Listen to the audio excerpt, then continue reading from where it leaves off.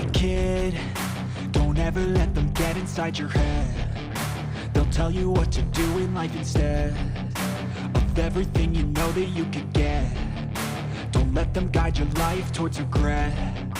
I'll fight for what I love with every breath. My past is filled with things I won't forget. I use them all to push me to my best. So treat the worst of times just like a test. If only I could go back in time, I'd tell myself that everything will end up alright. Just push yourself, test yourself, figure out what you like, and find your limits, don't be rigid, always work towards a prime. Surround yourself with open minds, people can change your life. A few friends with intent can help you feel alive. Find a passion, take some action, and with a little time, just be patient, make a statement, try to enjoy your life. They'll try to kick you while you're down.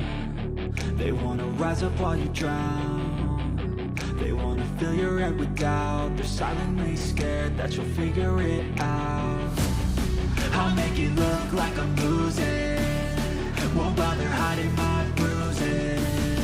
And when they finally think you're wounded, then it's your chance to be ruthless.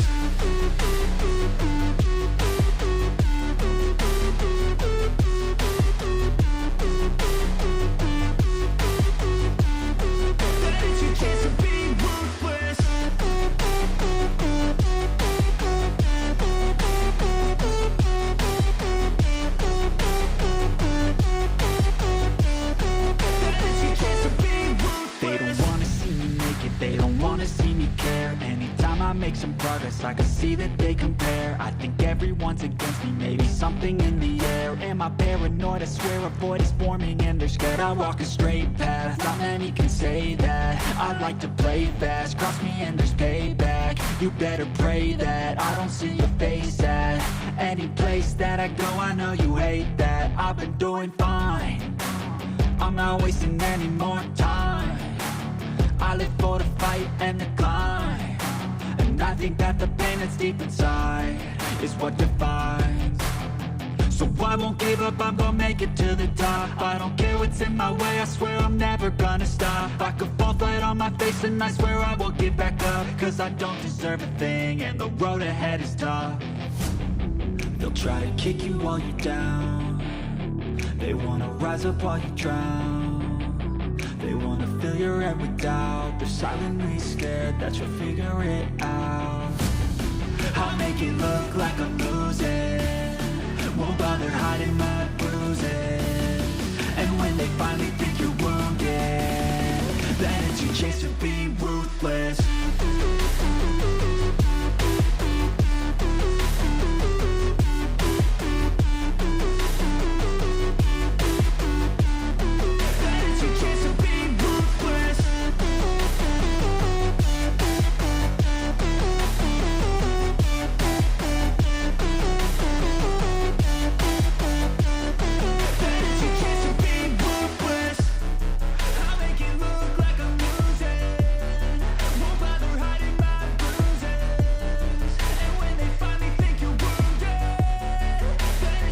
Good morning, evening, and afternoon, everybody, and welcome to the second day of the AFDL Spring Clash. My name is Driss. My name is Laurentium. And today we are jumping right into it. The teams we have are already in the dungeons, so let's go ahead and take a look at what we have for the new dungeon reveal today. And what do we have, Driss? Well, I'm glad you asked. Some of the teams are already in there. We have mini drum roll going on. Dark Heart Thicket. Alrighty. I was hoping for a Tall Tazar, but Dark Heart Thicket is a good one. Already, we are seeing three teams, 3 of the 4, jumping right into Dark Heart Thicket. Now and we want to talk about more about the dungeon itself. Absolutely. So for teams today, just to kind of give that little bit of clarification for anybody who's just tuning in or might be wondering why we're seeing 15s, the 4th dungeon, all the teams are starting at 15, and they will have kind of the rest of the day to get those keys up, as well as potentially run any of the other ones that they have. So Dark Heart today is being revealed, and it is a Tyrannical. So this is our second Tyrannical key in the competition this weekend with Entangling and Spiteful in this dungeon. Ooh. Now, Spiteful has been one of my least favorite affixes in most dungeons, but I love to see the flexibility for these teams going at it, starting with their 15s, and just you can just see they are taking no chances and just speed running. Even though it's a 15, there's still enough room for error sometimes, but for a 15, for these three teams right now, we could just say it's smooth sailing from here on out. At least for the three, we can see that Warrior Gamer, Coast Guard Gaming, and Ukrainian WoW have all elected to start the day with the 15s, get those up on the board. But Laurentium, if you see there in that bottom right corner with the U.S. Army electing to start the day with their 28 fall. I was going to say that is a bold move right there for U.S. Army Esports. Already starting with the 28, but we can see this is going to be a little bit dicey because 28 is one of the higher keys, and this is going to be something for U.S. Army Esports, already in the lead with 79 points, with Warrior Gamer trailing behind 77, and we have Coast Guard Gaming in third place with 76 points, and Ukrainian World of Warcraft with 71 points. So this is going to be looking like a very interesting day up ahead. Absolutely. Now, Laurentium, I got to ask you, if you are running your dungeons, we got the chance to talk a little bit. You have your group that you like running with. When you all get together, do you just sit down and say, you know what, let's just start with the highest key that we have in our bags? Or do you normally like to have a little bit of a warm-up? What's normally your approach when pushing keys? You know, that's a good question. So with our group, what we like to do is we like to choose a key that will get us any gear whatsoever, anything for our best in slot. In most cases, we've gotten Murazan's Rise as our key right there. So we will always, without fail, get Murazan's Rise. I cannot tell you how many times I have farmed that place for Gorehowl as a Fury Warrior main. That is the one key that I'd always been farming for. Count my lucky stars, though.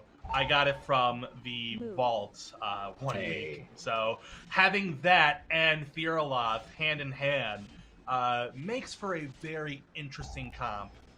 And speaking of interesting comp, we can see a little bit of a wipe going on in the bottom right with Army on the Chronocar. Now, a 28, it did look like there was some maybe mechanic diff. We were able to see some of those orbs that come out with Chronocar when he lands. It looks like they just kind of got clipped with it. Army electing to kind of get out of the dungeon, reset. We'll see if they keep wanting to do the 28 or maybe if they're going to go ahead and kind of unwind in those 15s. The other teams have already all getting either finishing up first boss or are beginning to proceed further into the dungeon, but Army is electing to go back into that fall. They are taking no chances with this dungeon, but I do want to focus on Warrior Gamer right here.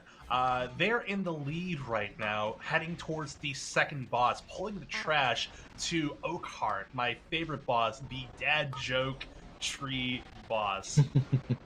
Ah, my gosh. A lot of fun right there. But we can see they're just decimating and putting that blender on puree right now with the ads and going at it with Oakheart. With Bloodlust on 5 minutes cooldown, they're just going to just eliminate Oakheart.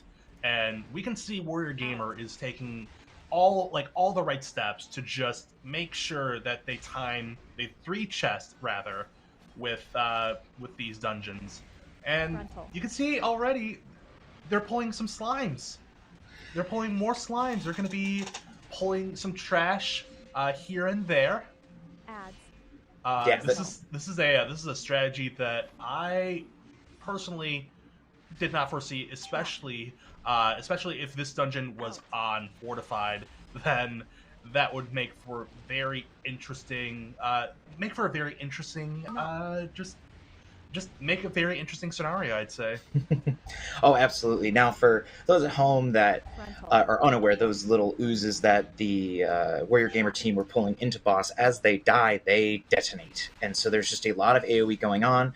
Now, it is a tyrannical key, so especially at a 15, the mobs in the dungeon aren't going to be doing as much damage, but it'll be interesting to see if Warrior Gamer maintains that strategy going forward. Having those extra mobs on bosses can help with funneling damage into the priority targets, which we might be seeing utilized, especially in the higher bracket. But Oakheart is not an easy boss. Mechanically, it may look fun, and the tank gets to get thrown around, so there's some flight in that, but there's just a lot of damage going out. But Warrior Gamer 15, they're not worried about it. They are just trudging through this dungeon, probably just to get to that 18 quicker than the rest and have a good start of the day. Yeah.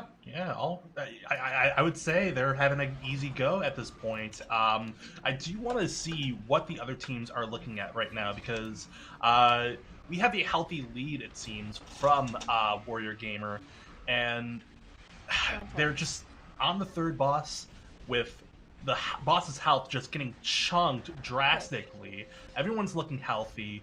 Everyone is alive. They're well. No deaths whatsoever. This is a 15 after all, so that is to be expected with some pros who are just looking very, very healthy right now. Absolutely. And I am, when running Dressarin, third boss, I know, at least on my Feral Druid, being able to accidentally run into those eggs, of course on accident, to get a little bit of extra funnel damage there. It's definitely fun to see those numbers big. But as we were able to see it on the quad, all four teams, looks like Coast Guard Gaming is finishing up Oakheart in their 15. Ukrainian WoW jumping ahead, getting all of those trash. And Army still in that 28 on Chronocart, 80%. They just got to be playing these mechanics very tight. Now, even though this is a fortified key, once we're in that 28 range, everything starts hurting, especially the bosses. So I gotta ask. I wonder, where are you thinking about doing with this? Do you think the teams? We already see the three in the new dungeon for the day. Do you think they're going to, kind of like we saw yesterday, push those all up to the 21s and 24s and then maybe go elsewhere? Are you expecting we might be seeing them in Darkheart a little bit longer, since it is the fresh one, before they step away to the other keys? What are you thinking about that?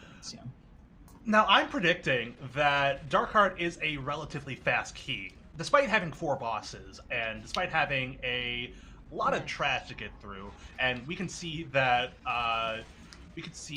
Warrior Gamer is getting through these, getting through the key without any trouble whatsoever. We're seeing that they're able to clear it within probably less than 12 minutes, and this is a key that's relatively quick. It's relatively easy. I would say they would probably have to go into the key, go into Darkheart, just spend a little bit of time trying to get that key up to the 21-24 range right there, and then subsequently, once they feel like they're hitting their heads against the wall, they'll have to go ahead and maybe try another key. So I'm predicting that they're going to be going up to the 21-24, maybe a little bit higher, considering that these bosses on Tyrannical especially are going to just be that giant brick wall that they're going to be bashing their heads against. But no, I would say they'll spend a little bit of time on Darkheart Thicket, and they'll be there for a short period of time until they decide, you know what, we want to do the other dungeons. We're going to do Blackrock Hold. We're going to do Galacrons. We're going to do Waycrest. But that's just my thought. What are your thoughts? No, I am of that same mind. I do think, especially if the army is electing to progress through their 28 this morning, already defeating Chronokar and getting into one of the harder parts of that dungeon, I think the other three teams are going to look at this as an opportunity to jump ahead. Now, with the way that the point system goes, by them timing this 15, this will put them 15 points respectively ahead of the Army. So there might even be a little bit of that psychological benefit of being ahead of yesterday's end of day first seat. And with Warrior Gamer, they're finishing up Xavius. We can see Ukrainian WoW and Coast Guard Gaming getting out through that tunnel. And another thing we talked about it being a relatively quick dungeon. Darkheart Thicket is the only dungeon we have so far this weekend that does have a 30-minute timer. For as fast as Blackrook Hold can be, and we were seeing the teams have a lot of success, it's still a 36-minute dungeon. So the teams, there might even be a lot to gamble there, since they can only allot 30 minutes in this dungeon compared to the others. So we see Warrior Gamer just finished theirs up, getting that extra 15 on the board. That definitely jumps them up to first place slot right now. But the other Darkheart teams will be finishing that up. Well, don't call it a comeback. We still have much more to go as far as today goes, but it looks like Warrior Gamer is electing to continue going at it with this Darkheart Thicket and just gonna go run through the Emerald Nightmare dungeon right there, without any sort of hiccup, without any sort of fail. But we want to see success from all teams. So I'm honestly in the mindset of, may the best team win. I guess with that mindset, do you have maybe a particular team you're hoping comes out as the champion? Are you hoping for maybe even a 4-way tie for first place at the end? Where are your eggs? Which basket? Now, considering that I am a relatively new caster to the Armed Forces Dungeon League, I am in the mindset of, hey, 4-way tie, that would be interesting. But from what I understand, we've had ties in the past, and that has made for a very interesting conundrum, if I'm not mistaken, right? Absolutely. We saw at the end of the Winter Invitational, we had our best out of 5 go to a 6th dungeon to decide the winner. So if we were able to somehow get a 4-way tie between the teams, I think that would make for a very interesting competition. We have to hope we can see Ukrainian WoW and Coast Guard Gaming have finished their 15s, getting those to 18 with no trouble at all. Like you said, they're going to be just keep pushing through there. Army is still electing to go in that 28. They're making it through. We did see some interesting evoker tech there, trying to have the bomb dot detonate off the edge there. So they're definitely taking this dungeon in stride. Only 4 deaths, but on a 28, 4 deaths, that is still pretty impressive with how difficult it is. Alrighty. That is to be expected right there, but we are going to come back here to us, the casters, so you can see our fresh faces so we can have a proper introduction. As you know, my name is Laurentium.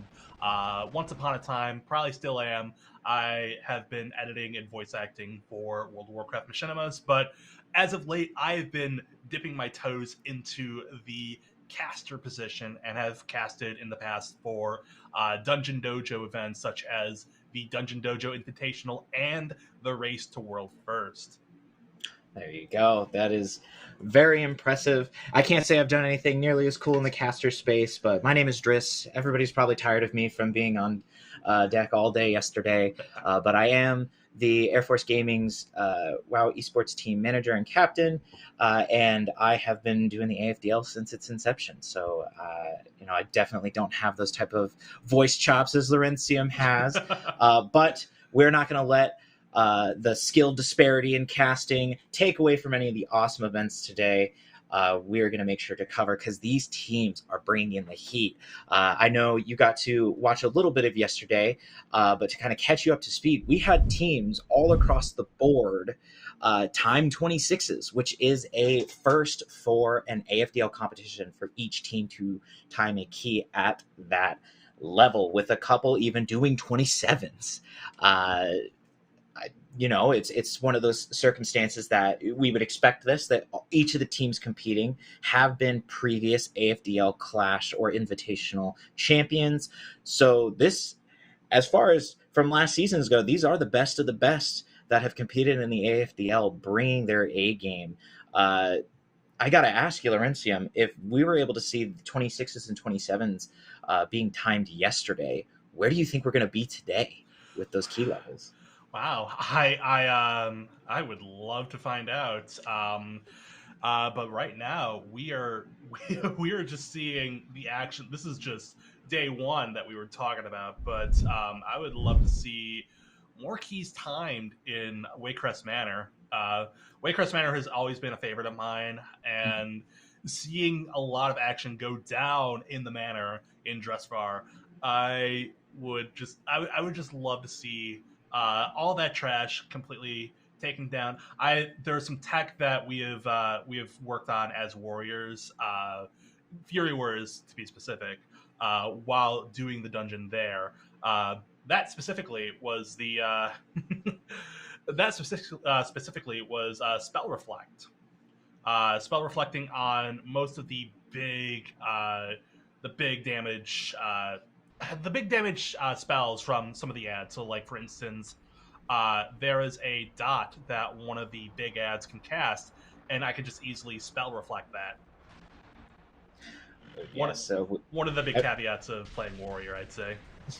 And Ukrainian WoW, they have that Fury Warrior. I'm sure seeing your spec, it's got to make you feel good in this type of competition. I know on live sometimes warriors can get it feels like they can get a little bit overshadowed by some of the other specs. But I agree 1,000%.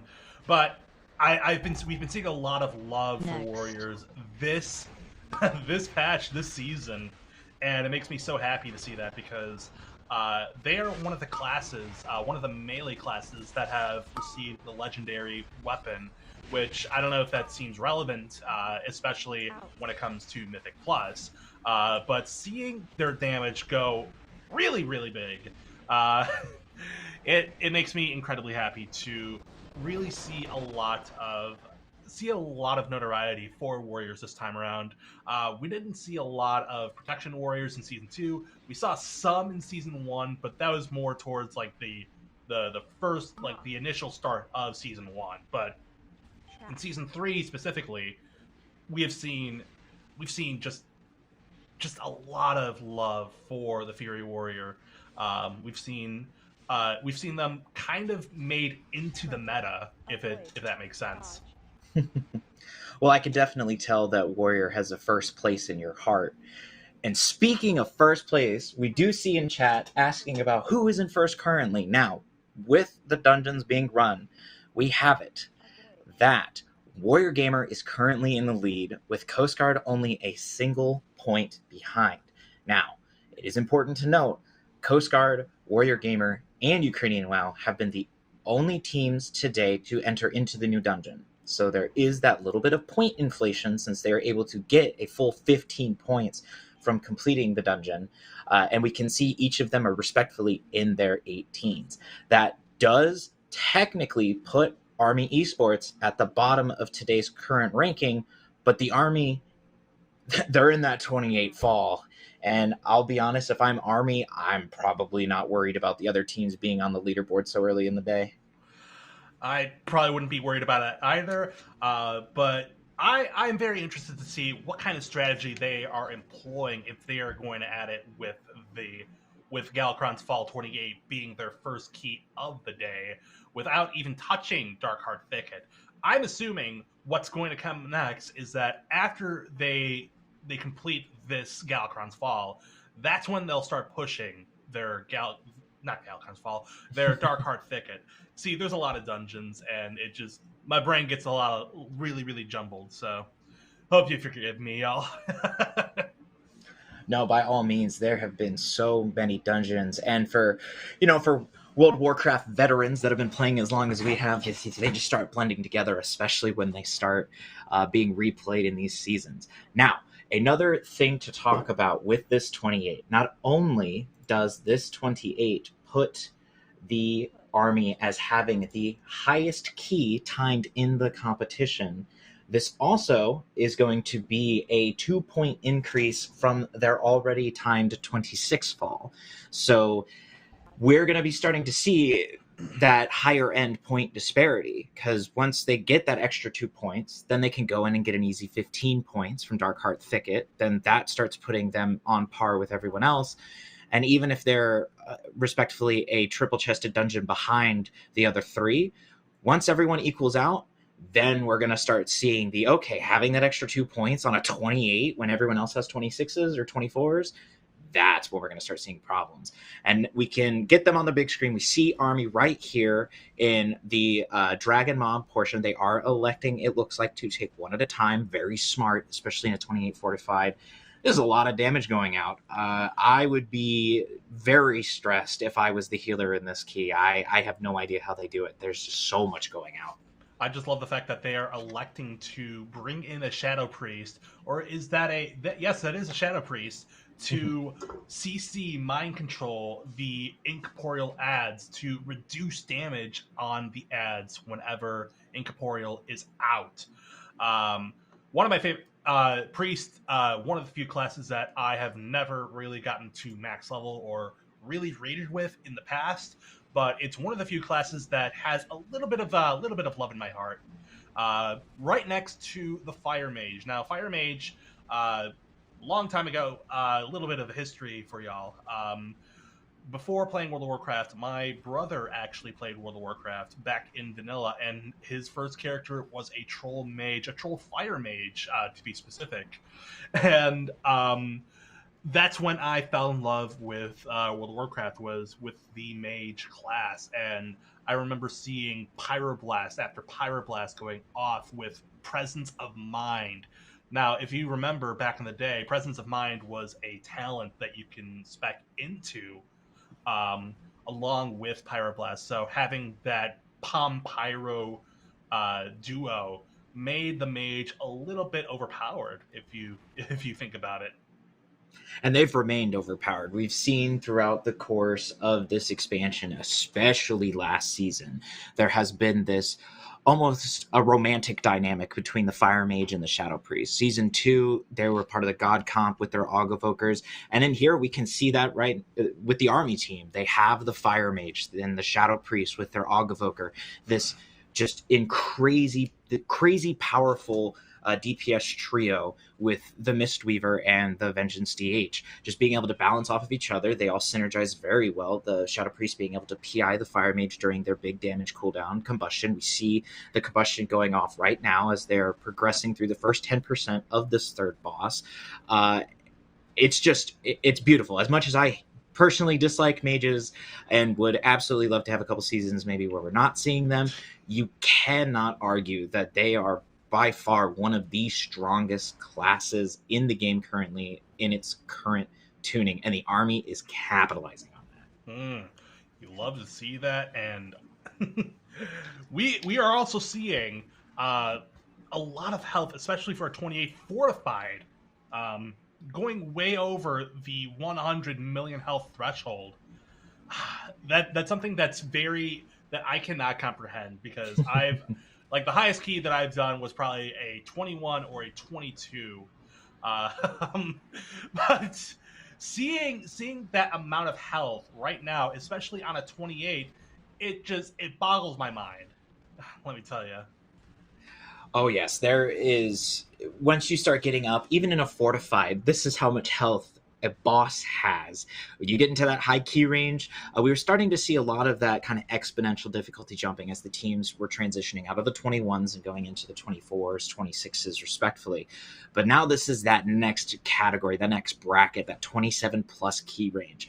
We will start seeing Iridicron especially has on paper over 1 billion HP. Now you don't have to do all of that, but it still is just a demoralizing feat. Now, Army, though, they're still able to maintain some solid damage. They're utilizing their defensives. They don't have a whole ton of group-wide survivability on their... Well, they have it, but it's been used already. There's so much going on. We're able to see the mage be able to invis the dot that is a part of this boss fight. You can see any classes that have any form of invisibility or shadow meld, if you have night elves, can negate that because it just does so much damage.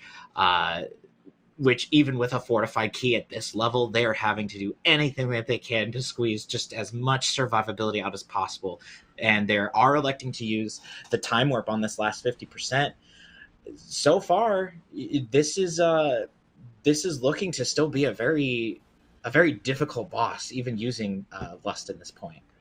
And very close indeed. We saw the monk go down early on in the fight during phase 2, but with somebody going in and rezzing the monk.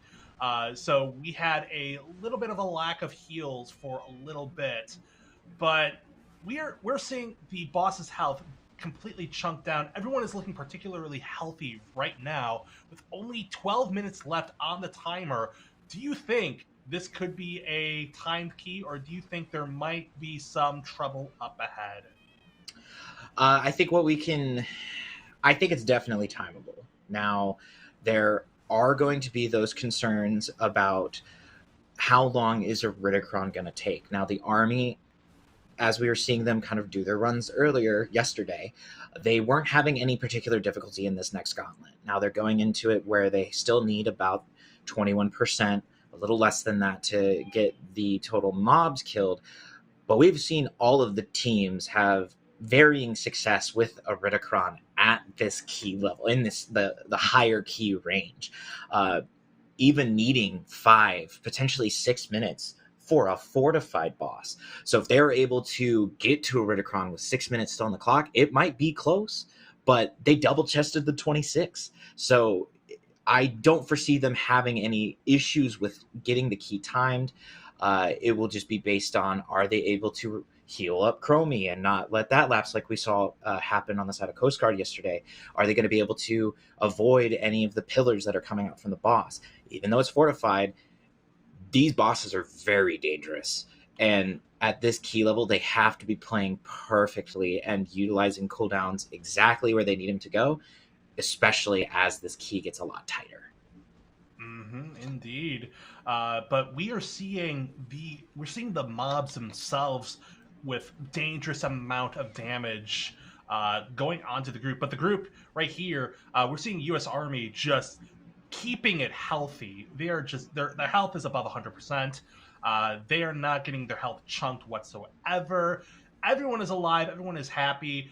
The ads, however, that is a different story. Oh, yes. The army is making very quick work. They did let an incorporeal go off, so that is going to make things very dangerous, having the reduced damage and the reduced healing. But they were able to get the mind control off on one of the others to have the same in turn happen to the mobs, and they're able to clean this up. With having just a little bit of trash left, we will see them likely get to a Ridicron close to that 6.5 minute mark, depending on how fast they can get this next pack done and get the rest of their percent. I don't think Army's going to be super stressed. I think they're locked in. They know exactly what they need to do and where to do it. So they are probably doing business as usual. But I am not going to lie. I would be stressed right now with how little time there truly is left on this clock. You said it. I would be very stressed. This is something that I can barely comprehend, especially doing keys at this high of a level. We have seen keys completed at 30. We've seen keys completed at higher than 30. But U.S. Army Esports right now, they're just going. They're just going and going and going. They're not stressed out. They might see a little bit of worry as soon as they hit Ridicron, but with only almost 8 minutes left on the timer, they're just meaning business right now. Absolutely. And for viewers to paint a picture exactly of how crazy even the 28 is, the highest timed level for a Galakrond's Fall is a 32, meaning that if and when the army does time this, that will be 4 key levels away from the highest currently timed key. Now, on the tournament realm, which this event is taking place, they do have access to all of the max level gear from the current season, being able to have it at its highest item level. They have consumables and everything else, but they do not have tertiaries. Tertiaries being things like avoidance, being able to mitigate AoE damage, or leech, being able to get some passive healing back from doing damage, or even speed to run faster. And that can mean a significant difference if you're able to avoid damage or heal damage back as you're doing it. So the teams being on this tournament realm and still being able to do incredibly high keys, once you're getting to a range where you would be having the same eye level anyways, they are in that bracket where they will be at a disadvantage compared to doing keys on live. But the army is just going right into a Ridicron immediately, doing some business, negating the first mechanic with a form of shadow meld from the priest, being able to just go right into the soak, and they are all prepared, being able to use their defensives appropriately. They barely looked like they went below half health for that soak. Chromie is being managed, getting healed up as they're about to go into the first shield. And if you look on the clock, they still have 4 minutes left of time warp on this boss. So they might even be electing to prolong the boss fight should they feel they need to have it for the burn phase. What do you think, Lorenzo? I would agree with you on that completely. And already we have the boss with a big shield to get through. And for U.S. Army Esports, this might take about at least 30 seconds, maybe a little bit more. Everyone is looking very healthy whatsoever. The Evoker had a little bit of health chunked off, but that is to be expected, especially on this high of a key. Here comes the pulverizing exhalation. I almost said exhaustion, but we have the ads up. No problem for U.S. Army Esports, and it's back to business and just completely chunking Iridicron's health. We're gonna get another Chromie phase where we have to keep Chromie's health alive. We have to keep her alive. We have to keep her health above 0. Just looking very, very good so far. All we need to do is make sure that everyone stays alive. Chromie stays alive. Everyone is happy and healthy. Chromie has 100% health as far as I can see. Getting chunked down. Everyone's alive. We are golden. And you can even see on the UI we're looking at in the kind of close to the bottom left, we can see a little bit of that cooldowns, the defensives for the group. They even have the Evoker with a Rage Heart based on these frames. The Healer has a Rage Heart. Just to, for those that may be unaware, the Rage Heart is traditionally a tanking trinket, but when you're in this key range, even if it doesn't give your necessary primary stat, it is such a massive defensive, and the army is utilizing that. There's nothing in the rules against using items that do not traditionally match with your class or your spec, and they're able to utilize that as an entirely extra defensive. Now, this is a very dangerous part of the fight. U.S. Army is getting Iridicron down to that 93.6% range. They did just come out of the shield phase. Chromie is super healthy. They're getting into this next spread and to deal with some of the ads.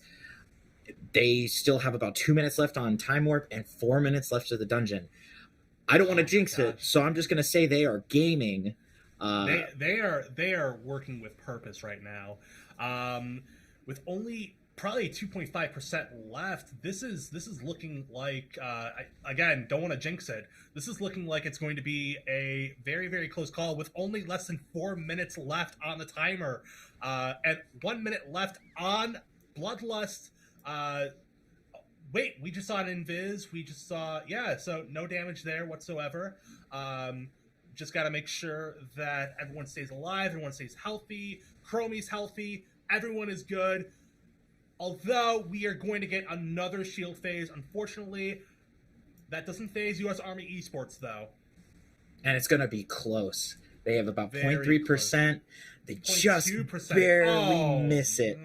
but they're in not any danger. There's going to be a lot of damage going out. The Mistweaver is doing everything that they can to be able to keep everybody alive. Periodically through this phase, there are these bursts of damage while you're also having to dodge these pillars. We have seen it happen in the 24s and 26s, even getting lightly tapped by one of these. Any of these pillars coming out from a Ridicron will kill you. And so the team needs to be making sure that they are avoiding and utilizing just their movement very intelligently. We can see that going on. They do not have a whole lot left of this shield. They just have to be able to break it. And they've done so very efficiently. They will be very shortly going into the burn phase. And there it is. They go ahead and they pop Lust. All they have to do is just chunk down, and this is a pure damage race. We see the Fire Mage peaking at 320 damage, 320k. This is insane. Oh my goodness. And we wanna preface, this is the first attempted 28 timed. So let's get some hype in the chat for US Army Esports completing and timing their first 28 for Galakron's Fall. And they did this the first key of their day, just immediately coming out the gate with a 28 while other teams elected to push the other ones. Now, while we were focusing on the Army, the Coast Guard, Ukrainian WoW, and Warrior Gamer were able to get their 18s done. I think that with the Army completing this 28, we're going to take this opportunity to do a little bit of an ad break. So we're going to take 90 seconds for some ads. But if you don't want to have to miss any of this action, go ahead and subscribe. You only have to do it one time, and by subscribing, you're not only supporting the AFDL, but you're also supporting the charities that are directly impacted from this tournament. So we will see you all after this short ad break.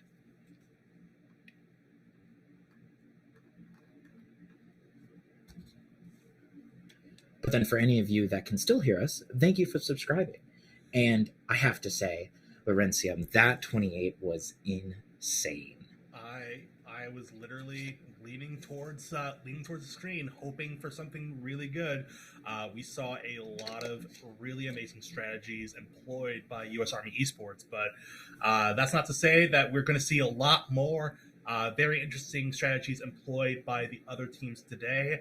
But we're seeing a lot of fun action right now in these Dark Heart thickets, as people are now just seeing. Absolutely. Now I have to ask, what's your take on Dark Heart Thicket? I know for me personally, this has not been my favorite dungeon to do this season. I feel like it has its issues, and as we can see with Coast Guard, those mushrooms have killed me more times than I do care to admit. As someone who is very attentive on just mechanics, and I barely die to most mechanics unless heaven forbid I'm just in a very sticky situation, or I somehow manage to heroically over the mechanic and somehow get clipped by a pixel, then usually my mechanic to death ratio is kind of skewed towards staying alive. Absolutely. Yes. This I do not envy the teams having to spend time in Dark Heart. It is quite difficult. But yeah, I agree. Welcome back from that short little ad break. And what better way to welcome you back than to get to shine a little bit more spotlight on the Army. They just finished that 28, and we'll get to talk about them a little bit. So the United States Army Esports team is made up of members drawn from the regular Army and Army Reserves. Their mission is to represent the Army in competitions nationwide and make their soldiers more visible and relatable to the public. And I'll say, Laurentium, being the first team of this competition to time a 28 and the first key that they do this morning, I don't think they could represent the Army almost any better in this competition. I agree, and they represented very well last time in the 2023 Winter Invitational, scoring them a first-place win during the end of the 2023 season. Yes, they have been quite impressive. I know the AFDL has loved having the Army compete in the competitions in the past. And a little bit of a fun fact, even before the AFDL, in the very first iteration, back when it was the AFDC, the Army was also the event's very first winners. So it seems almost poetic that not only were they the ones to, when this community and event kicked off, they were the winners there. At the end of the 2023 Invitational, they were the winners there. And so far, they are winning as far as the key difficulty goes, being that team to have the 28. I have to ask, if you're the other teams, you're in your 21s, you're doing your Dark Hearts. If you're hearing that the Army has just timed a 28, does that affect? Do you think we're going to see them have to change up some strategy? Will they be pressured to do a higher key earlier in the day? What do you think is going through the team's minds? Well, first off, I wouldn't be worried whatsoever because at this point we're basically just going to be doing the Dark Heart Thicket regardless. But we're seeing U.S. Army Esports right now electing to go into their Blackrock hold. And that's absolutely crazy right there to see that, because their Blackrock hold, their highest Blackrock hold is a 27. So it looks like they're going to be doing a 28 Blackrock hold. So I think what they're going to be doing from here on out is they're going to be trying to go for their 28s, and then going right into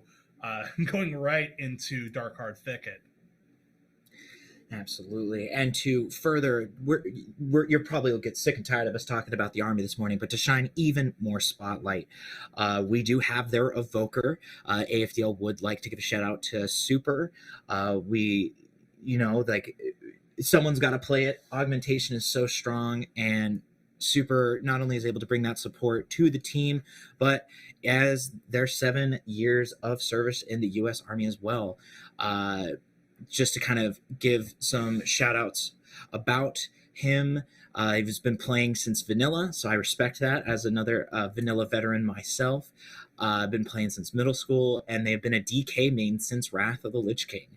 But they've always multi-classed, as we can see, being a DK main and going right into Aug Evoker, being able to provide the team what they need. They were rank 1 hero of the Horde in the first ever RBG season in Cataclysm, and the highest key that they have ever done is a 32 Junkyard. Junkyard being a fan favorite among the community. Absolutely. So we'd like to thank Super not only for his service in the U.S. Army, but also for the service that he is providing with entertainment for this competition. So big shout out to him. All right. And a big shout out to everyone else competing in the AFDL Spring Clash. But we also want to highlight some of the amazing work we have done with the AFDL, especially this Spring Clash. We also do want to talk about why they are pushing keys and why they are clashing against each other for fun. But I think the reason why, if you wanna highlight this, Driss, is for charity, correct?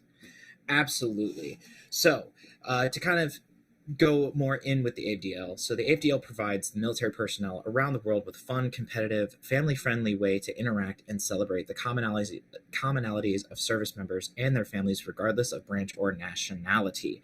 Now, with the competition itself, we have that opportunity to raise donations for charities. Now, to talk a little bit about how the prizing works, for those that may be interested. So the way that the prizing happens is that the winning team selects a charity from the Activision endowment. That prize money from this event will be donated on behalf of the AFDL. And if you would like to support the AFDL and donate to our winner's chosen charity, you can go ahead and click on the link below the stream, or you can type !donate in the chat. Your generosity is very much appreciated, and I know for sure the charities will also appreciate your support. Indeed already. So we are back again. We just saw Warrior Gamer complete their 21 Darkheart Thicket. I do want to highlight that they are currently in the lead, if I'm not mistaken. Yes, they should still be in the lead since the army has still refrained from starting their dark hearts. This does put Warrior Gamer ahead since they do have that point above the Coast Guard so far. All right. Well, eventually we will take a look at the leaderboard once we are seeing more action happening throughout the day. Hopefully soon. I do agree. And with the Army's chosen tactic to just jump right into this 27 Blackrook hold, we, for those that'll be looking at the leaderboard throughout the day, going ahead and checking it, you might see them on the bottom, but they are prepping it. They were able to, if you missed it, they were able to time their 28 Galacron's fall, putting that to be the first 28 of the competition and the highest key on the board so far. Doing this 27 will also get them a 27 Blackrook hold, keeping at that kind of top with the highest keys timed. They're just prepping. As soon as they start setting foot into Darkheart Thicket, we will see them catapulting ahead. So definitely later in the day, make sure you're checking out these leaderboards. We will make sure to discuss them as they're happening. There is definitely going to be some position swapping as day 2 continues. All right. So, one of my favorite things about these dungeons is that there's a little bit of anxiety, especially going into these dungeons. And we're seeing U.S. Army Esports, like you said, electing to start off with doing these 28s before they can get into going right into Blackrook Hold after doing their 28 Galacron's Fall. But I do want to focus from here on out. Hopefully we'll go back to U.S. Army Esports eventually. We do want to take a look at Warrior Gamer, who are in their 24 Blackrook Hold. Already we're seeing 3 deaths at the very beginning after pulling quite a bit of trash into the dungeon. We see the Demon Hunter looking a little bit unhealthy, but the health is going way back up. It's only a matter of, can they stay alive? Can they get out of these out of the entangled? Ooh. And the tank is down. It looks like they did have an early a healer death in the middle of that crazy pool. There's just so much damage going out. In Darkheart, those big pools, honestly, it's, for me, the scariest mobs in those packs are those hippogriffs. For those that have any experience running Darkheart Thicket, there are some hippogriffs in that first part of the dungeon. They will have a charge mechanic based on how they are facing the tank. Now, one of the notorious things about those mobs in particular is that once they have impacted, whether that be a wall or they end the charge, there still is a little bit of time that if you run on the mob accidentally, you will still be considered hit by the mechanic. So it looks like there may have just been what you're fighting in that really tight corner, tight spacing. If you just get a little bit too close as all of the abilities are going off, it looks like they may have just had a little bit of a hiccup there, but that's not stopping them. They are immediately running it back, doing this 24 Darkheart, and the first of the Darkheart teams this morning to get into it. Indeed. But we also want to highlight another team going right into their next Darkheart Thicket, which is Ukrainian World of Warcraft. So Ukraine WoW right here. We are going to see them attempt to do their next Darkheart Thicket. Now, if I'm not mistaken, I just want to double check here real quick. Ukrainian World of Warcraft. Are they in a? I believe they are starting their 24, correct? Or is this going to be something lower, maybe higher, just a 24? What do you think? Well, they were able to get the 21 timed. We were unsure specifically. It is a 24. We do have that confirmation. So Ukrainian WoW will be joining Warrior Gamer in this 24 push. It looks like they're getting those last ready checks, getting those feasts out. You got to get well fed if you want to do good in these dungeons. And it looks like that pull timer's out, and we'll be seeing them do their 24. And let's see if they'll have a slightly more successful start than we saw with Warrior Gamer. But Coast Guard Gaming is looking to quickly finish theirs up as well. And there we go. We see them on the big screen. With Alrighty. And they are off, electing to go ahead and just pull these trash mobs. Now, you have to remember this is tyrannical, but the trash mobs, even on a 24, will chunk the health of the players here. And this is something that I absolutely love. We're seeing very interesting strategies. A lot of mobs pulled and completely chunked down. What you want to have to do, especially on fortified, but this is a tyrannical. But in any case, you have to defeat that bear right there. Otherwise, those mini ads, are going to keep spawning, and honestly, that would make for a lot of chaos. Absolutely. Now we are getting, as a little bit of a confirmation, the Coast Guard finished their 21, but it is the 23. They were not able to get the triple chest. So that definitely puts Ukrainian WoW, as we see them on here, ahead of the game. And even in this 24, they are still electing to do some pretty sizable pulls. We know it's a tyrannical, so the mobs aren't going to be as dangerous as they would have been in a fortified. But still, I have to imagine, like, once you're getting into this range, like, everything just starts hurting a lot more. But this tank is remaining very healthy, and we can see the Outlaw Rogue just doing some insane damage. There is a healer death, so things are getting a little dangerous. We see the Vengeance Demon Hunter just kind of ping-ponging just a little bit, and now they're perfectly healthy, utilizing that defensibility, getting a little lower. They just have to be able to stay alive just long enough for that Mistweaver to get back. You can see that little light green dot making its way to safety. Is the Demon Hunter going to be able to stay alive, getting stunned by the double Hippogriff charge? Spitefulls are coming out, but the DPS are letting that Demon Hunter know that, hey, we have got you. They're able to just demolish these ads. Mistweaver able to show up, get everybody cleaned up. No, even with a single death, that was still a relatively clean pool, I would say. I would agree with you 100%. And especially when it comes to the Spiteful ads, you want to set that blender to puree and just completely decimate and blend the ads down to 0. I'd agree. And with this composition, this is a 5 melee stack. So on a key that not only has entangling, which for the viewers, entangling will cause an effect where you'll be tethered and you have to move out of the zone in time or you will be stunned. So not only do the melee have to be mindful of that and get out of that ring so they're not being stunned in the middle of combat, but Spiteful is spawning in melee. So there just is so much chaos happening in the fight. And they're doing a really good job of this, especially in this 24, being able to recognize, hey, we're 5 melee. We got this. This is easy. Leave the range meta with all the meta slaves. We can do this. And they're doing a fantastic job going through the dungeon on their own pace. And, they're really killing it.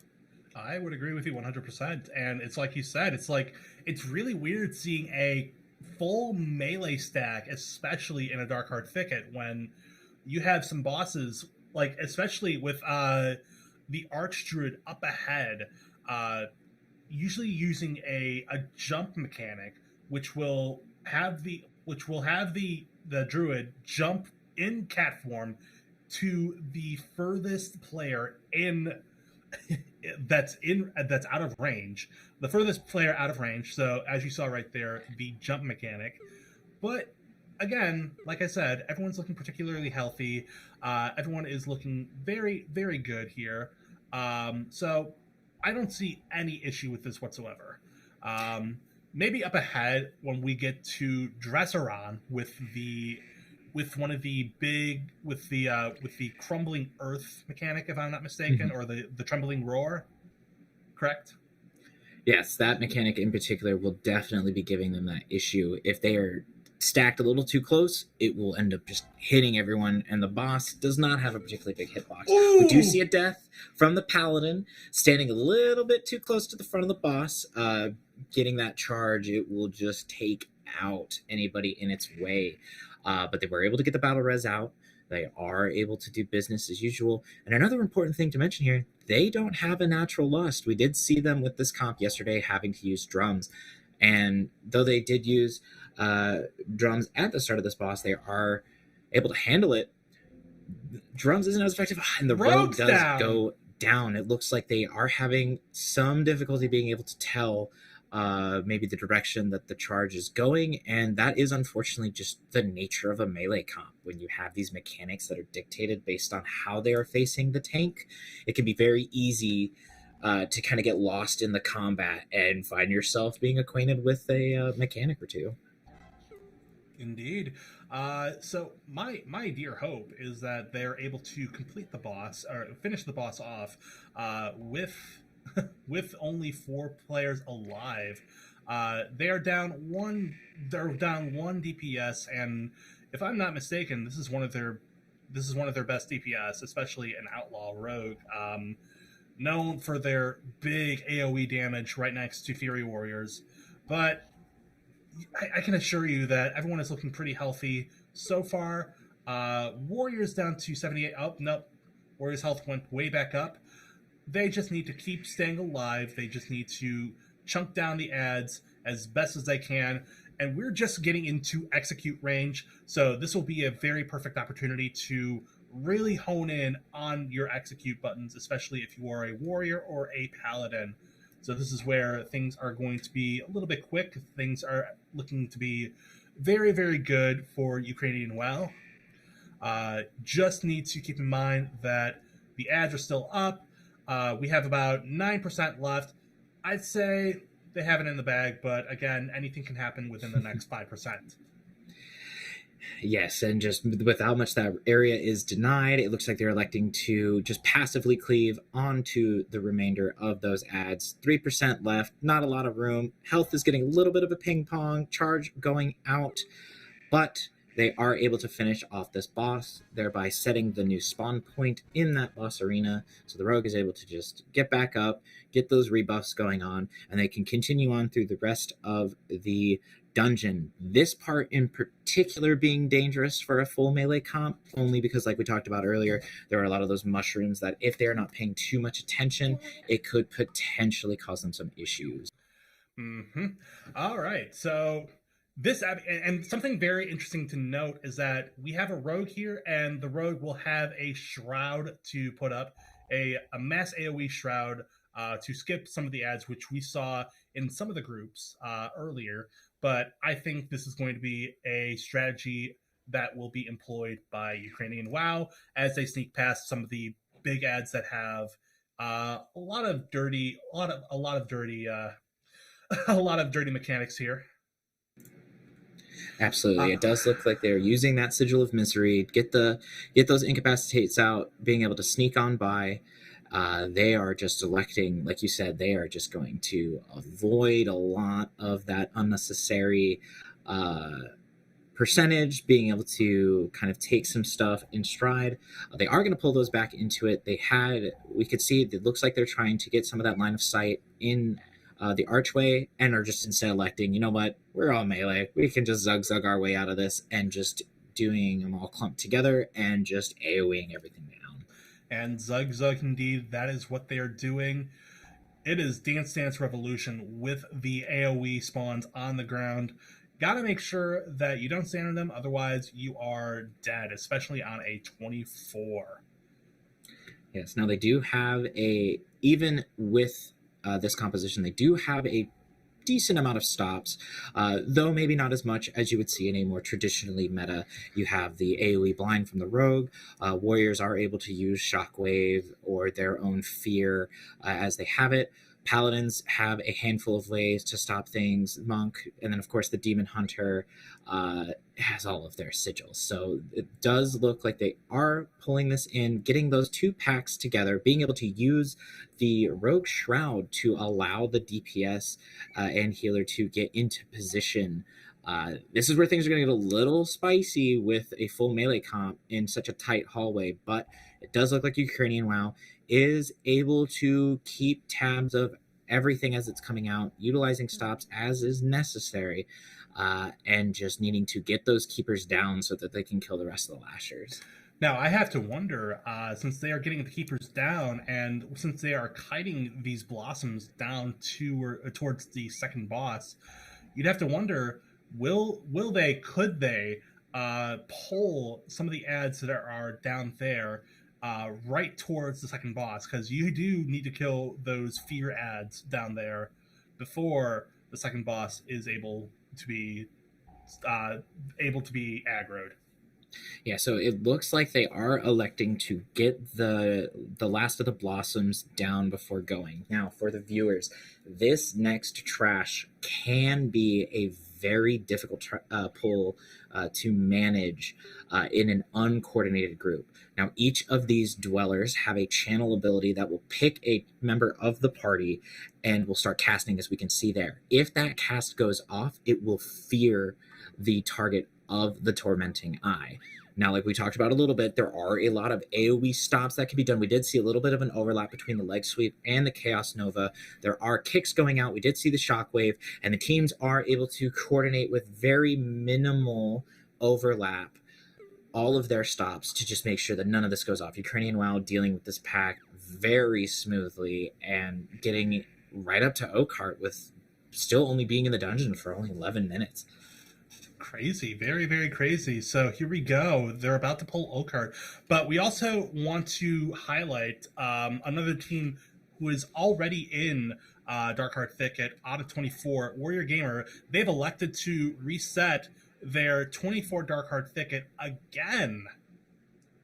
It can be a very difficult one. Now, we've been seeing Ukrainian WoW as we've been following them on the big screen. They have had a couple hiccups, but they've been able to keep pushing along, going along, and they are handling this dungeon, making it look easier than it realistically is. There are a lot of pulls that require a lot of different stops and coordination that even just one hiccup can sometimes, just better off to reset, go again. I would not be surprised if Darkheart Thicket is one of those dungeons that will cause the teams a lot more difficulty as it goes higher. Now, if you do look and if you were to ever check on the leaderboards, the highest key that has been timed in Darkheart is a 31, which is only a few, maybe a single key level lower than with the highest fall being achieved. But on a tyrannical dungeon, these bosses will hurt.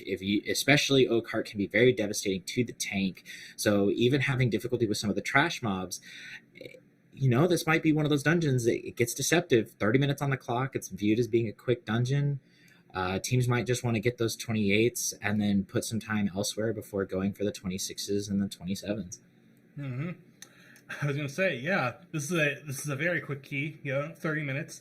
It's like it's like that one meme, let's go in and out, 30-minute adventure. But no, this is it's a struggle, especially out of 24. Some of the bosses hit hard. Some of the mobs in the dungeon itself, it just everyone is looking very unhealthy sometimes. But we do want to highlight what's going on right now in the 24 that Ukrainian WoW is running right now. There are a lot of saplings alive. Boss is looking very, very low. Boss is dead. A very quick work. I guess you could even say the warrior being able to just be a lumberjack to that tree, utilizing Firaloth as an axe to just fell it. Horrible joke. They leave nothing to chance. Exactly. Now, we did see that they were not, and we haven't seen Ukrainian WoW do this in the earlier versions of the key. Warrior Gamer pulling oozes into the fight. Ukrainian WoW, they're choosing, we are comfy, we have this, are just doing the rest of this dungeon leading up to Dressarin just as you would normally do it, not leaving anything to chance. We do see Coast Guard in their 23 at about the same spot. They were able to finish up Oakhart, and they were doing that gauntlet leading up to Dressarin. Now, this can potentially still put the Coast Guard Gaming into a precarious situation. Now, Ukrainian WoW, they will get this key timed, and whether or not they're able to double chest it will determine if they get that 25 or the 26. Now, with Coast Guard Gaming, there are still in a very safe spot to get that double chest. So if they're able to double chest this and get the 25, that will put them close. If Ukrainian WoW is not able to double chest it, then they will be at that same key level in the same amount of runs. So if Ukrainian WoW wants to be able to have a bit of a lead ahead of Coast Guard for this dungeon, they need to make sure that they are pulling out all the stops that they can to secure the double chest by the end of it. Warrior Gamer, still technically being in the lead prior to these keys being timed, will also feel a little bit of that pressure to have to get the dungeon double chested. If either team does not fail to bridge that gap, then Warrior Gamer would be able to have the 26 and get that extra lead going further into the day. But while we've been talking about Darkheart Thicket for a while, the army is still with that Blackrook hold, 23 minutes in on this run, on the third boss. They still have 12 minutes left for the dungeon, and once they're able to finish up this third boss, they only have realistically maybe one, definitely two more pulls before the final boss, and they have 12 minutes left. We could very easily be seeing the army coming out with a timed 27, and then they'll start having 27s across the board. Indeed. I think one of my biggest fears, especially for Blackrook Hold, it is on a Tyrannical, and you have the first Shadow Bolt, the Shadow Bolt going off on that boss. This is right before the buff goes out. That Shadow Bolt, if it goes off without any sort of external cooldowns, any defenses up, anything at all, could lead to certain doom, especially on such a high key as a 27. Absolutely. We did see some of the teams in Blackrook Hold yesterday have some defensive misusage or mishandling. We did see a handful of deaths on that final boss, especially in the 26 and 27 ranges. Now, like you said, if you're able to just survive that first one, the rest of the boss does become easier, but it is all about how they are electing to do it. Now, from the little bit that we can see on the screen, Army does not have a Lust debuff, meaning they will be able to utilize it. So whether or not they elect to use it on Kurtalos, the first part of that fight, to get into the primary part of the boss fight, just to get there quicker, or will they elect to utilize it as the boss is coming out to help manage as a defensive, or are they even going to wait until the intermission to be able to use it to get the highest uptime on the final boss with Lust and the buff that you get from there? It will be interesting to see how the army does decide to handle it. Honestly, it's almost like having two events happen at the same time. Yeah, I mean, I'm awaiting with bated breath, and I honestly think that like the best way to do it, especially on such a high key as a 27 on Tyrannical, no less. I think the best way to go about it would be to pop that Lust as soon as the Dreadlord comes out. So that way you're able to manage all of your cooldowns, you're able to heal everybody back up to full, you're able to really hone in on the cooldowns and make sure everyone stays alive and healthy by the time we go into the intermission phase. Oh, I definitely agree. From playing as both a tank and even as a DPS on this fight in the 24-25 range, even in that range, if you do not have all those precautions to take in place, any part of the fight can be dangerous. So it'll be very interesting to see. It looks like they're getting prepped. They're making sure they have that time. They know they're not going to double chest this. So they have those 9 minutes to deal with this boss, and they realistically might only need 4 of them. We've seen the army being able to bring out some insane damage, especially on bosses, and with that Fire Mage and Shadow Priest with the Augavoker, they will be able to make quick work as long as they're managing the defensives, as long as they're being coordinated to know when and how to use them. We should be able to see this 27 Blackrook Hold on the board anytime within the next 8 minutes. Now, we are able to see that Ukrainian WoW and Coast Guard Gaming on screen are both pretty much in the same exact portions and pools of each of their dungeons with only a single key level disparity. Now, Ukrainian WoW has 4 minutes and 20 seconds left for the double chest. Coast Guard Gaming still has 30 seconds remaining before they even go into the double chest timer. They still are in that triple chest bracket, so to say. So I definitely feel that the pressure has to be on for both of those teams. Ukrainian WoW has to be able to double chest their 24 if they want to stay ahead of the Coast Guard in this dungeon. And the Coast Guard is in that sweet spot that so long as they are paying attention to the boss mechanics, making sure to group up or stay away as necessary and to dodge all the floor mechanics, they should be in a safe spot for the double chest. It'll just come down to, can Ukrainian WoW kill this boss in 3.5 minutes? Now, Warrior Gamer, we can see them. It looks like they are pulling might be having an interesting little thing going on. It looks like they are trying to grab some stuff past the first boss, and they may have accidentally pulled. We do see some deaths going on their side, maybe? Yeah, the 4 deaths. I'm not quite sure what Warrior Gamer's doing right now. They're doing I think what they're doing is they're going to be doing a very interesting strat. We have, I think what's going to happen is, I think the Demon Hunter is trying to skip ahead and trying to just keep these ads alive and just try to chunk them down as best as he can. So that way, honestly, I don't know. Honestly, don't know. I mean, this is a very, very strange mechanic. I like to act like I know what I'm doing, like what I'm saying, but like even then, I think this was a mistake. It does look he is maybe attempting to, just trying to die to get back with the group. Yes, it does look like maybe they just had someone standing in the wrong position, or there could have been something going just a little wrong in the preparation phase. They are going out, resetting, going again.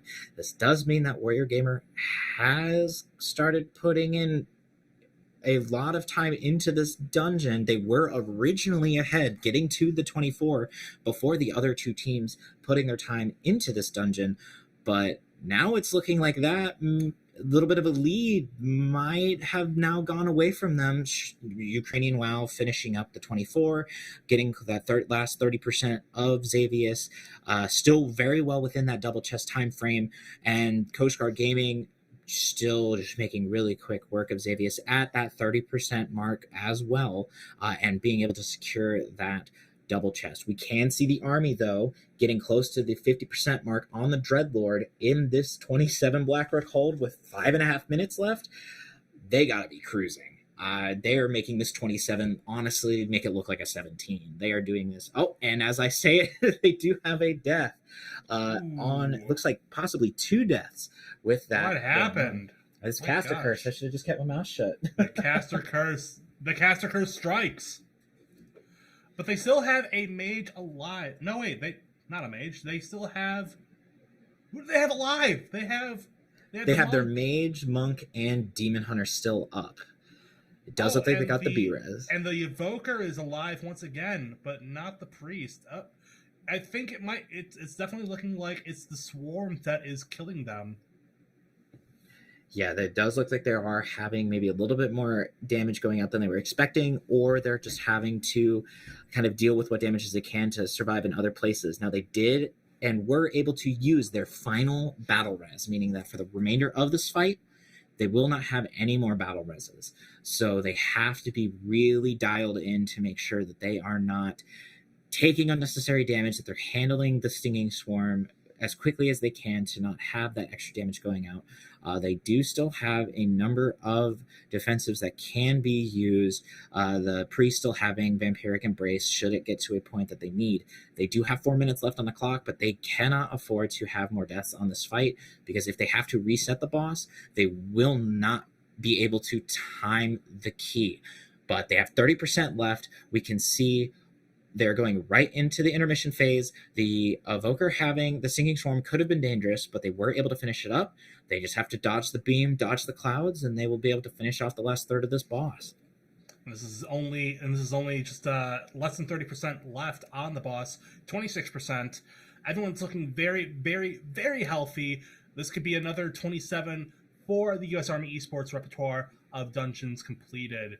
But we could be seeing them go after this, going right to Waycrest Manor, or they could subvert our expectations and go straight to the next dungeon, which is Darkheart Thicket. They could be starting their 15 runs on Darkheart at this point. But the boss is going down. This is a 27 completed for U.S. Army Esports. Yes. There we go. Love US to see Army, it. 27 Black Record. We do love to see that. Now, what does that mean? That means for the Army, they now have a 28 in Galakron's Fall, a 27 timed in Waycrest Manor. Now they have a 27 Blackrock Hold. This puts the U.S. Army Esports team at a minimum 27 across the board. They currently have the highest keys timed out of those three, with some of the other teams being able to match on those 27s. All they have to do now is just run that Darkheart up, and if they're able to kind of keep that same pacing, and if we can expect those 27s or 28s to come out of their Darkheart, they can just cruise the rest of the day. And to put in mind for the viewers also, there are still 3 hours and 45 minutes left to start keys, meaning that in the first hour and change of today's event, the Army has been able to time a 28. They were able to time a 27, and they still have not set foot into today's new dungeon. So they have plenty of time to be able to put that high key pressure on the remaining teams. I see down on the bottom left, we have Ukrainian WoW stepping right back into Waycrest Manor after their foray into Darkheart Thicket. They are now right into Waycrest Manor and just going to be there for just a little bit, trying to get their key up to a high level. As we saw yesterday, they ended their Waycrest Manor on a 24, I believe, correct? Yes, I can confirm that they ended it on a 24 yesterday. They're going to be starting with a 24, but we are going to watch them for a little bit on Waycrest Manor while the other teams are going at it in Darkheart Thicket. We want to keep a sharp eye on Ukrainian WoW in Waycrest Manor once again.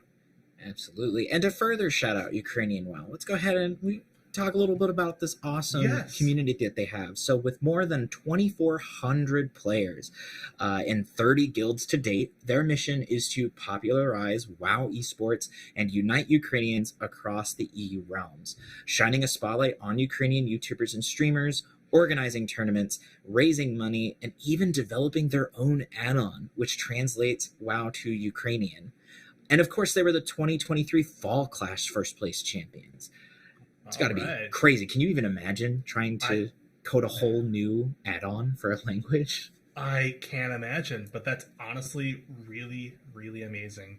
And, huge shout out to the add-on developers who are making this add-on, this specific add-on to really, like you said, coding an add-on for a language. That's crazy. It goes beyond my comprehension. Oh yes, I am about as technically illiterate as anybody else. Shout out to Flan, one of the admins and part of the AFDL staff. I have asked him many, many times, even to just help with weak auras. He has a better understanding of that kind of stuff than me. I'm a simple WoW player. I see a shiny add-on, and if it does what I like it, I will just grab it. And if there are problems, I ask other people. So to be able to spend that time to translate the entire game into a language is just a crazy feat. So thank you so much for Ukrainian WoW as a community for not only doing that for Ukraine, but just being able to be an awesome community and showing up to this competition. They are doing a fantastic job, and we'll continue to see that in their Waycrest Manor. Mm-hmm. So it looks like they're going to be starting very, very shortly. They just had to finalize their plans, finalize their ready checks, make sure all their buffs are here and ready for when they start polling. And again, we're going right into a 24 Waycrest Manor.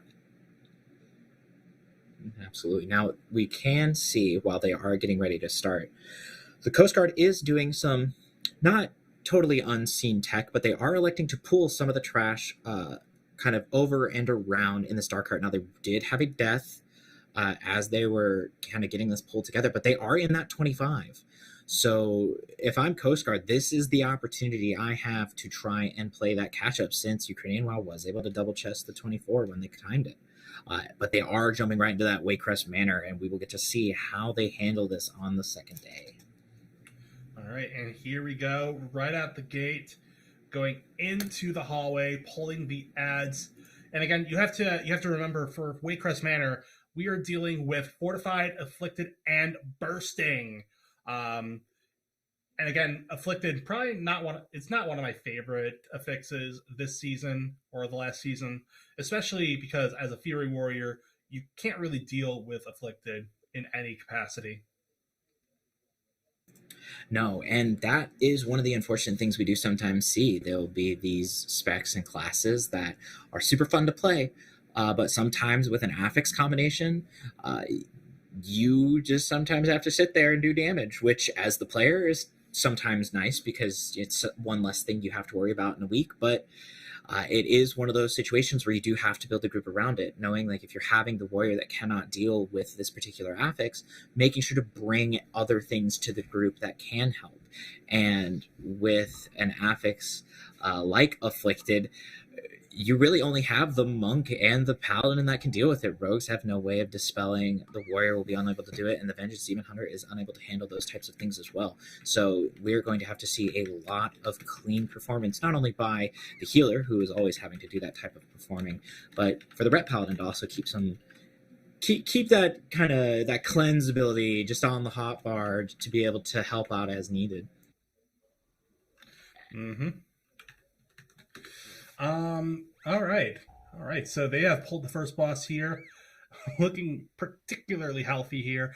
And again, you have to remember that this is a fortified week, so the boss's health will go down particularly quicker than you're normally used to, especially in something like a tyrannical week. But again, like I said, we are going to be going into going right, like the boss's health going down to 42%. Going on to the next boss, which is Briar. And again, this is one of those fights where you have to chunk the boss's health down to 50% and then jump to the other boss there. All right. So what we have here, 59%, everyone looking particularly healthy. Something very interesting to note about the boss right here is that, especially on Tyrannical, got to be very, very particular on the interrupts. Otherwise, one soul bolt goes off, one bramble bolt, one ruinous bolt goes off, and one person in the group will be unfortunate and get blasted in the face with a bolt, and they might be in very dangerous territory with whatever health that they have left, which might be very little. I can recall this boss being a little bit of a difficulty, especially in BFA. Something very interesting that we're seeing right now is that they are going to be pulling the toads with the boss. Actually, I guess that's entirely expected. All they have to do right now is just dance around the AoE and then kill the Acolyte. And then after that, I believe we are looking very, very, very good. And then they're just going to be going straight to the next boss. Now, something that I really want to focus on, really hone in on, is strategy, especially when it comes to popping Lust.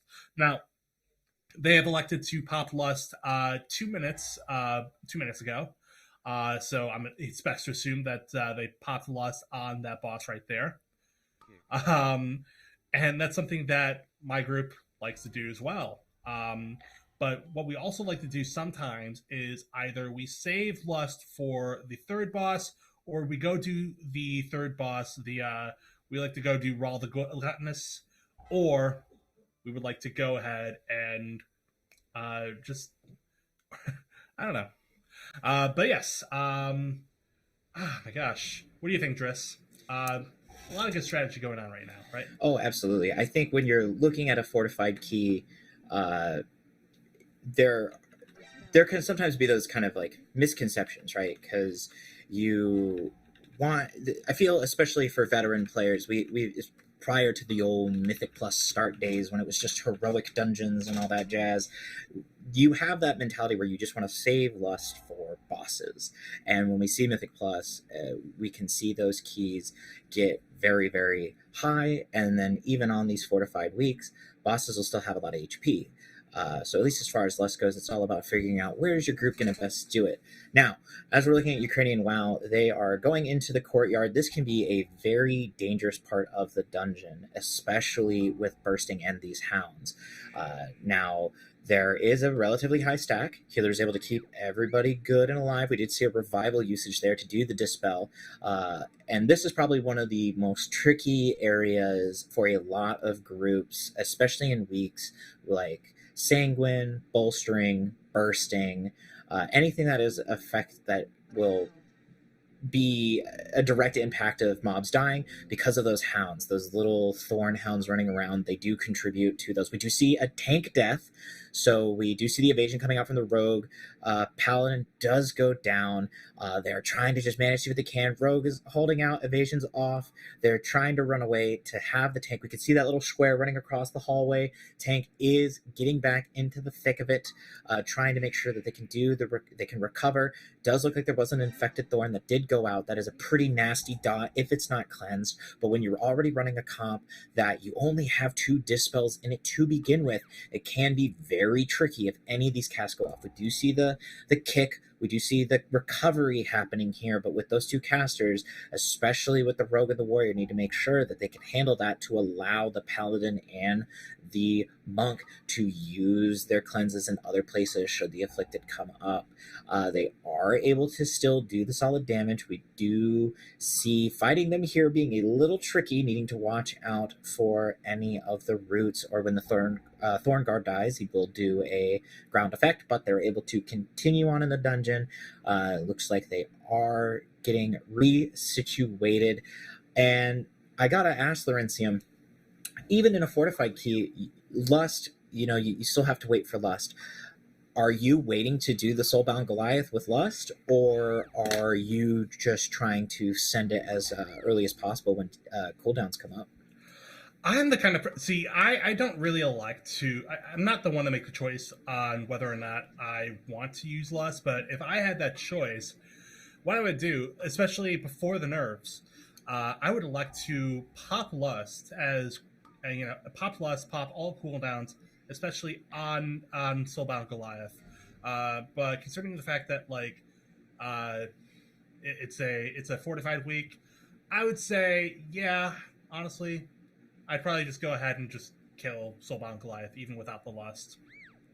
And we have seen some of the teams as they've been going through, especially yesterday, were able to deal with the Goliath without lust. And it does it's all about that happy balance. I know at least on live, especially when I'm running this dungeon with my guildies, when we're doing keys, if we're able to get lust to line up with Soulbound Goliath, we do typically like to elect to do it.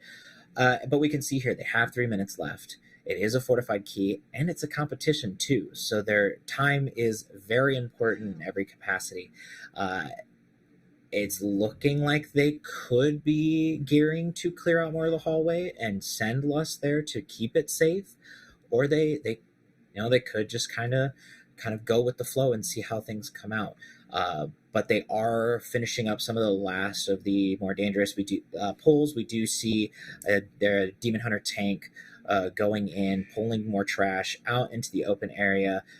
This is where packs can be a little tricky. The steward with the dinner bell, for any that are affected by it, will get silenced. So with a full melee comp, they do have to make sure they are paying attention to where that ring is happening from.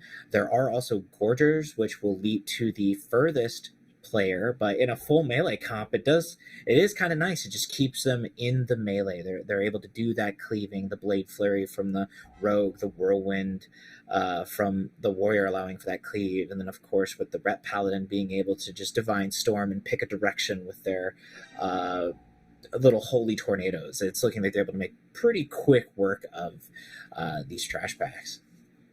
Now, that's something that's very interesting because I only main alted a Rep Paladin in Season 2.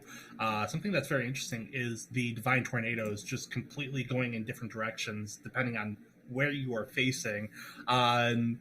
Is that something that came into season 3? Is that part of their tier set, or was that like a talent choice that they had? Talking about with the little holy tornado?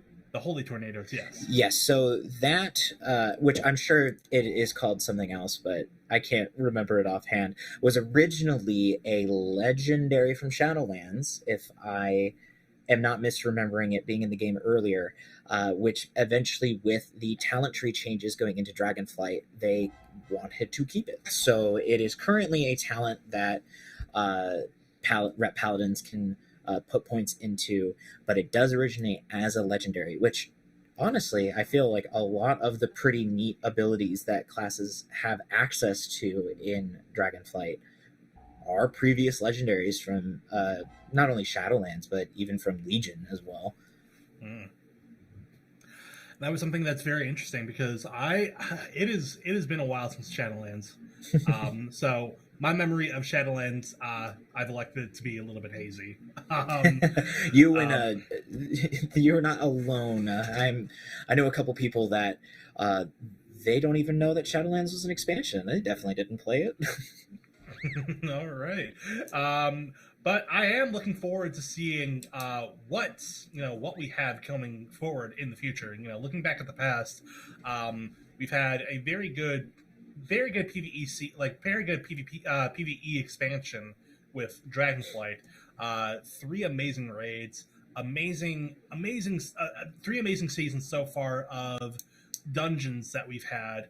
We've seen the likes of Court of Stars joining in on season 1. We've seen Mists of Pandaria and Cataclysm dungeons being thrown into the foray with these Dragonflight dungeons. And I have to ask, if you could have any dungeon going into the War Within, let's just say that we have the 4 original dungeons that we've had with the War Within being introduced, and another 4, which one would you have? Oh man, if I could pick any dungeon from any expansion to be in Season 1 War Within, it's got to be the brewery from Pandaria. Ooh. I absolutely love the Storm Stout Brewery. It's a quick dungeon. It's not super crazy, but it was just a blast. And I've had the opportunity to, on the PTR, they have the new Pandemonium mode that will be coming in patch 10.27, and I just have had Miss Pandaria on the brain all weekend. So if I could get Storm Stout Brewery action or even the Gate of the Setting Sun, I would be very happy, I think. Ooh, I would love to see that. Now, for me, I have always been a huge fan of Wrath of the Lich King, but seeing a Wrath dungeon being thrown into the foray, but I mean, anything can happen. They have completely reinvented all the trash mobs, all of the bosses in some of the earlier dungeons, especially with Throne of the Tides, Temple of the Jade Serpent, and Vortex Pinnacle. So anything can happen. I would personally love to see maybe even Draktheron Keep or Utgard Pinnacle, for that matter. Those would be absolutely fantastic and loved in Wrath Classic, being able to go back and do those as they were, and even as some of the more modified Titan Relic versions of those dungeons. Now, we did see Ukrainian WoW. They were able to defeat the Soulbound Goliath, did elect to have Lust there, and they were able to take care of it no problem. They are finishing up a little bit of trash, probably just to make sure that everyone has the cooldowns that they need to go into the next boss. Now, with this composition, I mean, you have Fury Warrior, which, as you know, those cooldowns come back very quickly. Adrenaline Rush from the Outlaw Rogue comes back very quickly. Wings comes back very quickly. This group is able to just send cooldowns as they go, and they're just making a lot of work on not only the trash, but being able to go through this dungeon. They haven't even hit 15 minutes yet, and they're about to go fight Raw in a 24. Crazy. Very, very crazy. Now, tanks down. What happened? Looks like they may have gotten a little bit of a hit to the back, possibly. Those stewards, they do not mess around. Sometimes players it's more common in Classic, but having your back to those mobs, sometimes it's a little dangerous. It can get hit a little harder. That the dodge might not be as effective. So it's very likely the tank may have just been turned a little bit the wrong way, or just maybe didn't anticipate to need to have a defensive kind of going in and grabbing the last of the trash. You hate to see that. But, I mean, everyone's looking very, very healthy. Just a small hiccup right there with only about, I want to say, 21 minutes almost left on the timer.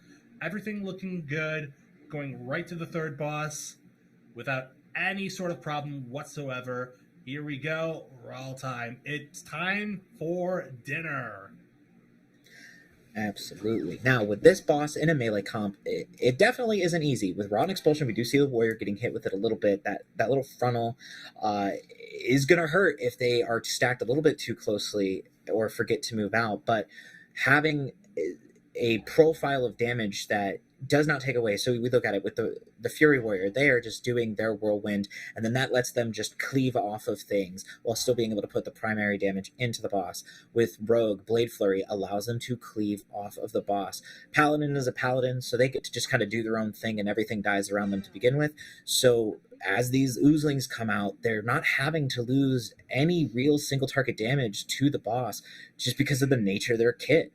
Now, coming out with these servants, they are going to elect to go out and deal with them. We did see the warrior charge out to help clean them out. We are seeing some of the Vengeance Demon Hunter utilizing that Sigil of Chains to get things grouped together, throwing out that Ring of Peace to keep things away. But, I mean, with this, the damage profile of the Ukrainian team is able to just deal with these adds so easily. And this is one of those bosses where you don't really have a lot of uptime on the boss himself. Most of your time is spent on the ads when they spawn, and once they do spawn, it's like you just need to really focus in on them, or else bad things are going to happen. But it seems like it's no problem for Ukrainian WoW, as Raw the Gluttonous goes down without a fight. Absolutely. Now, what we're seeing them do here, which is not always the most common thing on live servers, they're choosing to go the other entrance into the basement. Now, for those that may not remember too much from BFA Waycrest, back when you didn't get to pick which directions you were going, doors just kind of opened up at random, there are two entrances to get into the basement to get to the last two bosses of this dungeon. There are some percentage disparities between both sides, but it's really up to the groups of which way to go. Now, a lot of retail or live groups, ones that are pugging or just kind of going with the flow of the dungeon, they will elect to go to the basement entrance on the side of Raw. But we see Ukrainian WoW jumping in on the opposite end. Lady Alma, a little mini boss in the bottom of the basement, was already positioned with this pack. They're able to get all of this percent. It'll put them close to what they need for the remainder of the dungeon, which will then allow them to continue on and pick up the last bits of percent in the final arenas of this dungeon. What way do you normally go down? Do you find yourself going on the Triad side, or do you just kind of follow the dungeon going in from the Raw side? I follow going through the Raw side. That's always been the case with my group.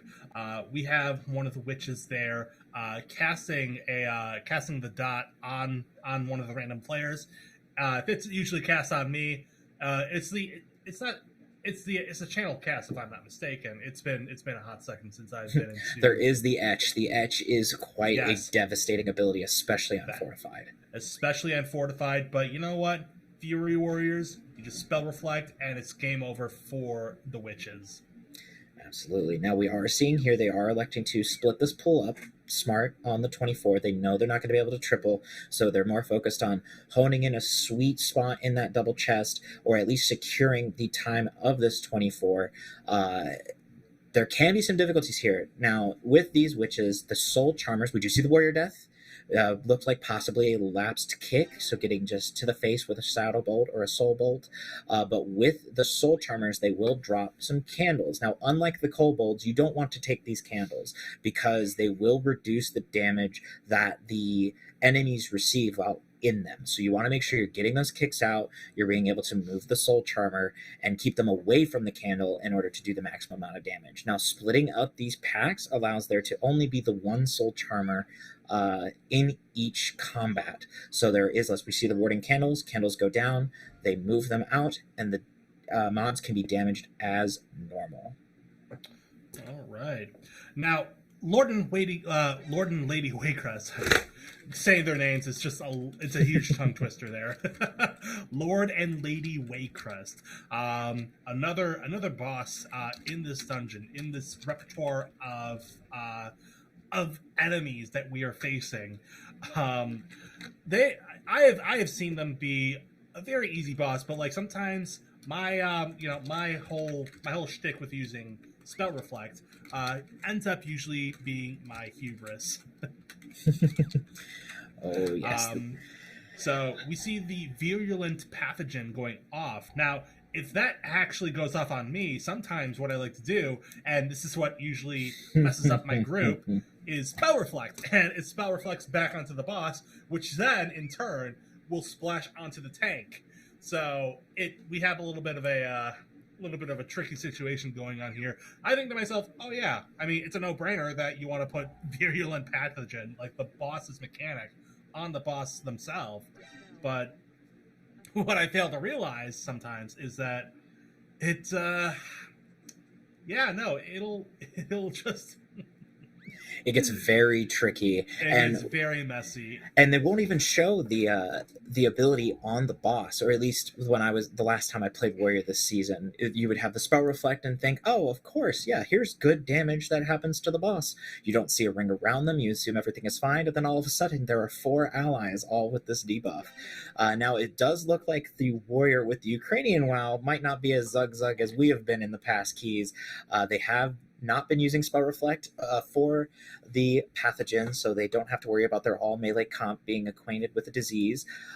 They do have Lady Waycrest out and are able to finish up the last of that as we find ourselves back looking at the quad, and they are able to get ready to go to the end of their 24. Looking at Coast Guard is on last boss in their 25. They are not gonna be triple chesting or double chesting this dungeon, but they are still perfectly in line with being able to get the completion on this 25. We do see Army in their 18 getting ready to go to Dresserin, and it does look like Warrior Gamer is able to get to Xavius. They did finally get over their hurdles they had with the beginning when they were first starting out this 24, and it does look like they will be able to finish, and if they keep it tight, they'll be able to double chest their 24. Looking very, very good indeed. Here's something that's very interesting is what U.S. Army Esports is doing right now. They are electing to... interesting. They're electing to grab the bats down there for Dresseron, and they're going to pull the bats with the boss. Now, that's a very interesting mechanic there. That's a very interesting strategy that they have here. We want to see if it pays off there now. Absolutely. Now, we do see Army has elected to go back to their key speed grouping. So they have, unlike when we were seeing them in their big keys earlier today with the Aug Evoker running Fire Mage and Shadow Priest, they are electing to have their Rep Paladin, an Arcane Mage, and a Havoc Demon Hunter on top of their Vengeance and Mistweaver that we've been seeing throughout the course of the morning and through most of yesterday, if not the whole day as well. They're probably just thinking, you know what, we have just a lot of passive bursting, just lots of damage that's constantly going out. They are looking to kind of shorten up what they're having to deal with. If they're wanting to do some skips, just making sure, because we look at it right now, they have 96% of the total dungeon trash, and they still have that whole gauntlet leading up to Xavius. So we're likely going to be seeing some invisibility potion usage, kind of finishing up that little bit less of a percent, just to ignore some of the more, not even maybe incredibly difficult trash that remains, but a more tedious one that requires more coordination as you get into this like last gauntlet. So they're going to finish that up and be well within the timer for a triple chest. Ooh, and we just saw a completed 24, bringing the team right there.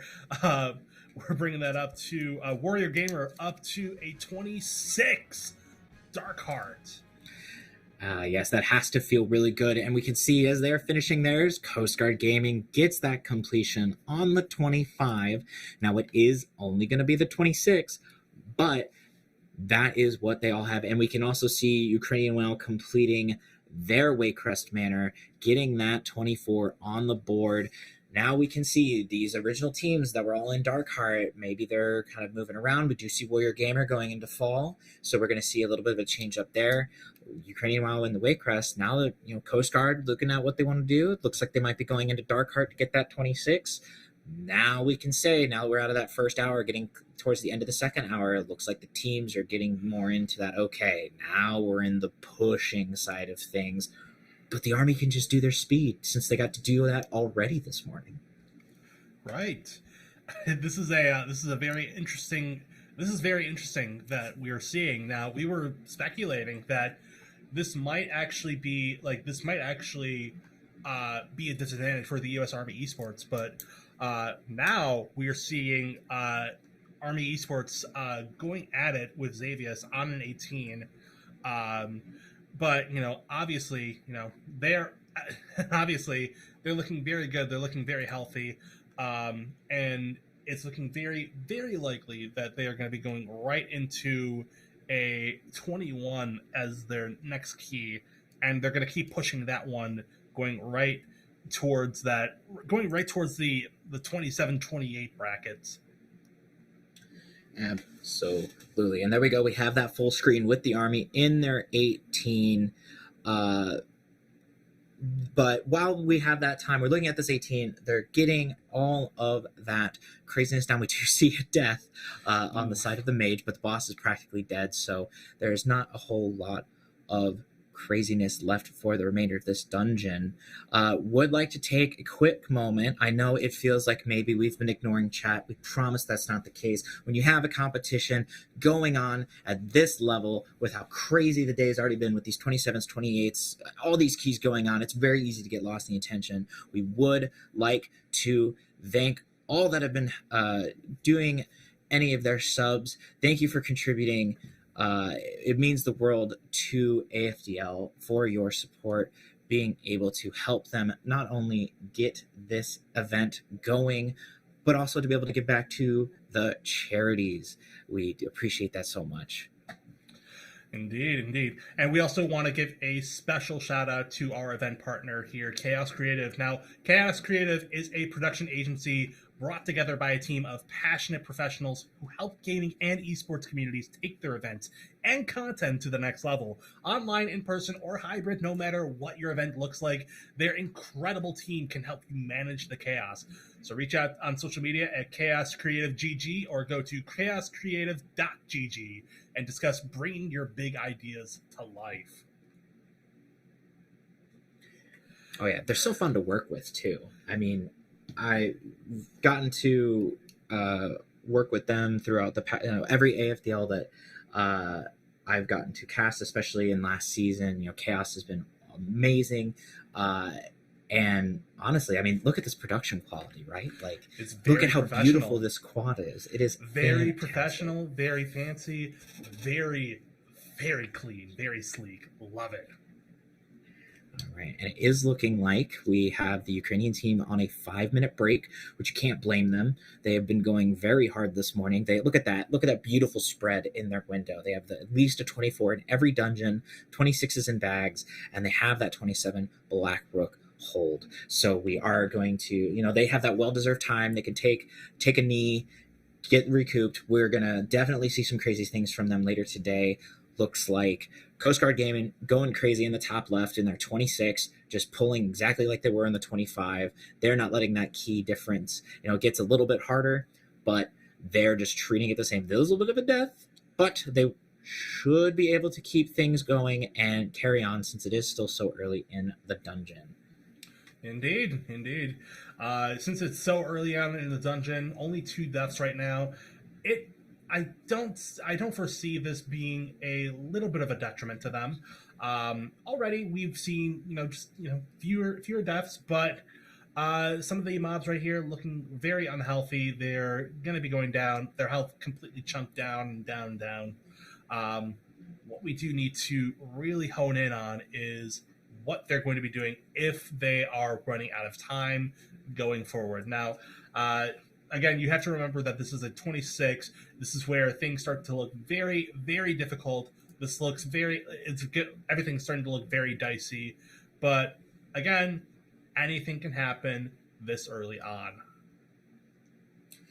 Absolutely. And we have it going ahead, looking up here, the Titans from the Winter Invitational. We have the 2023 Winter Invitational winners, with being the U.S. Army Esports team in the bottom right, and the runner-up to the Winter Invitational, the Coast Guard Gaming. But they weren't just the runners-up. Just calling them second place, that does not do Coast Guard Gaming justice, because they were the first place winners in the 2023 Spring Clash just a year ago. To put a little bit more hype on Coast Guard Gaming, Coast Guard Gaming is a military esports community with a passion for camaraderie, personal growth, and inclusivity, personal growth specifically, composed of active duty reservists and veterans with over 1,000 active members. They harness the power of gaming to build lasting connections and promote the well-being of Coast Guard personnel. And they're doing quite a good job in this Dark Heart. They really are. They really are, especially on a 26. Not an easy feat, that's for sure. Oh, absolutely not. This is a key range that less than 1% of the WoW player base will even see. So we talked about it yesterday. These, even just based on what they've been able to accomplish within the first day and a half of this event, they're already doing keys well above the top 1% of all key pushers. We could be seeing them even getting into that title key range by the end of this weekend. All right. And not to mention that Season 4 is just around the corner, and who knows if they'll be able to, who knows if anything, they've hit the top 0.1% of key pushers for the specific key. Absolutely. Once, you mentioned it to me earlier today, we have 10 days left of this season. So these keys, folks, that you're watching, you don't want to miss this event, because this is going to be some of the last times, at least for the remainder of Dragonflight, that these keys are going to even be broadcasted in a competitive format. So please make sure that you do not step away. Keep tuning in, and we're going to be seeing them done at very high levels. They're already in the 26 range and part of Coast Guard Gaming.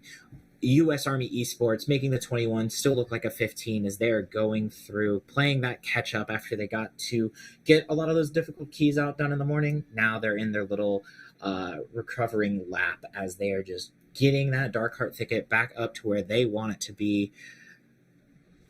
Doesn't get much better than that. Being able to just see these teams competing at these levels, it's definitely higher than what I might normally be pushing by myself on retail. That is, on live servers, that is for sure.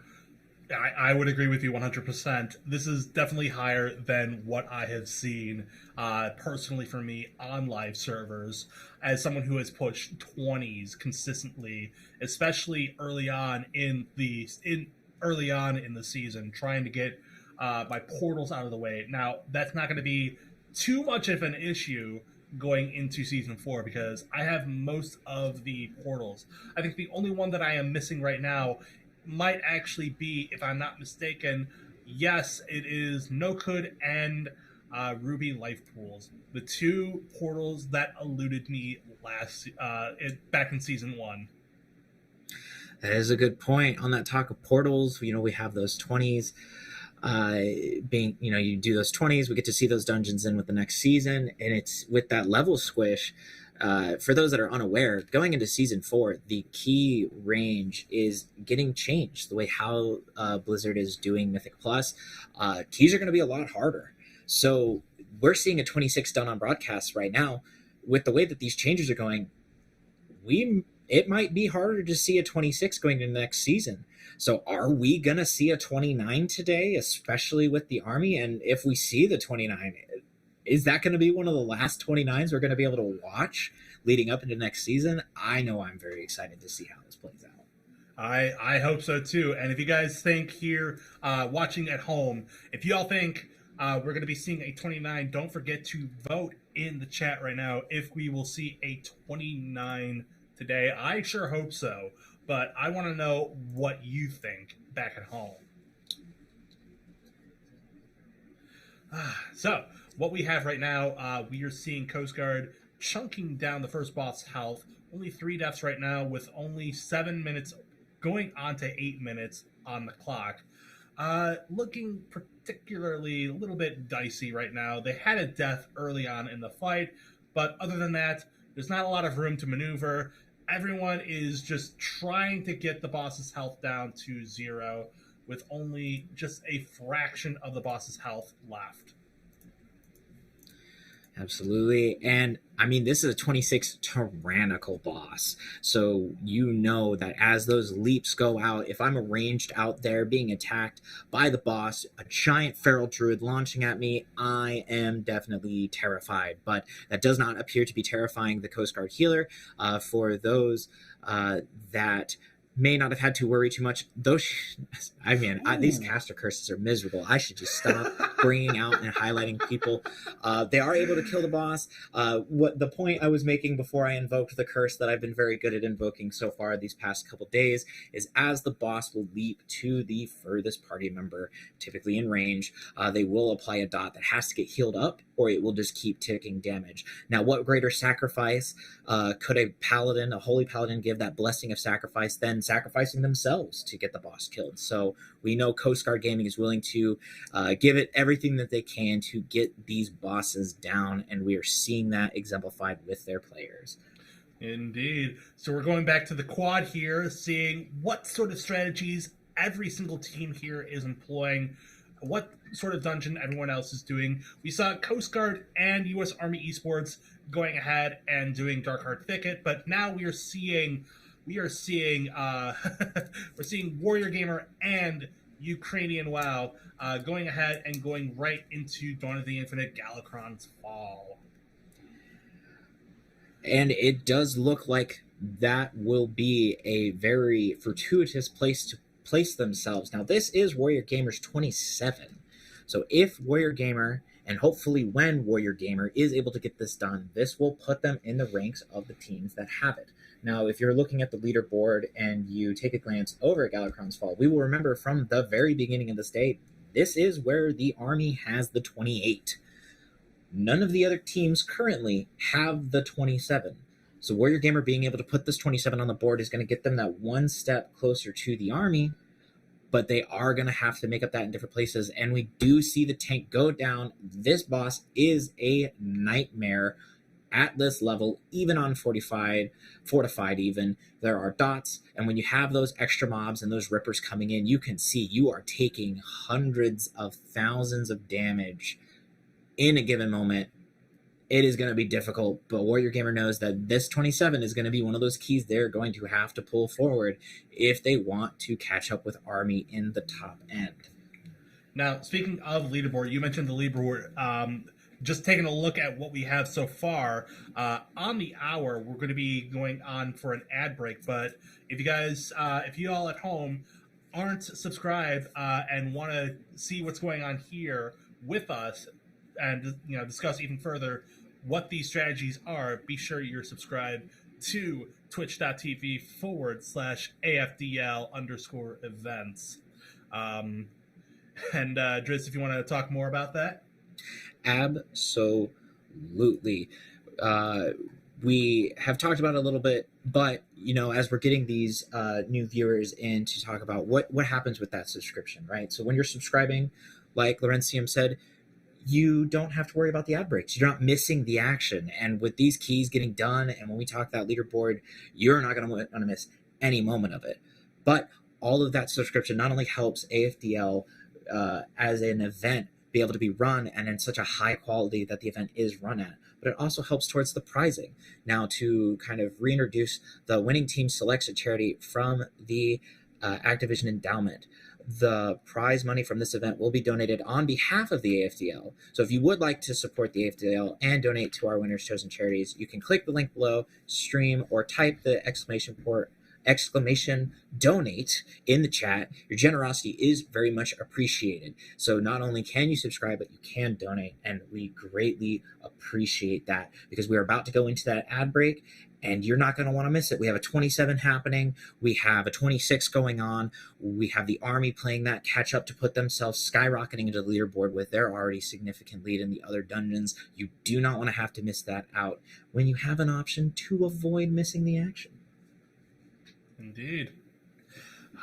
Already we're seeing a lot of action happening right now, so stick around because we got more action coming to you after the ad break.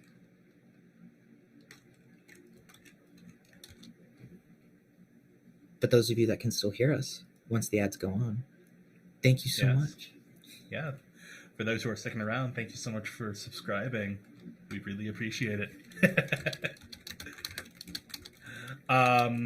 But already we're seeing just very, very, very good strategy here. We'll be seeing the leaderboard here shortly. And I'm very intrigued to see what we have right now, if anything. So for those who are just coming into chat, wondering what dungeons we are seeing right now, we are seeing Waycrest Manor, Galakron's Fall, Blackrook, Darkheart, and tomorrow the fifth and final dungeon will be introduced into the fold. So hopefully we'll get to see we'll see what dungeon that is tomorrow. And just look at that spread. You can look immediately. My eyes go right to Blackrook Hold. That dungeon does not have a key timed lower than 26 out of every team in this competition. So that definitely appears to be a very nice dungeon to see. With Waycrest Manor, you can just kind of look at it across the board. You have Army 27 Waycrest, Army 28 Galakron's Fall, Army 27 Blackrook. They're definitely in the lead in those dungeons if they aren't tied with at least one of the other teams. Darkheart Thicket, we do see currently that Coast Guard Gaming does have the higher of the keys timed as we are seeing it on broadcast. But we do know that the Army is coming for that slot. They are in their 21. They're getting that done. If they triple chest it, they'll have the 24 in bag, and then they can jump right in and get that 24. And then if they keep that pacing that we've been seeing them do all weekend, that 24 turns to a 26, which might turn into a 28.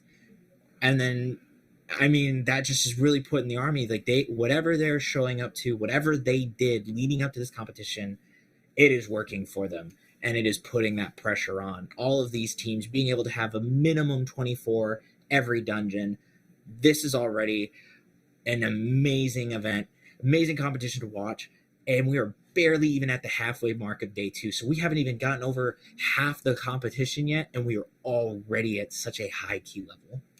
Now, I'm very, very intrigued to see what U.S. Army Esports is attempting right here, because they are at less than 4 minutes left on the 3 chest. So hopefully they can get to that 3 chest right before the timer runs out. With only 1 death right now and a pocket full of dreams and invis pots, they'll have to skip past some of the ads, have some ads right there ready to just pull whenever if they need it, and just going just for that 3 chest. So hopefully we'll see them with a 3 chest in their pocket. Yeah, we are going to have to see them have to be able to kill Xavius in approximately 2.5 minutes, depending on how long it takes them to kind of handle the remainder of this trash, because they do have to kill the last remaining packs for 100%. They're not going to have a whole ton of time on boss. Now, it does not look like they're going to have Lust going into the final boss, so they're going to have to deal with a 21 Tyrannical boss without Lust, and in order to triple, have to do that in 2.5 minutes.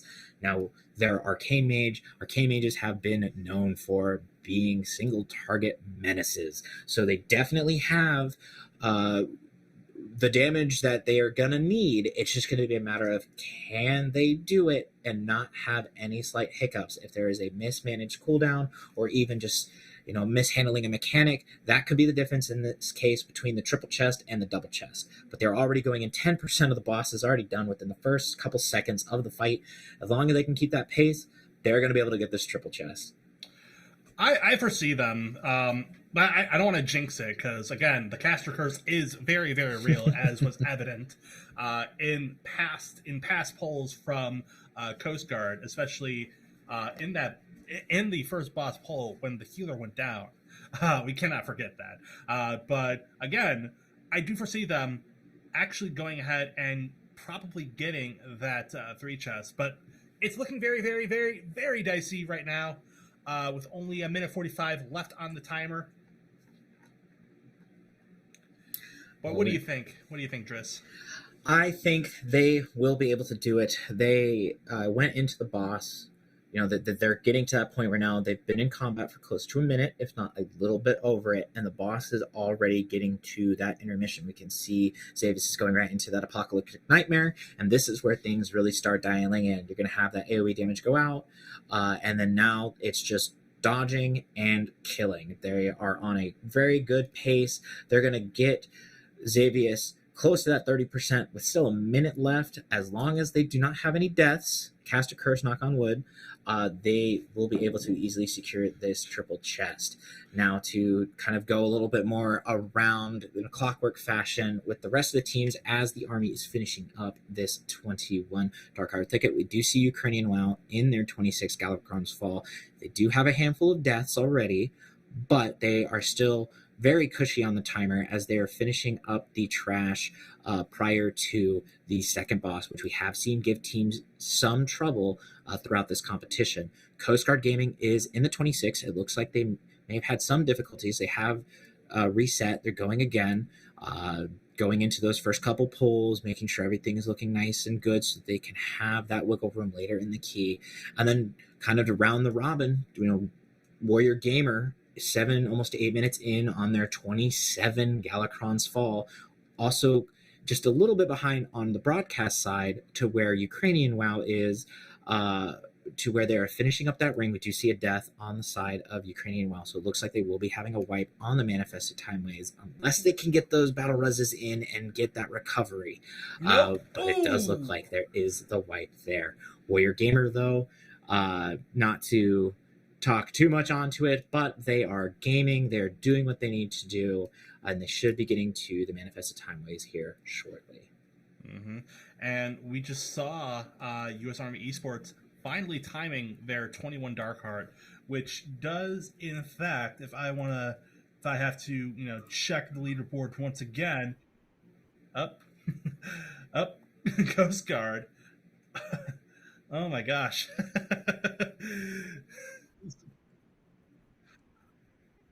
Oh my gosh. But Coast Guard is still in the lead with that 25 Dark Heart. They're still going at it with their 26 attempt. They attempted their 26 last time, but they have to keep going ahead and just try to get that 26 timed. It is a big push for them. And here's where things get really, really tight, because we are now getting to that point where all of the teams kind of across the board, with the exception of the Army, are now having single point increases on their keys as they're kind of transitioning through. Now, just as we can keep kind of talking about, if you're looking at the leaderboard, you can kind of see the breakdowns on, like, for the match, to see kind of how each team is standing. We know Warrior Gamer, prior to doing their 27, they did the 26 fall. Ukrainian WoW, they did the 24. So Ukrainian WoW times is 26. That will give them 2 points. Warrior Gamer gets the 1 point here. Coast Guard Gaming, they timed the 25, but by completing the 26, that's still only the 1 point lead. And with how close everybody is, the Army is able to come in and get a 3 point. Once they do this 24, they triple chested the 21, timing the 24, even if they don't double or triple chest it, they're going to get 3 points, which is going to put them in a very nice spot. That is when we're going to start seeing, okay, now the teams are all caught up. They're getting very close to each other. And now there's going to be the, okay, but the army has the 28 here, the army has the 27 here, and we're going to start really seeing that leaderboard solidify as the army finishes up the rest of their Dark Heart triples and doubles to get them kind of back into that pushing playing field. Indeed. So here's something that's very interesting that's going on with Warrior Gamer. They have wiped a couple times on Manifested Timeways with only 15 deaths and about 11 and a half minutes left, or not left on the timer, on the timer right now. It's looking very particularly dicey for them, and they might elect to just say, you know what, we might go ahead and we might do this again, but they are actually going to go ahead and they have the lust. They're going to pop the lust. They're going to go ahead and just keep pushing, which I think is absolutely noble. This is a very, very difficult key, especially on a 27. We've seen very dicey pulls. We've seen very, yes, there it is. We've seen, looks like one of their players has gone down. Pretty sure they got hit by a ball, correct? That is correct. The priest was put into a position. They may have thought that they were dodging it just enough, but they did get clipped by the orb. And for those at home that are unaware, if you do get hit with the orb, it does apply a pretty nasty dot that will tick on you. So the priest was able to survive that initial hit, but the dot was able to kind of take him down. Now, they did have the battle res, so they are still able to go, but the priest will miss out on that remaining time they would have had with Time Warp to be able to utilize for the damage. But they do have boss at 50%. They still have enough time on the key that they shouldn't be in any worry about timing.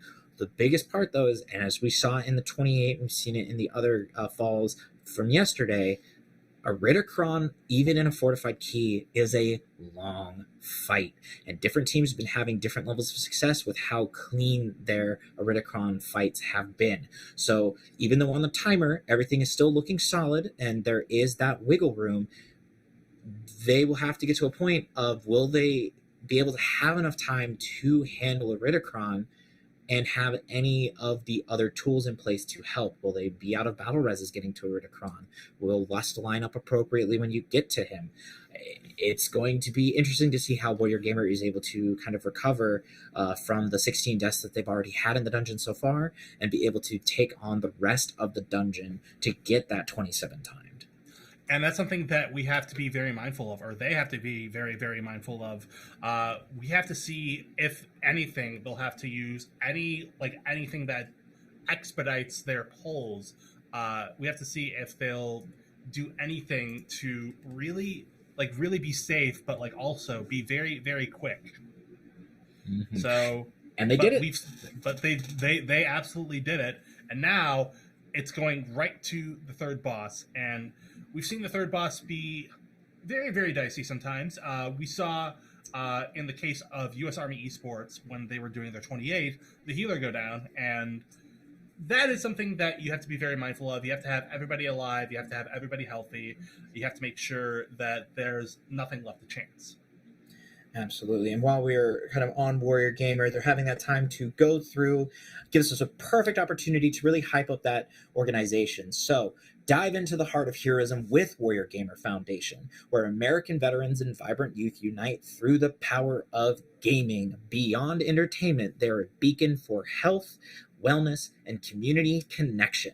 Each game played, every interaction is a step forward, a step toward healing and unity, where gaming ignites transformation, fosters bonds, and birth legends. Warrior Gamer, where heroes game and communities flourish.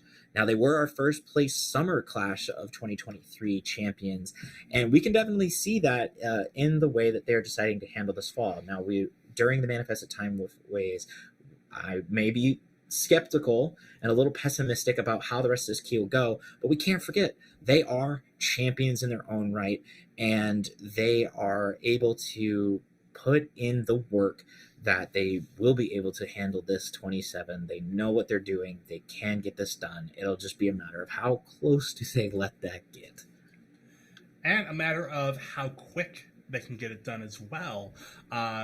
But it looks like they're playing it a little bit safe here. In this situation, which I will agree, this is a very, very particularly safe situation right here. They do need to make sure that the incorporeal ads are dealt with. They are CC'd, and then they can start moving on to the next pack and play it safe there. Because again, this is a 27. These dragons hurt, and some of these blight chunks as well. I believe they explode after they die, if I'm not mistaken, or they radiate some AOE, maybe. So the dragons will do the AoE radiation. The biggest thing here, and it looks like they may have had an accidental body pull, which they are going to manage, but it does let us talk about it. So the biggest concern with the chunks is that once they die, the dragons can eat them, and that will increase the damage that they do. So some of the things that can be a little tricky here is being able to soothe the dragons based on how many stacks they have. One of the things that is a little unfortunate with how the soothes work is that a hunter's train shot can only remove a single stack of the buff the dragons receive from eating, whereas a rogue shiv or a druid soothe is able to remove the entire stack. So this is one of those things that having the hunter is able to provide the soothe, but it is not able to do a full cleanse when it comes to the buff. Now, we can see it here. Warrior Gamer is able to manage that appropriately. Their tank is not in any particular danger, as I am saying, with those stacks, since they do eventually fall off. They will just have to figure out, though, if that may have been the accidental body pull, where are they going to make up the difference? Are they going to elect to keep running the route as normal, or are they going to potentially skip somewhere that they may not have, depending on how much percentage they will have extra from a fourth dragon? I have a particularly good feeling that they might have to skip some of the pack leading up to Iridicron. That some of those packs are entirely skippable, except, no. All of them are entirely skippable, almost, I'd say. And I say almost because the last pack in that gauntlet right there might elect for body pulls when you are attempting Iridicron, which can be sometimes a little bit dicey, but I don't think that'll be a problem whatsoever. No, it definitely shouldn't be. We've seen Warrior Gamer, especially when they did their 26, they have had some pretty good positioning. No need to worry, at least in the other ones that we've seen them run in fall, about any of that potential body pulling. It will just be a matter of, is that something they want to do as a spot adjustment, or do they feel that they absolutely need to kind of handle the rest of it? Right, indeed. So we're just going ahead here. Had a slight little technical difficulty hiccup there. Don't mind that. Going right back to the action here with Warrior Gaming, with one of the dragon mobs going down. Group looking particularly healthy. Just need to stay alive for a little bit. No deaths. Can't leave anything to chance. With only about at least 19 and a half minutes on the clock right there, and 14 minutes left to go for this dungeon.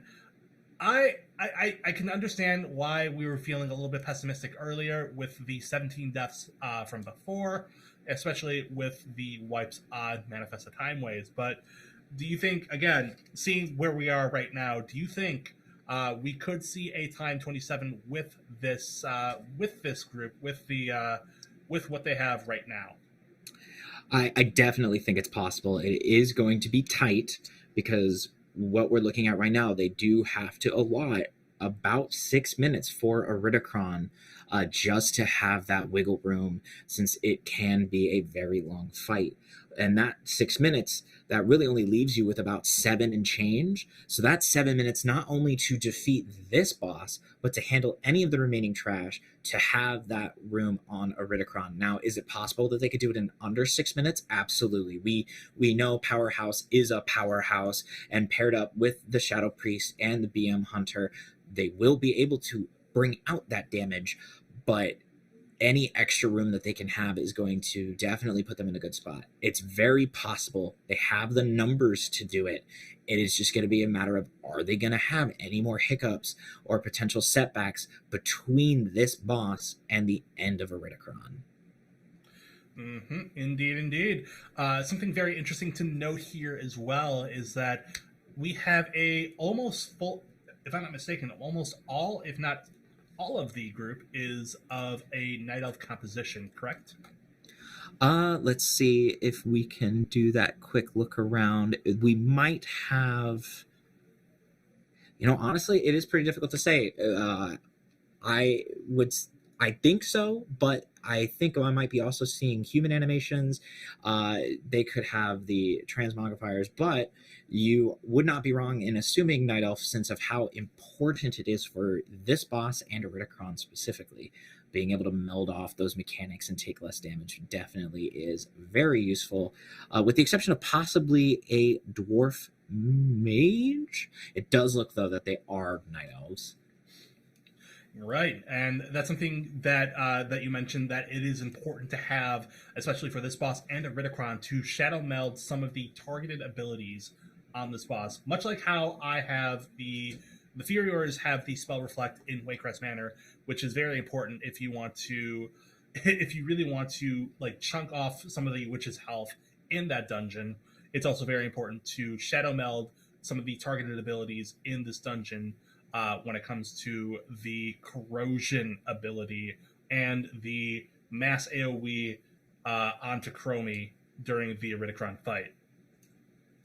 Yeah, absolutely. There is not a single mechanic on that fight you can't just tune out for. You have to be dialed in. We've seen even just maybe holding off, taking care of like with Chromie healing, letting that get a little too late can cause the wipe. Now, Mistweaver is a healer that does not have traditionally almost any issue with keeping Chromie alive. They do so much just passive healing as with their build, being able to do that fist weaving, and there's so much that goes out. We can hope that there won't see any problems there. However, between needing to make sure that they are utilizing the proper defensives during the soak mechanics, making sure that they're not standing in bad mechanics, and then having to deal with just the shields, it will be a very demanding fight. Now, they were able to take care of the Blight of Galakron. They have what I would say is about 3 to 4 minutes to deal with the remaining trash, so they have time. It's going to be a matter of, will they have enough wiggle room should anything bad happen with Iridicron, and are they going to give themselves enough room to allow for such mistakes? They have 79%, so they will likely have to do the rest of the gauntlet. And it goes down right as he's getting ready to pull everything together. They're getting to that point where those stakes, it's very tight. Those deaths, each of those deaths is 5 less seconds on the timer. So they're starting to really push the envelope as far as how much they're allotting to give for Iridicron. Yes, indeed. And it's we're looking very cocky here for these for the Demon Hunter here.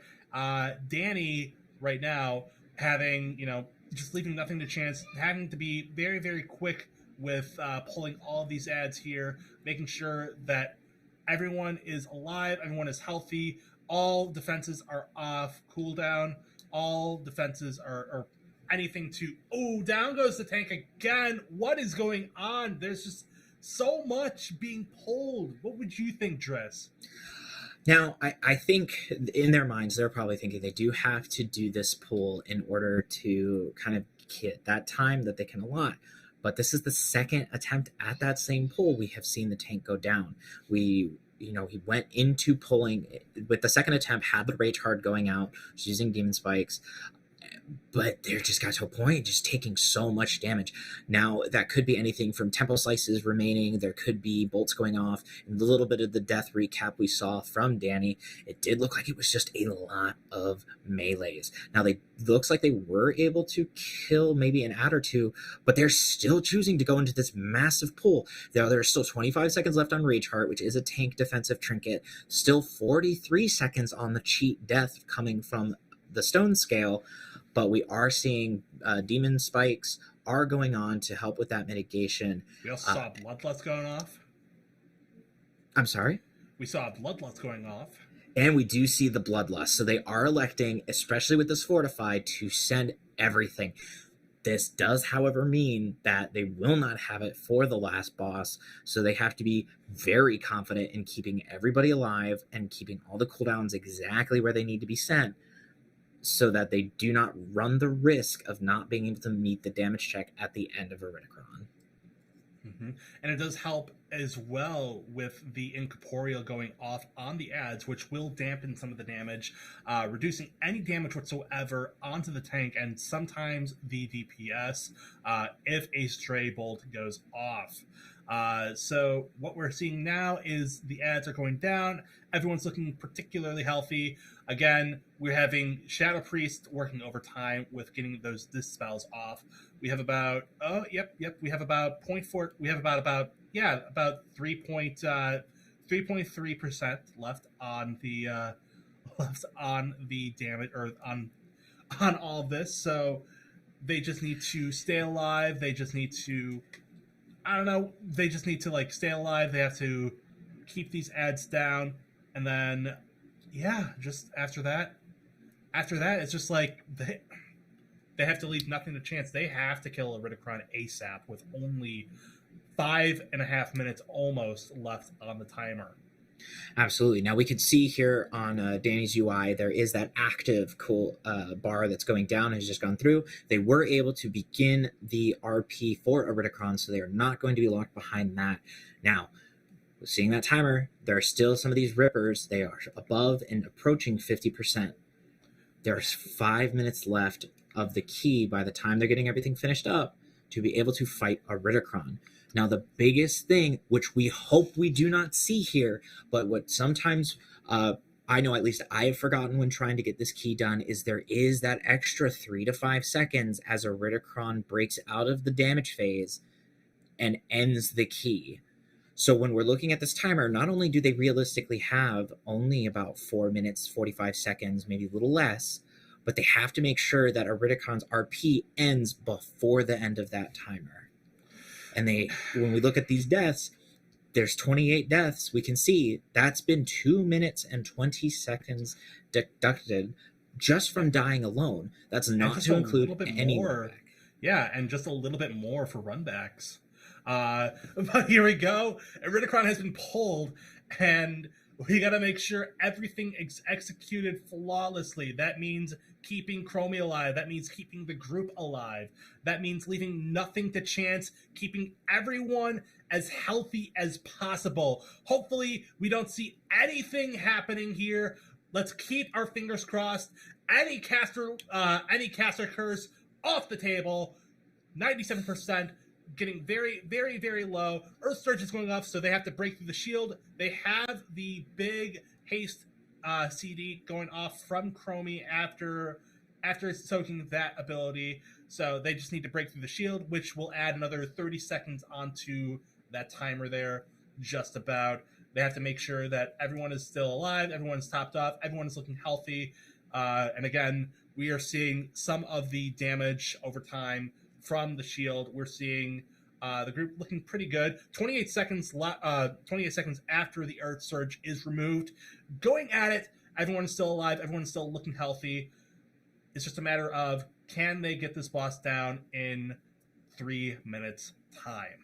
It is going to be very close. I think it's definitely doable, but like we talked about a little bit, the scariest thing about a Ridicron for Warrior Gamer right now is going to be the RP at the end. I think it's very possible for them to be able to kill the boss in 3 minutes, but is that going to leave just enough time for the RP to finish? So we are able to see, based on how the UI has the mechanics coming out, Warrior Gamer has 30 seconds before the next shield. Now, they do have a Ridicron at 95%.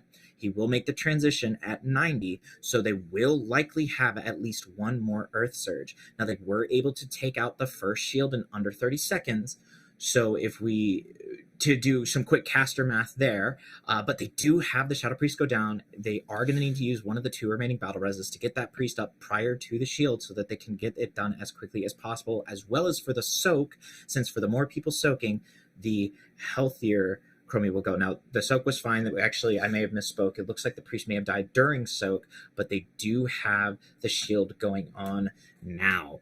The priest is brought up. Need to make sure that they get healed as much as possible before those big AoE effects go out. They're getting the shield done as fast as they possibly can. We do have 2 minutes left on the clock, so they will have about 3% to take care of after their shield to be able to not only bring a Ridicron down and begin that final DPS check, but then to also break out of that as well. So cooldown usage here is vitally important. And without a Bloodlust 2, that is going to be very, very, very, very, very, very, very clutch at this point. So we just need to make sure they are out of the breath. We need to make sure that everyone is staying alive. Everyone is looking very healthy as far as it looks. With only 92% right now, they just need to make sure everyone is staying alive. This is very, very clutch. This is very close. We have about a minute left on the timer here. I want to make sure, like, I my heart is racing right now. I don't know if anyone else here is, has their heart racing. This is very, very clutch. Here comes the Extinction Blast. We got to make sure that one goes off. Chromie looking particularly healthy. Everyone looking good. So we just got to make sure we get that one soak. Here we go. Soak's going off. Everyone needs to be staying alive, looking very healthy. 39 seconds left on the timer. Here we go. We are very close to the end of this boss. Boss's energy is at 100%. We are going ahead. We are going to go and see this boss health drop right down to, or energy rather, down to 0. So 20 seconds left on the clock. It's very close. This is a nail biter, y'all. Absolutely. Now they have to be making sure, because there's so much going on. There's so much damage. They have to be doing so much damage. They have about 1% left to do, and they have 10 seconds left on the clock. They have to hope that they can get the boss down, and there it is. There it is. They should have enough time. Yes. And there it is. Let's go. We'd love to see that. 4 seconds. 4 seconds left. That was absolutely clutch here, folks. That was intense. Anything there, even just looking at it, right? That's 4 seconds. They had 29 deaths. If they would have had even one extra death outside of that priest there, that would have been it just from the RP. So Warrior Gamer was able to take not the lead, but they took the lead of their own dungeon. They got it down with 4 seconds left to spare. And being honest, if they're able to clean up maybe some of those spots that they had the deaths, that was an extra 2.5 minutes that they would have had on the clock. So there is that room to potentially bring fall up a little more, but that is the type of performance that we want to see, that nail-biting action that we want the teams to be able to have for the AFDL. And I can't think of a better way to kind of end our time on the desk than being able to watch Warrior Gamer take on that 27. I couldn't agree more. That was absolutely clutch. That was very, very close. Too close for comfort. I could just feel my heart just pounding out of my chest right now. Alrighty. Now, like we did mention, this is going to be it for myself and Laurentium on the deck today. We are going to do a bit of a break, and I honestly feel like a lot of us are going to need that after watching that performance from Warrior Gamer. Laurentium, if you have any parting shots and where we can find you. Of course. So you can find me over on Twitter or X at Laurentian Pro. You can find me on Twitch at Laurentian Pro. On YouTube, that's where I do most of my World of Warcraft machinima, which is where I take my characters into like a movie form and like write a whole script and do my voice acting there. You can find me over there at Laurentian, or you can just search up Laurentian Pro on YouTube, or Laurentian Machinima's there. Awesome. Thank you so much for sharing. And as for me, I'm not very socially active myself, but I am Drusfury on Twitter/X and Drusfury in a lot of other spaces. I just play games. That's kind of my shtick. Thank you so much for joining me today, Laurentium. We are going to go take a break and let our heart rates go down. However, the next set of casters to come up are going to be absolutely fantastic. So do not want to miss their coverage, and you definitely don't want to miss how the rest of today ends. Thank you so much for watching. Thank y'all. Take care, y'all.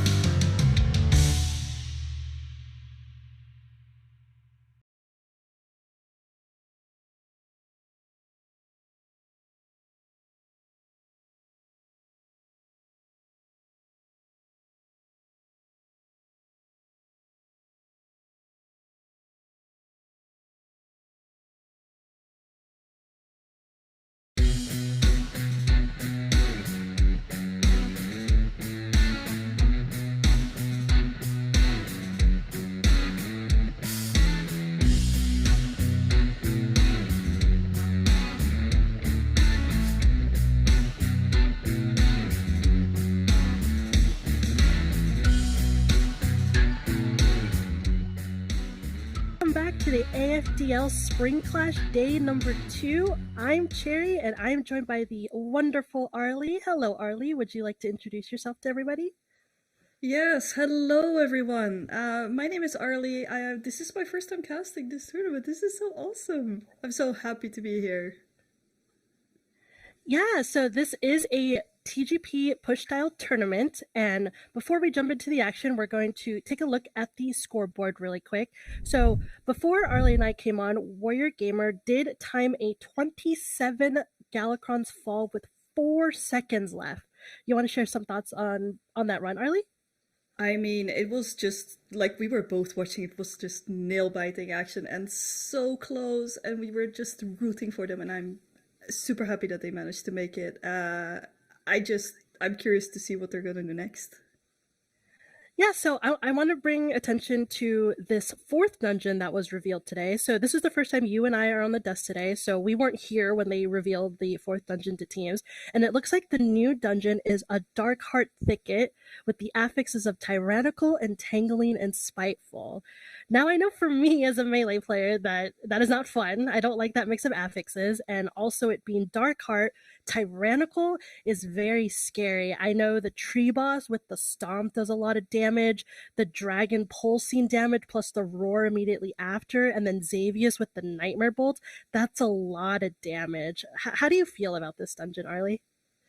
Yeah, for me as a former tank main, this dungeon was actually a lot of fun, but I can see how for a melee, this combination of affixes with Entangling and Spiteful can be pretty rough, and then, like you said, Tyrannical bosses, they're rough. They're rough. I'm curious to see how they're handling Xavius, especially on the hierarchies, with those bolts, and then with the other mechanics. It's gonna be a hell of a ride.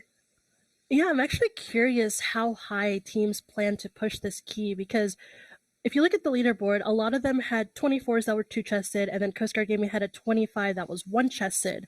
But as we've been seeing before we came on, a lot of the teams are in different dungeons. So are they already going to stop there, or are they maybe going to clean up their routes and then go back in afterwards? It is a very scary dungeon to be in. Yeah, I feel like they're like looking at the keys that have been done, they're probably just going to try and push up the other keys a little bit more since they have had so much playtime in them already. Like just clean them up a bit, make sure that they get higher. It would be fun to see if we can get another 28 fall on the board, especially with Warrior Gamer just finishing up their 27 and having a 28 in bags. Yeah, speaking of fall, looks like we have Ukrainian WoW in a 26 fall right now. They do have 2 minutes and 40 seconds left to 2-chest it. I can't really see the percentage of the boss. I think it's 91%. So if they kill this boss before the next Earth Search phase, they might actually be able to 2-chest this 26. Oh, that would be pretty big. They do have Oh, here we go. Yeah, they're already phasing. Yeah, it's the final part. I sincerely hope that they can make it, because that would be they would have a 28 in their bags. That would be big. Yeah, so it looks like we have them on the full screen. Boss is already at 86.5%.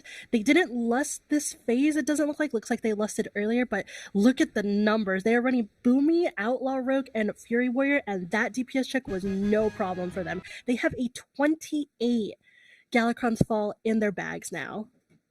Do you think they're going to send the 28, or do you think they're going to go somewhere else? I have a feeling that they might actually try one of the other keys, because they still haven't done a higher Wakers. They have a 26 in their bags. They also haven't done a higher Darker Ticket. They also have a 26 in their bags. They also have a very, very juicy 28 Blackrook Hold that they could do. So they have a lot of choices, and I don't know which one they're gonna pick. Yeah, I really liked their comp for that, though. I don't think we've been seeing a lot of Boomkins. At least yesterday, I don't really remember seeing a Boomkin in any of the dungeons, because I was talking with Driss the other day, who I was co-casting with, and we were talking about how there's certain classes that unfortunately do not shine with their DPS until way later keys. So that can be classes like, obviously I'm going to be biased with my answer, Feral Druid. A lot of our ramp up damage isn't apparent until we do higher keys, when mobs actually live longer and we're doing bigger pulls. And then same thing with Boomy or like Shadow Praise, like a lot of their damage doesn't actually shine until you start getting to these 26s and 27s. So I really like how Ukrainian WoW brought out this Boomy. Yeah, for sure. And we can also see Coast Guard with the triple paladin, like Prot and Holy and Red, and then also popping the Demo look and the Devastation Evoker. Like that combination is. I've not seen this color combination in a very long time, and I'm very excited to see this. And they are actually doing big damage as well.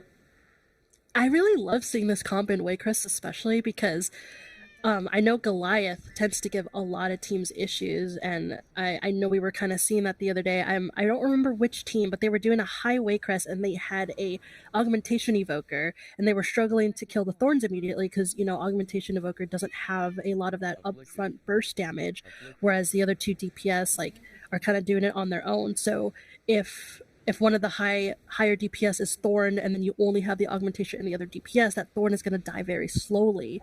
So the thing I like about with the triple Paladin comp is you have 3 bops, and Blessing of Protection can take you out of those Thorns. So hopefully if the targets are alternating, you can determine like, okay, we bought this person and that person, but as I say that, we're not even on the boss, they're wiping the trash. This is a very scary pull. It looks like a lot of the casts went off and they maybe weren't really kicked or interrupted there. That is what it looks like, and they also seem to have quite high bursting stacks there. So the Warlock was just ticking down and eventually just started to drop there. We do see that they're trying to go back, hopefully recovering this pool. Yeah, looks like there is some afflicted spawning as well. So every comp has their strengths and weaknesses, obviously. And despite this comp having a lot of damage, I think this comp in particular is definitely going to struggle with stops, because in terms of the stops that they have, Warlock really only has Shadow Fury, but then they have a long 24-second interrupt, I believe, with Felguard. I'm not 100% familiar with the demo Warlocks, but then you have the Rep Pally with Hodge, and then the only AoE stop that these Pallies have is what is it called? Blinding Light, and it's a 2-minute CD. So this comp unfortunately does not have that many stops. I'm not sure if they're relying on the Devastation to help with a lot of it, because you do have Tail Swipe, you have the knockback, you have the Deep Breath Stun if they're running it. So that's unfortunately one thing that this comp will struggle with, is a lot of AoE stops, because they have a long cooldown. So hopefully they can, you know, maybe do smaller pulls and just making sure they're getting those really important interrupts. And again, maybe that's why they have the prop pelly to help with that. So, but yeah, these pulls are very scary, especially in the courtyard, if you're letting all those thorn casts go off and you're not putting any stops into them. Yeah, definitely. And we can also see Warrior Jimar on the same dungeon, also in Waycrest, and they're on Goliath right now, but they do not have a single pally. I am curious to see how they're gonna handle the Thorns with a Shadow Priest, a Hunter, and a Fire Mage? Yes, a Fire Mage. Yes. I mean, I suppose you could pre Ice Block or something, if I'm not mistaken. Yeah, so what most mages tend to do is they tend to run the blink talent in this dungeon.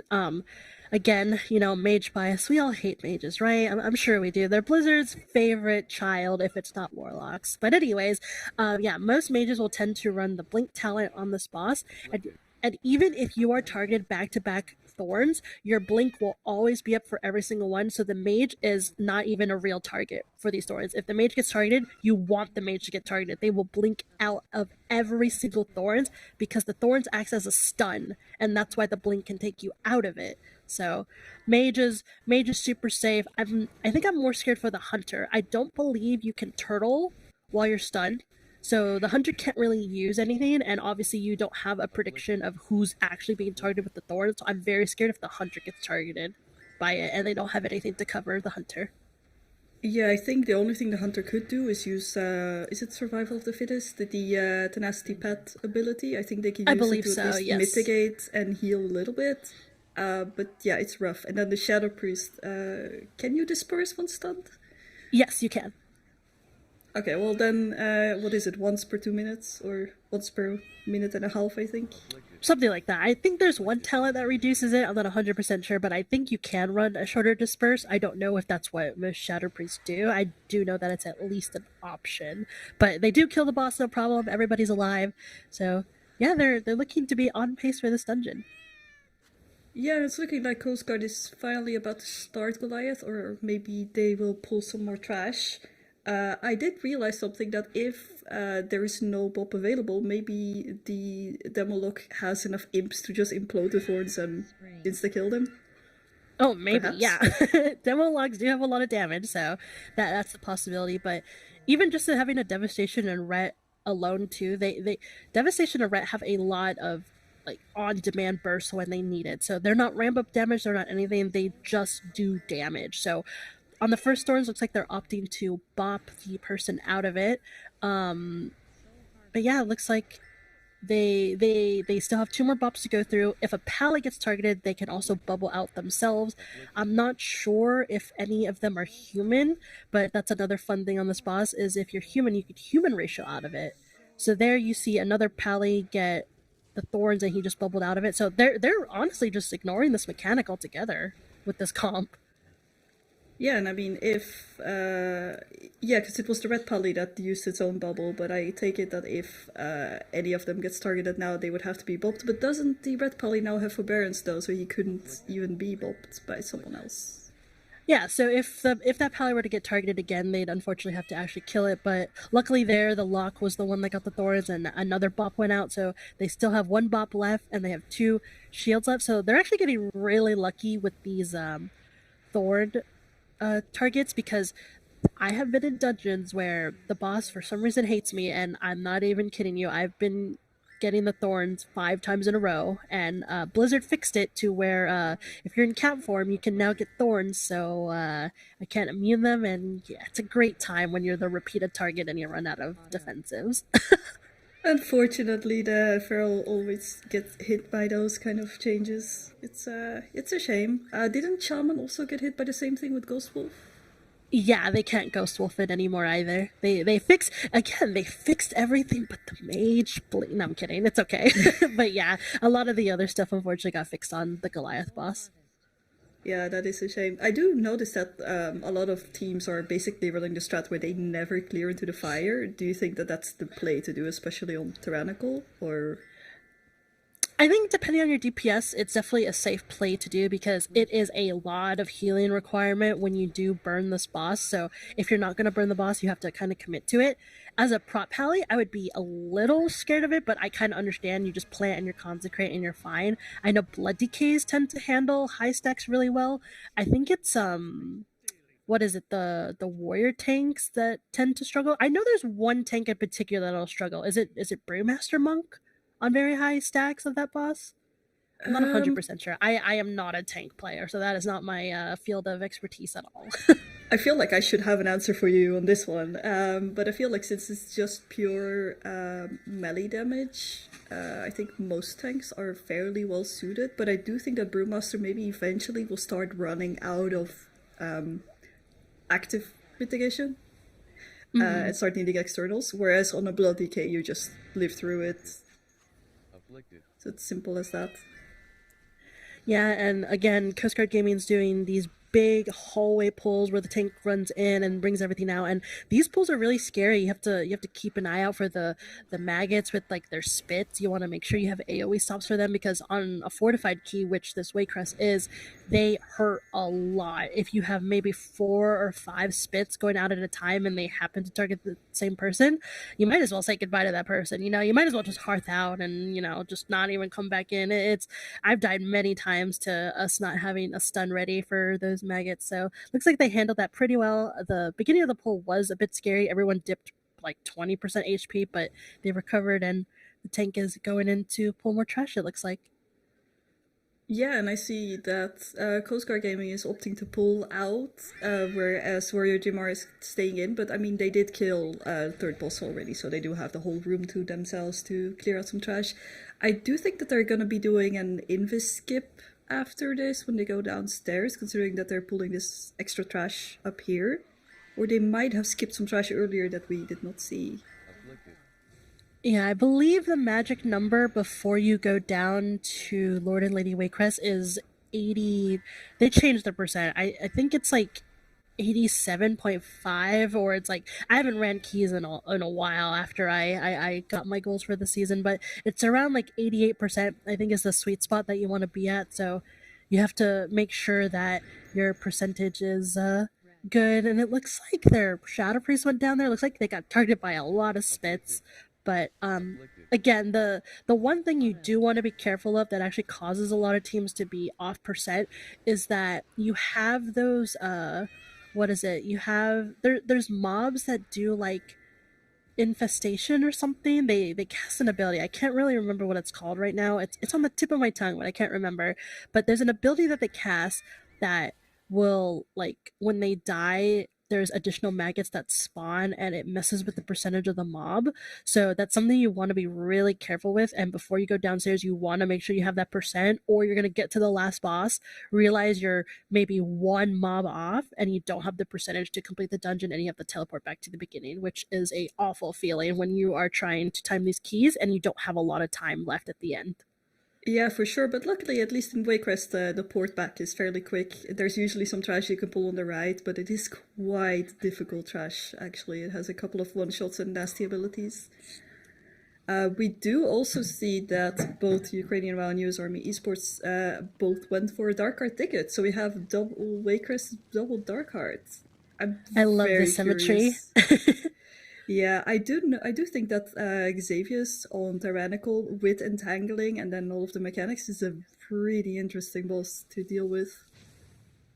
Oh yeah, especially when you're stacked with Nightmare Bolts, that you want to make sure if the person's moving out and entangling, you're moving with them if they're not using an ability to get out of it. But with Ukrainian WoW, at least, it looks like their Monk has Tiger Slust, their Druid can shapeshift, their Warrior and Rogue look like they're going to be the two that will struggle, but maybe the Monk will be nice and donate their Tiger Celeste to one of the melee DPS so they can have good uptime on the boss. Because I know for Rogue, at least, it'll be really easy. You just run out and kind of shadow step back, so that's definitely really helpful. So maybe the Warrior will get it.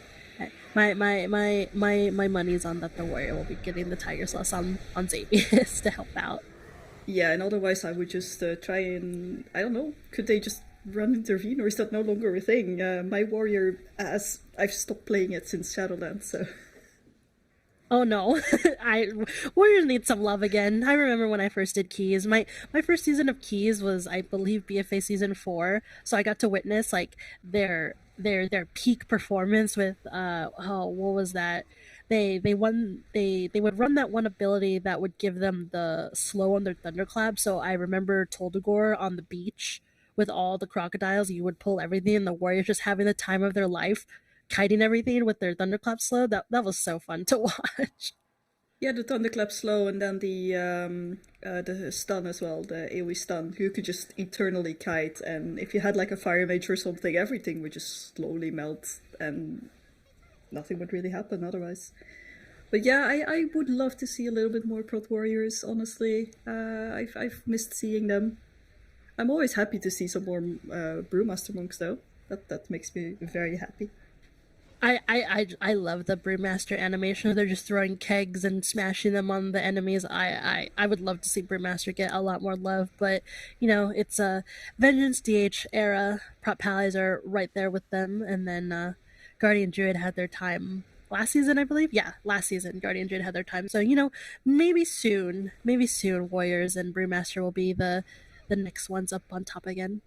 Yeah, because we are definitely going to see some different tier sets coming back in Season 4. So I think Guardian Druid is actually getting the tier set that made them so strong. So we shall see. Oh, that's true. I actually need to look to see which tier sets were voted for. I think the Feral one that was voted for was the was a raid one, so I'm not too happy about that, but it is what it is. I'm a key person. I used to PvP, but now all I do is keys. I can't even raid. I just get my AOTC and call it a day. So every other time I'm just in a key doing something. But we'll see what happens. If worst comes to worst, I got my legendary on my Rep Pally, and supposedly we can upgrade them next season. So I'll just do that. If worst comes to worst, Rep Pally is a safe choice, surely. So there's that. I'm working on re-rolling to Og myself, so it's also another legendary farming that I have to do and hopefully upgrade it. Oh no, you gotta go kill Sarkarev. Yeah, weekly kills. They are a lot of fun. But yeah, I do think that both of these teams are now, the Ukrainian WoW is already on the first boss, and they've gotten them down to about 30%, and then US Army is about to start their boss. They are both on the 26 as well, so this is kind of like a good comparison.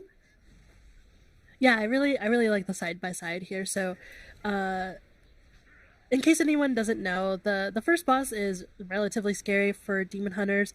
I know sometimes mistakes can be made that I've seen a few times. So if you're a demon hunter tank and you tank this boss, after the boss knocks you back to do the roar and then charge at you, don't fell blade back to the boss. I've had a tank friend do that before, and it spun the boss 180 and absolutely murdered all their melee DPS, and we were very sad. So, fell blade is a very scary ability to use on this boss if you're not like paying attention. That, oh wait, maybe I shouldn't use it here. So, I've definitely had my fair share of deaths on this boss's melee. Yeah, I've also been in a similar boat where I tried playing the VDH and just leapt away, and then I leapt too early, so he just charged through everyone, which was not a good call. Or on the Blood DK using Death's Advance, not getting knocked back, not realizing that he is about to charge into you, and just proccing Purg, which is sad times. So it looks like Ukrainian WoW got through that boss relatively well. Taking a look at US Army, they are still on the boss. They have really good management with the little nightmare pools that are on the ground. They have lots of space. Looks like their mage is the one that's baiting, which is typically a good idea. They have a lot of defensives to deal with it. They have Alter Time, they have Mass Barrier, they got Mirror Images. You have so much defensives as a mage that usually that is the good bait target, and they're doing a very good job of this. The tank's doing really well with managing the charges as well, making sure it's pointed away from the team and trying to sidestep it when they can. But yeah, they're doing this boss pretty well. Yeah, I'm just hoping that the Fire Mage is going to be able to stay out there. I do see a couple of interesting lines starting to form with those ads for US Army, but the boss is already at 35-ish%, if I'm not mistaken. We see a cocoon go out. I suppose it wasn't needed at this point. The boss is about to leap him, so that's perfect timing with the cocoon. Yep, and then they're getting another set of nightmare stuff again. There's another leap that went out. I'm not sure which defensive was used on that one, but mage is very healthy. It's already top, dot's already gone, and they're just gonna kill this boss with no problem. Yeah, you're saying that you've been running keys. I think I vaguely remember that you were playing a Mistweaver. So I was a mystery. So my key history was I started in BFA season 4 as a mystery weaver because the whole reason that got me into it was I remember the ability now. It was the conflict and strife ability that you would put into like your neck, and it gave you a PvP talent. And for mystery weavers, it gave us Wave the Crane. So this was before we had an actual fist weaving build, and that's what got me into keys because it was a really fun build to run, and it wasn't something I could always run in PvP because it was just too mana intensive. And so I was like, okay, let's try this. And then I found out that I liked doing keys. And then Shadowlands, I didn't do that much. I kind of just got my KSMs because I wanted the mounts. They were really pretty. And then Dragonflight, slowly over time, I was like, maybe I should actually start pushing. And then you had the whole Eve Ascension tournament that I was invited to. And I was like, okay, you know what? High keys are actually fun. And then this season was the first season I actually pushed. And I did it to 3,500 as a feral druid, which was a lot of fun. So I'm looking forward to what other seasons are going to feel like, and we'll see if I stick to the feral druid. I love it a lot, but I know it's not a spec that's easily invited because you get invited and you get hit with the boomy question mark, and you're like, no, and then you get kicked, and it's not fun. That's such a shame. I think I've had a lot of great experiences with feral druids. Honestly, so maybe it's a EU-US thing again. I don't know. I'm always okay with whatever joins. You gotta take what you could get sometimes. Yes, and I also am always up for giving everyone a shot. Doesn't matter what spec you play, honestly. And I honestly don't blame them because it's like how we were talking about earlier that there's just certain classes that don't do well to higher keys, and unfortunately feral druids, which there are a lot in like the 2k range, they don't show their full damage potential in those keys, that when you do get invited to a group and you do complete the key and they look at your damage overall and you're either number one or you kept up with the other two DPS, and they're like, wait, feral actually does good damage, and it's like, yeah, we just need the mobs to live long enough. Yeah, for sure. I mean, so currently we see the bottom two teams on Ukrainian WoW and US Army both still trucking through Dark Art tickets. Ukrainian WoW now just starting Oakheart, which is also a very interesting boss. From a tank perspective, you just gotta live and figure out your defenses there. But I don't really know how Vengeance Demon Hunter handles it, honestly, other than maybe a cheat death trinket and cheat death talent. So usually what they do is what the Siege is about to do. They're going to leap away as soon as the breath's being cast, and they just outrange the breath every time. So all they need to do is be really careful, make sure they have room behind them to jump, and make sure they don't, they jump in the direction that the boss is already facing, because the last thing you want to do is you want to jump away to avoid the mechanic, but accidentally spin it onto your team. But that's how Demon Hunters deal with that mechanic. So aside from the stomp and them just avoiding the breath, that's pretty much all they have to do aside from picking up these ads. So I think Demon Hunters are mostly chilling on this boss. I know that, see, every time they're just gonna jump away every time that breath's being cast, and then they just come back to the boss. Well, it's almost the last week of the season, and I'm still learning things. This is awesome. I honestly don't know how prop pallies do it, because I know the whole thing is a playing around their consecration. I honestly don't understand how this fight works for prop pallies. Again, I don't tank. I don't really understand their toolkit that much. I just heal them if I'm healing, but yep, no idea how pallies deal with this. Don't know how warriors would deal with this either. Aside from your shield block and your shield wall, you have to probably use something every single breath. So, but yeah, Demon Hunters get to cheese it with their jump, so there's that. I reckon Warrior has a spell reflect up for each of those breaths, so at least that's a reduction there. But I can see them needing a lot more externals, whereas Prot Poly has plenty of defensives. If you run the talent where your healing of Word of Glory heals even more when you're low health, you're pretty much good to go. I forgot they have that ability. Yep.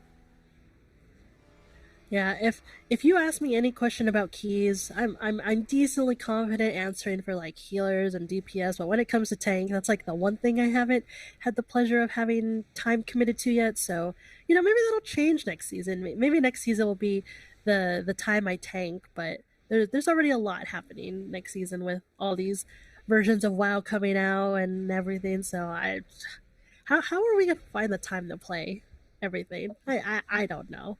I don't think anyone has the answer to that.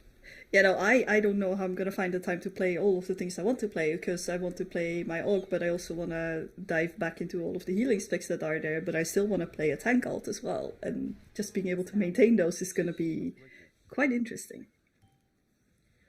So I know we've been talking a lot about the Dark Heart group, so let's take a look at the Waycrest groups. Looks like we are going full screen on Warrior Gamer. So it looks like they are clearing up the last room, ready to go to Gorok Tool, which is the last boss. They're just dealing with the Soul Charmer. And for those of you in chat that don't know how the Soul Charmer works, periodically they'll put down those candles that you want to move out of because they have a damage reduction on the witch. And you also want to interrupt the bolts and the volleys because they hurt a lot. So you just want to make sure someone has a kick available for when those candles go down so you can move them immediately. And then now they're going to go down this hallway, grabbing all these little mobs. A lot of teams, especially this team right here, they only have 3 minutes and 35 seconds left, so they are going to pull the trash onto the boss, and they're going to lust immediately. The tank got really low there, so they had to unfortunately commit Cocoon right there, but here they are. All the horrors are stacked onto the boss. They're AoE and everything down. There's 2 afflicteds out. Looks like they got taken care of immediately. Love groups that pay attention to the affix that is not just a healer affix. But they are killing these horrors. Looks like they are starting to get some of the spawns that happened during the boss with the Dread Essence. Looks like everyone was alive for that one. Hunter Mage dipping a little bit low. Hunter's taking a lot of damage. Looks like one of the channels from the slavers was going off, but it looks like they got it. Hunter's nice and healthy again. And yep, all the trash is dead. 2 new afflicteds that they need to take care of. They have 2 minutes and 45 seconds left with 45% on the boss. Looks like this will be a run for them, Marley. Yeah, I think they will do this for sure. I would also like to note that they've again hit the 28 deaths that they did in that previous run in the fall, if I'm not mistaken, that they did before we started casting. But looking at this, they are handling the ads really well. It seems that the Deadlands was just got stopped by a nice little ring from our Mistweaver Monk. Like this fight can definitely get out of hand if you don't handle the ads correctly with the flames and burning them, or like stopping the death lenses and interrupting the boss. Like it can escalate real well. Oh yeah, for sure. Especially if your team is accidentally overlapping CCs and you're running out of CCs for future ads. But looks like they are communicating really well. I'm not seeing too many overlaps on the CC, and the boss is going down 6%, 5%. One death lens was about to go off, but they did do a Chaos Nova, so now they just need to kill the boss. One last interrupt, and maybe a Dread Essence. Dread Essence goes off, but they are they? No, they timed it. Okay, I thought they were short percentage. I was being baited by the DH hopping up there, but yeah, they timed their 26 weight crest, and now they have a 27 in their bags. Ooh, this Ooh, is looks big. like Coast Guard Gaming is really close on their 25 as well. Yeah, they seem to be on the wow, my brain is currently kind of off. But yeah, they are on Gorgtul. They do seem to either mispercent, or is it the last mob that the leaper is there that they need Looks to like kill? they are missing percent. So again, this is that really common thing that if you let those infested casts go off upstairs, that you're probably going to be short a percentage or two, and they are very short percentage. So after they kill this boss, they are going to have to port to the beginning of the dungeon and unfortunately go pull a mob, which will take a little time, but the boss is at 25% and they have more than enough time to go tag some mobs in the beginning and just kill them for a quick 0.33%. Yeah, I don't know if they skipped any of the ghosts at the start, or if they maybe left some of the trash up on the right side, which is usually being skipped because it is quite difficult trash. So they should easily be able to get that like last little mini percentage. I think one ghost would be enough, if I'm not mistaken. Yeah, I think so too. One ghost, and you saw two afflicted there that they handled very well. It looks like their ads are getting a little out of hand, but the boss is at 7%, so they're just going to go ahead and kill it. They got the last couple stuns in to stop those death lenses from being casted. 1%, boss is dead. Now they just need to run to the beginning, and they need to go kill a quick mob, which hopefully, like you said, is probably just one of the ghosts if they didn't kill them in the beginning. Let's see. There we go. Yep. So they're just going to pull these two, and they're going to time this 25 weight crest. Yeah, it's great to see that. And it will be a +1, so they will have a 26 weight crest to possibly work on next. I do actually think that they have a couple of other keys to run as well. Because the weight crest was their lowest key that they had, but they might be going for a dark card ticket because they have a 26 in bags. Yeah, Dark Heart is really scary though. So like how we were saying, we'll see where these teams want to draw the line, where they're gonna decide to stop going into Dark Heart. But we do have the two teams in there right now in their 26s. So maybe these other teams will see that and be like, maybe we need to get our 26s on the board, because if US Army and Warrior Gamer both if Ukrainian WoW and US Army both time their 26 Dark Heart, that is going to put pressure on these other teams and make them think, maybe we do need to go back in there and we have to get those keys on the board now. Yeah, it does look like Warrior Gamer is about to just continue on in Waycrest and go to a 27. I reckon they're maybe just holding off on the Dark Heart ticket for a little bit, trying to finesse out these previous keys. Trying to catch up to US Army Esports, who's currently in the lead.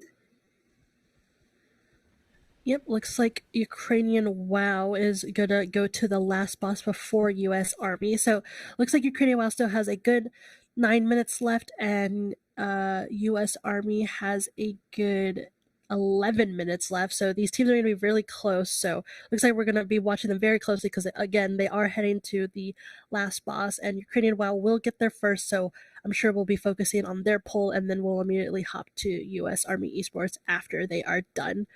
They are at 88.28%, so I'm not sure how much trash they're going to skip. Not sure where their Mistweaver's at right now. Is their Mistweaver stuck, or maybe DC'd? They could be stuck in combat, actually, because I've seen that happen up there. You can occasionally like pull something that doesn't actually exist, and then you stay in combat, and then you wouldn't be able to join in the Shroud or Invispots or anything like that.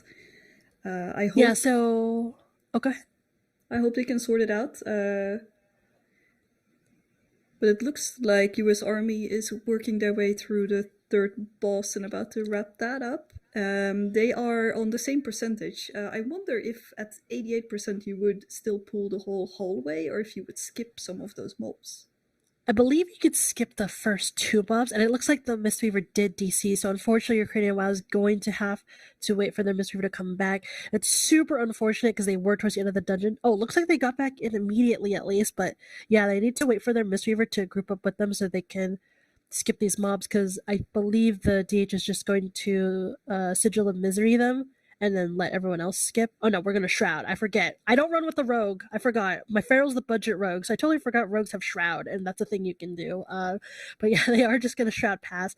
And if you look at this, because the Mistweaver was DC'd, Ukrainian WoW and US Army are kind of neck and neck on their pulls now. Like, even though the timers are different, they look like they're at the same point of the dungeon at the same time, and it's kind of cool to watch. Oh, it definitely is cool. I do hope that they can finish kind of in the same amount of time. It's looking very, very close. It looks like US Army has a little bit more deaths, but not that much. I do think that we finally have a different key to look at as well in Coast Guard Gaming. They are about to...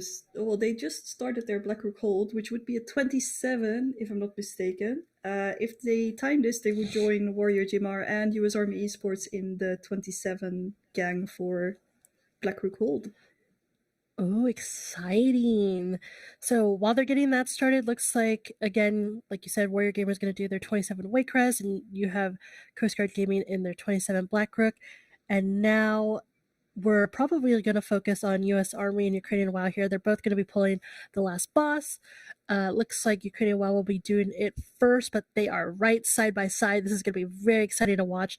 And again, Xavius on Tyrannical, very scary boss. You have to use a defensive if you are targeted with Nightmare Bolt, because it does a lot of damage. So it looks like the Mistweaver got it there, which is obviously like a really good target. I love when the Mistweaver targeted with Nightmare Bolt. They have a lot of defenses to deal with it, and worst comes to worst, they can always expel harm, tops them right back up. So they are managing that very well right now. US Army also pulling the boss, and yeah, we got two teams neck and neck on this boss right now. Yeah, I did see earlier that someone pinged very close to, next to, is that Scenarios that's there, or Malfurion? I think I've seen some people just tank the boss kind of close to the edge there. Is there some reason for this, or? Yeah, so there's usually a safe spot that the tanks can park the boss in, and by safe spot I mean when you do the second phase and you have all those bolts and swirlies on the ground, they don't spawn in like that corner as much. So Xavius will maybe get like 1 to 2 stacks, but won't get a lot. And the reason is because when you're trying to kite him around, those swirlies have like a bigger hitbox than they seem to have. So even if it looks like Xavius is out of it, sometimes he'll still gain a stack, or just he's doing back-to-back casts and refuses to move. So that's why tanks tend to park him in the corner. So not sure if we're going to see any of the teams doing that, because the boss does phase at 50%. They're already at 62, and they're kind of just tanking in the middle. So I don't think US Army is going to be parking Xavius in the corner. They're just going to handle it normally with him in the middle. But yeah. Ooh, Mage is dipping kind of low. Kind of cauterized proc because of that, but we should be phasing the boss here very soon. 5% more. Feed the Weak was on the Rep Pally. Rep Pally is kind of chilling on the HP. Paranoia on the Monk. It's kind of unfortunate when the Monk is the one that gets Paranoia, because, you know, they got a Fist Wave to heal, but as long as the melee are completely stacked on the tank and they're on opposite sides of the boss, usually the Monk still does have enough room to Fist Weave. Looks like the Mage tried to outrange the bolts, but didn't do so properly.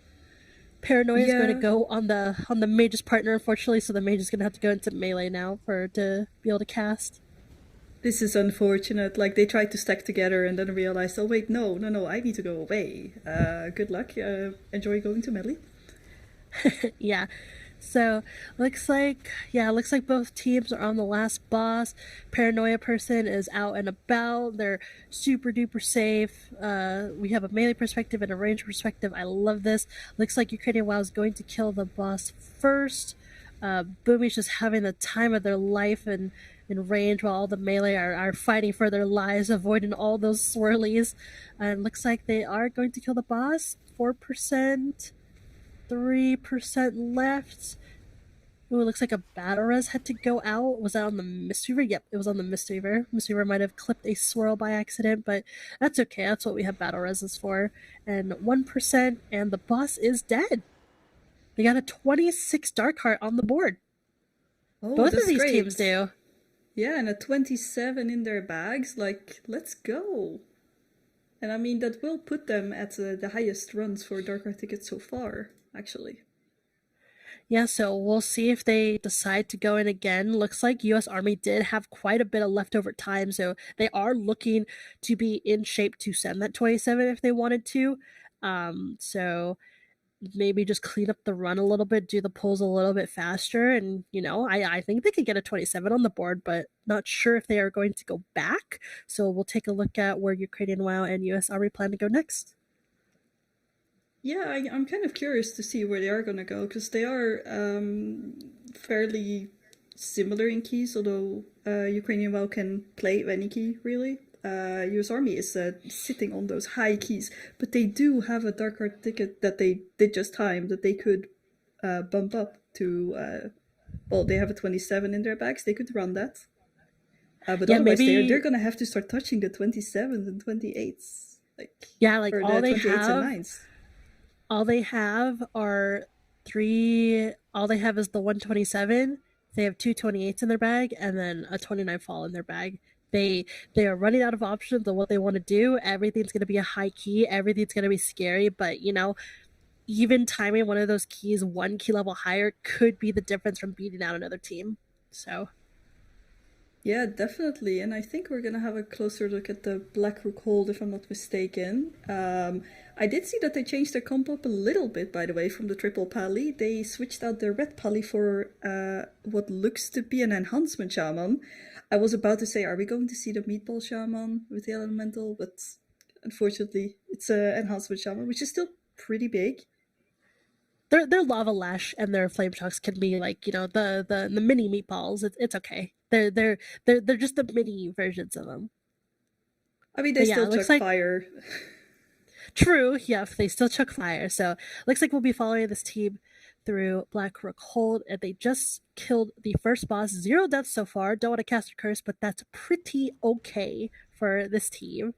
But yeah, looks like they're going to go to the next room. So this next room, I am not a fan of. There is a lot of stops that you need. You need to stop the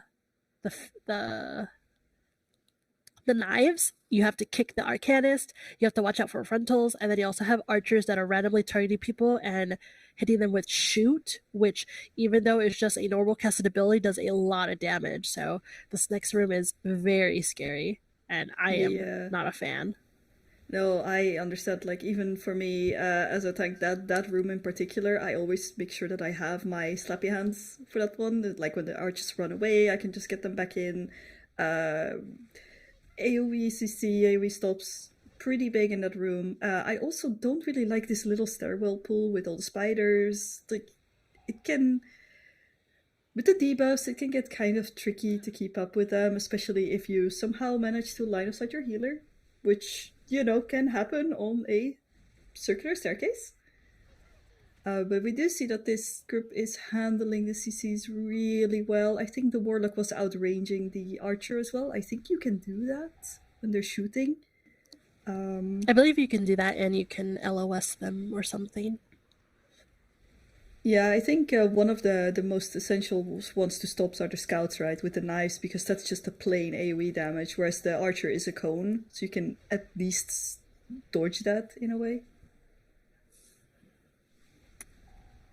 I want to give a quick shout out to a follower we just got, Crazed Maybe. Thank you for the follow and welcome to the stream. We are following Coast Guard Gaming through their 27 Black Rook hold right now. And for any of our viewers who are unfamiliar with Coast Guard Gaming, they are a military esports community with a passion for camaraderie, I can't say words. Oh my goodness. Personal growth and inclusivity. They are composed of active duty, reservists, and veterans with over 1,000 active members, and they harness the power of gaming to build lasting connections and promote the well-being of Coast Guard personnel. They did place first place in the 2023 Spring Clash, and they are the runner-up in the 2023 Winter Invitational. So here they are competing in the 2024 Clash which is a Clash of Champions. So shout out to Coast Guard, and again, we are following them through their 27 Blackrook. So thank you for that follow, and welcome to the stream. Welcome. We do see them almost not managing to stop the knife dance, and then I think they managed to kill the mob instead. So that's the way to stop it as well, of course. I do think that we will be going to ads soon. So in that case, just stick around for a little bit if the ads are playing. If you decide to subscribe, then you wouldn't see any of these ads, and you can follow our lovely stream while those are going on. Yep, so there will be a 90-second ad break for those that are not subbed to the channel. And again, feel free to sub. You can bypass those ads and stick to the action 24/7. And for those that are still with us, again, this room is very scary. You have knife dances going off. So taking a look at their comp, again, they'll have 2 blinding lights as AoE stops. They'll have a tail swipe, a knockback. Shaman has Capacitator Totem, which is very nice. And they also have Thunderstorm. Typically in this case, most shamans tend to run the talent that changes their Thunderstorm from a knockback to a knock up. That way the ads are still grouped for AoE, for follow-up AoE CC and stuff like that. So this team has a lot of stops for this dungeon, which is very good. And they also do have quite a bit of bursts. And I know that Enhanced Shaman can basically have a go, I think, every 30 seconds, if I'm not mistaken. Yeah, they basically just cycle through their cooldowns. They're almost constantly in something. I did see that the shaman indeed has the knock-up version of the talent, because he knocked up both of the archers, so they stayed in place, which was very helpful. We did see the warlock almost dying there, but then of course you use your personal gate and you're perfectly fine, because you can line of sight the mobs. Now they're just handling the final big named mob that is basically like one of the mobs you see before that does a frontal. Just heading up the stairs now. This trash, I've always wondered what the point was of this trash. It's just kind of annoying with the archers just popping all over the place. It's a very scary pull, that's what it is. Yeah, because you have the one mob that does the frontal, and then you have the 2 archers that jump all over the place. No, he walked into the frontal. No. Oh no. Well, he did survive though. I mean, I guess an ending resolve did save him there, so that's a good call.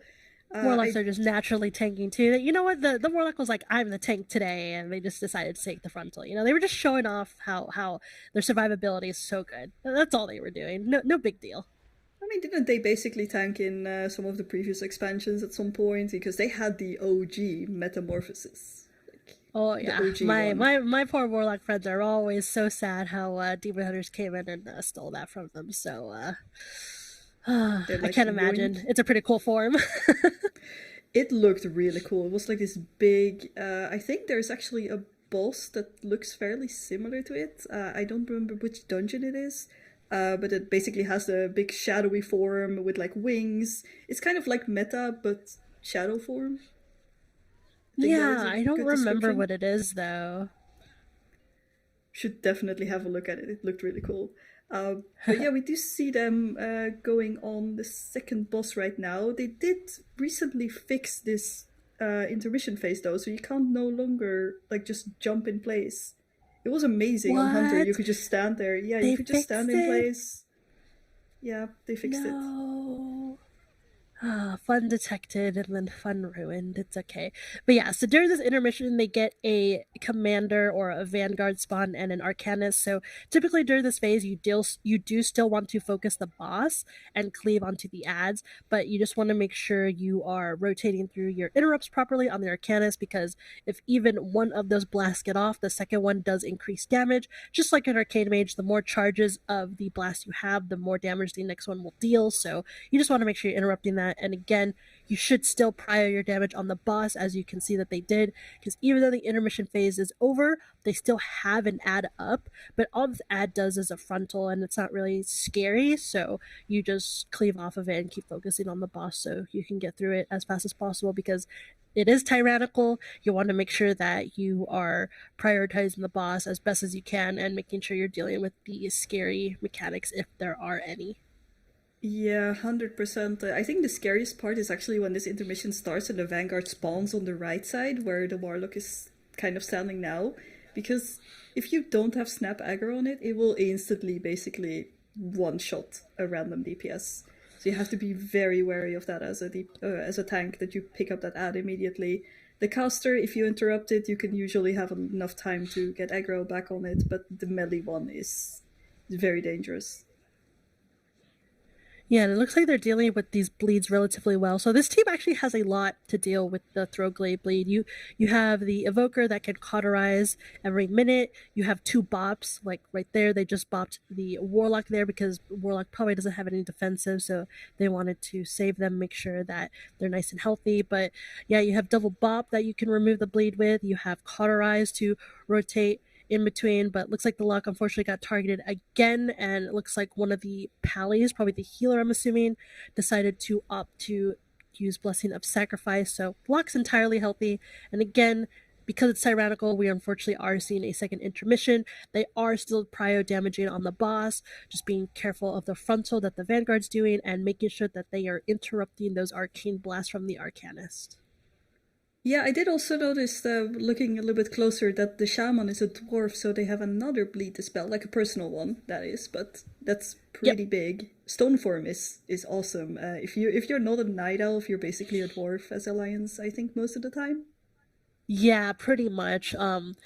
Dwarf is very superior with the stone form because it could basically remove anything, which I know in season 2 was a bigger deal. There haven't been too many bleeds this season, at least. There's a couple, but not nearly as many as there were last season. So I know my paladin used to be dwarf. I can't stand being a short race, unfortunately. I'm short in real life. I don't want to be short in game too. So I opted to go back human on my pally, which I do love, like on how Waycrest, how we were talking about that you can human ratio out of the thorns. So I kind of like that. But yeah, definitely dwarf is the go-to if you are not night elf. Those are the 2 most popular races. Yeah, for sure. They managed to get the second boss down. Now there's the fun dodge the balls kind of sequence. We see the Warlock getting hit. Yeah, that's me. That's okay. That's me. I do that too. Don't feel bad. I do that too. Oh man, this happens to everyone at least once. And if it hasn't happened to you yet, just go into Blackrook Hold, get hit by one of them, and then you're in the same boat as all of us who has gotten hit at least once. I tend to kind of, for the second half of the stairs, I tend to always tell one of my DPS to go up early so that me as a tank, I can just run up and chill. Instead of I'll be honest, I am the type dodging. of person that waits for the rest of my team to go up and then I'll go up because I don't trust my ping and I'm gonna get hit by a ball even though it's probably not even on my screen. So I usually let my team go up first. I'm guessing that in the little maze sequence, or not maze sequence, the run sequence in Rise or Fall, it's the end of the season. I still confuse them. The one where you have to dodge the balls and the frontals and things. Are you also one of the people that tends to wait until the portal opens? That one I go in because I don't trust other people to do that one. That one I'll actually do. Yeah, I usually try once, and then I either succeed or I fail horribly, and then I tend to just wait if I fail. But yeah, this hallway also, I do know that if you have a lot of AoE stops, this hallway is actually fairly easy, but if you don't, this can get out of hand real quick as well when these little Wormtongue, as they give themselves a buff. Oh no! Oh wow, the Shaman just got insta-gipped, I think, by one of the buffs that I was trying to describe. So they can get like spinny this one. Spinny buff, they can get big, where they basically do more damage, but they're kind of killing themselves. They can do a fire breath, and I think there's another one, but usually you use AoE stops to kind of prevent those buffs from happening, because especially when you get the spinny one, that just ruins, like, it just runs through everyone. Yeah, and the hierarchy you go, a lot of these teams are starting to split this hallway pull into 2 pulls. So a lot of times, if the tanks are super confident, they'll pull this entire hallway. But we're seeing a lot of the teams opt to split it into 2 different pulls, which I don't blame them one bit. This pull is very scary to group up. So if you're not really, if you don't have a lot of defensive prepared as a tank, and I think the evoker took a spinny boy to the face, but yeah, so depending on your number of stops, depending on how comfortable your tank is, there's definitely some people that will divide this gigantic pull into 2 different ones, which is smart because would you rather lose a lot of time repeatedly dying and trying to keep the trash pull alive, or would you rather lose a little bit of time uh, taking the extra time to do 2 different pulls and AoEing them down? Like, it's pretty much your call, and most teams are opting to take the let's do 2 different pulls. It's a little safer, might be a little slower, but at least we'll more than likely live through both of those pulls. Yeah, I did notice that Coast Guard Gaming has, or at least the Warlock has this nice little, I think it's a weak aura on the right side that kind of designates the AoE stops. I remember seeing this in some other tournaments and then going like, this is really cool. I never picked it up, but I think that is a great way to kind of coordinate different AoE CCs, especially when you have a group that has this many of them all on different CDs, and we see the tank getting hit by one of the rocks. I do think that he can just be AoE rust from up the stairs because you don't necessarily get into combat with the 2 little ones. It looks like we're also trying to Warlock Gate skip the first Dominator. I've never seen that. I don't know how this gateway works. I remember seeing it on MDI, but I don't understand where you're supposed to put your portal. I also never run with the lock, so I think he did it. They did it. Let's go. This is so they cool. Skip one.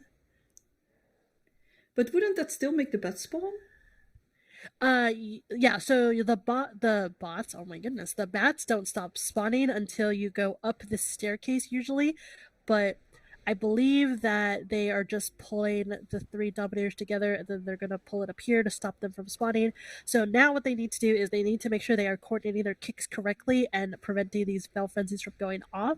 It looks like one went off, but they are able to kick that other one. So the nice thing about this comp is the Shaman should be able to solo one because they have the best kick in the game. It's only 12 seconds long. So the Shaman should be able to solo one of these Dominators, and then the other DPS can split themselves amongst the other 2 that are not designated to the Shaman to put interrupts in. So that's probably why they do this triple pull. They have the comp to do it. They also have a prop heli to, have an extra backup kick with Avenger Shield procs or Rebuke or whatever. Like, they can kick so often. So this is a very good pull for this team to do, and I'm glad that they're capitalizing on that because not every comp can do this pull this safely.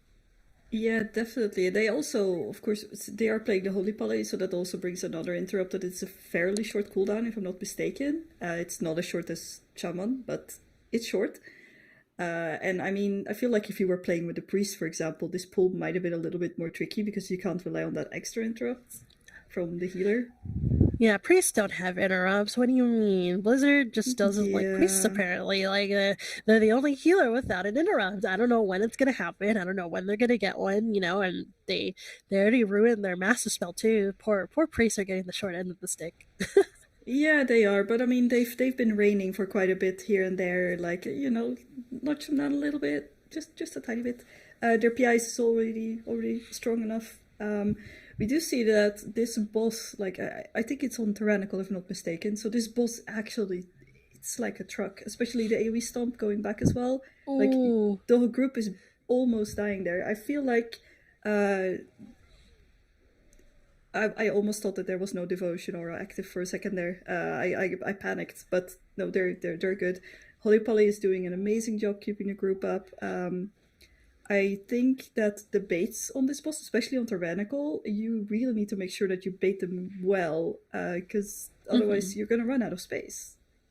Yeah, it looks like they're doing a pretty good job, and I'm glad they fixed it. I know at the beginning of the season you couldn't see the line, so you couldn't see where the fell spit was coming from, but obviously now you can see it. There's always a green line tethered to whoever's targeted, and you just want to make sure you're putting it against the wall as close as possible.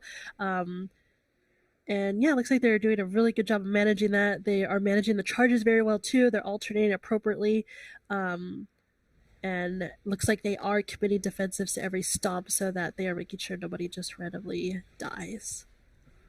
Yeah, I think that's a good call. I mean, with this comp as well, they have the tiny little extra bonus, that is a health stone from the Warlock, which is actually very handy, combined with some health pots, like if you can just relieve the healer a little bit. And I feel like they are communicating really well and seeing who does what on each of these stomps. We can see the Evoker also using its Renewing Blaze to heal back up over a few seconds from the damage taken, which is really great. I do wonder, like, at least this time I can see all the beams, but there have been cases where the beams, like the little laser pointer, it still kind of goes transparent. So you can't really see it that well. I think it's probably a bug. But they seem to not have that, and I hope I'm not caster cursing them by saying that. Yeah, it looks like all the lines are pretty visible, which is good. And it looks like on that last stomp, the Evoker opted to Zephyr. Not sure what they're planning to use on the next stomp. Maybe Devotion Aura from the Pally. Ooh, the Pally took a lot of damage there. You need to top yourself off before the stomp goes off. Okay, just in time. Looks like they also bopped something. The bop just went on cooldown. Not sure if they bopped. They might have bopped themselves because the stomp should be physical damage, so maybe they did that. They weren't 100% positive they were going to top off their health pool, so they just threw it out just to be safe because, you know, rule of thumb, I always tell this to people, I would rather you die with your cooldowns on actual CD than you die and I look at your frame and I see so many things up. Always rule of thumb. That's what I tend to tell people. At least press something. 100%. And if you've run through stuff, then ask for something, or just prepare your healer and be like, "Hey, I will die on the next stomp." But I do notice that the Holy Poly still has Aura Mastery available. They could use that to mitigate another stomp if they get one. Well, they got the stomp, but it seems like the Holy Poly has got it all covered. They got so the they boss still now. Yep, and they're heading to the last boss now, and it looks like they have a little over 10 minutes left to time this key, which is a fairly good amount of time, but this pull is pretty scary. We'll see if they decide to split it into two or pull the whole thing. Looks like they are opting to split it into two, so this will take a little chunk of their time away that they get on the last boss. They do have Lust available. I'm curious to see if teams are going to lust the first phase of the boss, because the higher tyrannical keys I've done, my healer has actually asked that we lust first phase instead of the Dreadlord phase, because that bleed on the tank gets so disgusting and you don't want those Shadow Bolt volleys to go off. So in phase 1, there are random Shadow Bolts that target people, but it'll never target the same person twice in a row. You just have to live that first bolt that goes on you, and you have no idea who it's going to go on, so you want to make sure you're popping defensives. And depending on what level key you're doing, sometimes that will one-shot you if you don't have any defensives up. So most healers want to get out of phase 1 super quickly, so I'm curious where Coast Guard Game is going to decide to use their lust.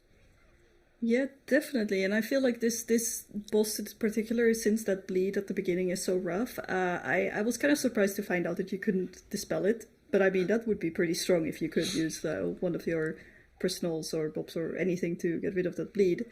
Ooh, the Evoker went down. Oh no.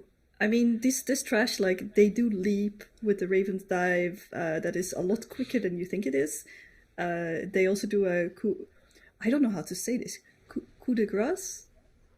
Coup de grace, I think, yeah. A coup de grace? Hi. I don't know how to say that. I think, I don't know. I would assume that's how you say it. Which I think is just like a big melee hit, so that's nothing too much to worry about. But the Raven's Dive, especially when you get 8 of them, like, you need to move out real quick. See, like that. We're clipping them now. No.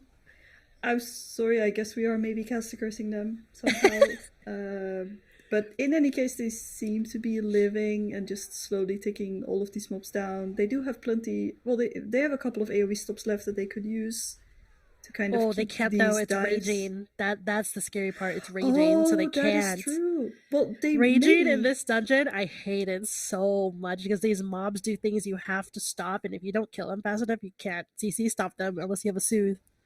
Yeah, we can't see it on the cooldown frames, but the Evoker might have spec'd into AoE Soothe. That would have been a play. But They we do did. I see do see it on them. their bar. You can see it on their bar. Okay. Yeah, the evoker, that purple thing. If you look at the evoker on Yeah. the nameplate, that purple thing is a pressing Oh. roar. That's their soothe. Okay, great. Now I know what it looks like. But it looks like they have started the boss, though. I think they did choose to lust, indeed, on the first phase. So I do think they're going to try and bait those glaives a little bit further out so that you have some safe spots to stand in, because those hurt a lot when you get hit by them. Yeah, and again, now they're going into phase 2, and like I've mentioned before, just in case people aren't aware, because you don't really notice it in lower keys, when you do this boss and the boss phases, the first Shadow Bolt volley hits everybody before your health pool increases. So you have to use heavy defensives to live it, or this volley will kill you. So here you see Zephyr, you see Bubble, you see Astral Shift, you see all these cooldowns, and they still almost died. You have to use so many defensives here to make sure you live that bolt, because for whatever reason, Blizzard has this fight set to where that cast goes off before you have your health pool increase. So unfortunately, we saw the lot go down there because they couldn't get topped immediately and they were targeted by the swarm. But hopefully here they have time to stabilize with the boss doing their little intermission thing. You just have to dodge the beams and run across the room. But again, with double pally, you do have double bops, so you actually can use bop to remove the insect swarm off of players. So if they don't have a defensive up, you can just bop the bugs off of them, and the healer doesn't even have to worry about it. Well, today I learned another thing. You're just teaching me all these kind of things right now, and it's 2 weeks left. Maybe I should try a couple more keys later. We do see that the Shadow Bolt volley still hurts quite a lot, even with the buff up. Feels like the Holy Poly is struggling maybe a little bit. The Evoker is popping most of their defenses to deal with it. The Shaman, you don't really have that many defenses unless you use your Earthali as a defensive. Yeah. Unfortunately, they're very, very squishy. I think that's why you don't tend to see a lot of shamans. Like, there's very good shaman players, but they definitely lack in a lot of defensive, so you need to kind of babysit them. And, ooh, looks like they lost 2 people there. The HP is falling a little behind with the Shadow Bolt volley. They tried to bop the Warlock, but the Insect Swarm already took them low, and then the Shadow Bolt volley kind of just finished the lock off because the dot does remain on you. So, looks like they had to send 2 battle reses there. I'm not sure how many they have left. But they have time to restabilize here. They're in their intermission. They need to save the shaman though. Okay, we got the insect swarm. So they have one more bop to remove an insect swarm if it's really scary. They have Zephyr backup. They do still have Aura Mastery. So they have a couple cooldowns to help here. The boss is at 44%. Again, these bolts are going to get really, really scary. And this Pally just has to try their absolute hardest to keep up with the damage. I mean, I applaud this Pally for even playing a Holy Paladin on such high tyrannical keys. It's a challenge for sure. We do see that the lock got bop now, so they do no longer have any bops available. And I do vaguely remember something about Shaman having a talent that actually made them take more magic damage rather than less, that they were supposed to. So that was also another reason to not bring a Shaman. That's a weird talent to have. What the Yeah, it actually said like it reduces magic damage taken, but it actually increased it somehow. Something strange. Like a trade-off? It looks. Yeah, I don't know exactly what happened there, but it looks like the whole group is taking a lot of damage here. The healer is trying to keep up with everyone. They committed one more volley. Oh, Shaman went down. Their Astral Shift just came up. They have a few more percent. They're so close to killing this boss. Did they? No, it phased again. No, they need to. Okay, they just need to live this and then they kill it afterwards. It's okay. Yeah, at least the phase allows them to stabilize again, make sure that everyone is topped, and then they just like. I was going to say I foresee the Warlock just imploding, but doesn't really have any imps to implode at that point. And they managed to kill the boss. They +1'd it, so they have a 27 Blackrook hold on the board now. which is, if I'm not mistaken, puts them in the same line as Warrior GMR and US Army Esports, with also a 27 Blackrook hold. Yeah, so I wonder who's gonna go in and do their 28 first. I'm so curious. This is a race. This is still only day 2. We still have one more entire day to go, and they still have one more dungeon that's gonna be revealed tomorrow. But these teams are really pushing these keys to the limit right now. Yeah, because we see US Army in their 28 Blackrook hold. Oh, that is a big key. I'm very curious to see how they're going to deal with the tyrannical bosses. It's a tough one. Since we already saw in the previous group, like, they hit like a truck, and I hope that they can live it. They have a slightly different comp that might work in their favor as well. I did see that they also brought out the Evoker. I think they are. I can't see. Oh, they brought out the Augmentation Evoker for this one. I suppose they can help with reducing some damage taken, kind of with the AoE suit as well. Maybe increasing the damage for the Shadow Priest and the. I am not looking too well. And the Fire Mage. Wow, of course. But Yeah, let's take a look.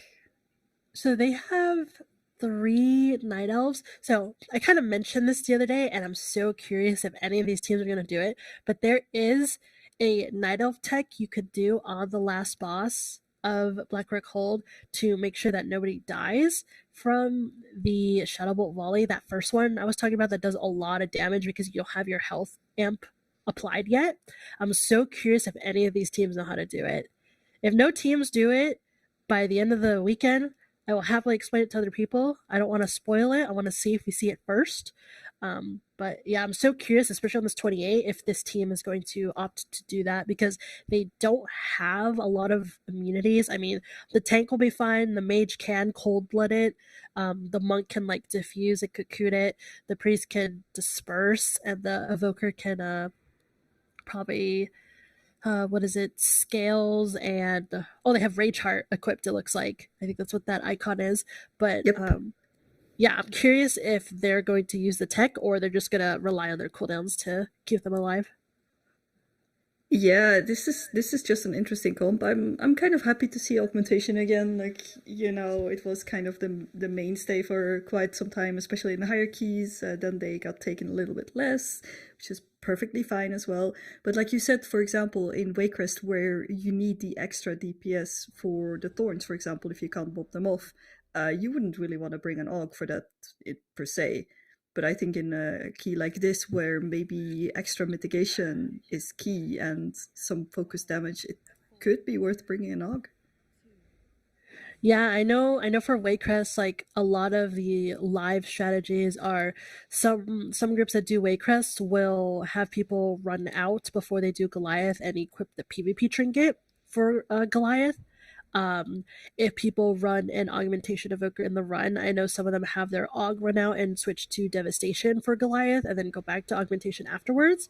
So I know those are some of the live strategies they can use. I believe yesterday we did mention that teams could theoretically do the spec swap if they wanted to.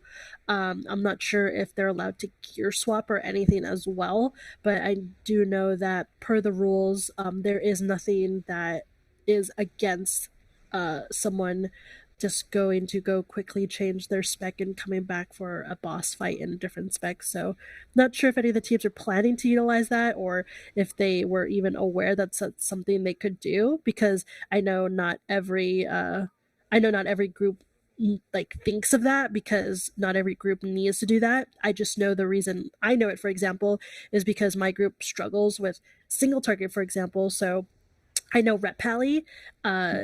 Rep Pally is one of those classes that unfortunately struggle with a single target build and an AoE build. Like, you can be really strong single target or you can be really strong AoE, not both. So I know when we do like Murzon's Rise, for example, on Tyrannical Weeks, after that first platform with the 3 mini bosses, while we're waiting for tier to spawn, I will stay AoE build for the platform, but then tier onwards, I switch to single target on my Pally. Someone taught me that, and my DPS has increased immensely on Tyrannical Keys for Rise, and it actually helps my group out a lot. So, not sure if we're going to see any of that on these teams, The only dungeon I really see something like that being beneficial on is, again, Goliath, maybe Fall, because I know Fall is a fortified key, but Iridicron on fortified on like a 28 basically becomes a raid boss that you actually want to be single target that fight. So we'll see if any teams decide to consider putting that into their strategies. Yeah, because I think that those spec changes are probably most useful when the exit of the dungeon is fairly close by. Because otherwise it might be a lot of extra time running back, so that's some time wasted. So we'll see if they do any of those things. We do see both U.S. Army and Coast Guard going for the 28 Blackrook Hold, where U.S. Army is currently doing the Stairwell of Doom, or what's it called, Raiders of the Lost Ark, where they have the balls running down the thing. One of the Indiana Jones movies. It reminds me of that one. But we see them going towards the last boss for US Army. The Coast Guard Gaming had just started their key, so they're just trucking on through the mini boss and about to go pull the boss. It looks like Ukrainian WoW just timed their 26 Waycrest. I believe it was just a single chest, so I think they have a 27 in their bags now. I wonder where they're going to go next. But yeah, we'll definitely keep an eye on U.S. Army Esports, though, because again, 28 Blackrook, I believe, will this be the first 28? No, because this will be the second 28, and they are the only team with the current 28 on the board. So if U.S. Army times this Blackrook hold, they will have two 28s on the board, and the only team to even have a 28 on the board. So this run's going to be really, really big for them if they can get that. And I see someone in chat just asked who is first. Currently, U.S. Army Esports is in first place right now by 4 points, it looks like. Yeah, they are blasting these keys. Yeah, Warrior GMR is just slightly behind. I mean, they are considering doing a Dark Heart Ticket, which is their currently lowest key at 24, so they will do it at a 26, if I'm not mistaken. And that will get them 2 extra points, so quite a lot closer again. This is definitely a neck-and-neck race. Like, everyone is so close to each other. I am just super excited to see some 28s. I would love to see a 29 or maybe even a 30 timed. That would be so cool. If we're gonna see a 30, I think it might be Blackrook Hold, but again, that last boss on Tyrannical, that Shadowbolt Volley, if those teams do not have an answer, they will not get past that part of the fight. So, and it's going to require a lot of damage too, because that fight, I know my healers, my friends that heal that fight on really high keys, they are sweating on that boss. That volley dot damage and the swarm, it's just so much. Like, you are just hard healing the entire fight, and you are begging your DPS to DPS as fast as possible just to get you out of it. So we'll see if we see any 29s or 30s. I don't know if we'll see it today. I kind of want to see it today because you and I are not here tomorrow, so I would love to see a 29 today. If not, we'll more than likely see one tomorrow, and I think it will be the Fall or Blackrook, if any of them. Yeah, and like you said, for Blackrook, there is this cool Night Elf tech that you were talking about, and you have to tell us at the end of this weekend, if no team has used it, how to do it, because this is very interesting. And we do see that also Ukrainian WoW is, I think, going to do a Dark Heart ticket, so we're going to be looking at 2 Blackrook Halls and 2 Dark Heart tickets once more. Maybe their tank just town portaled out. Maybe they're planning a different dungeon. But while we're on the topic of Ukrainian WoW, they did just get a shout out on Twitter for their player Balanced Sea, which is their boomy that is playing with them right now. They have served 2 years in the Ukrainian military, and they have played WoW off and on since Wraths of the Lich King, and they currently main a Balanced Druid, and they have achieved Cutting Edge twice in Shadowlands. Their current highest key to date as a boomy is a 28 Waycrest. That's really impressive. It definitely is, and I feel like they might actually be trying to push him to get an even higher key done. So we'll see how that goes. Yeah, let's beat that 28 Waycrest as your highest key down. Let's do a 29 Waycrest. How about that? That's Ukrainian WoW's goal for this weekend now. You even if you don't end up in first, you will be first in our hearts if you get balanced C a 29 Waycrest. That'll be For great. sure.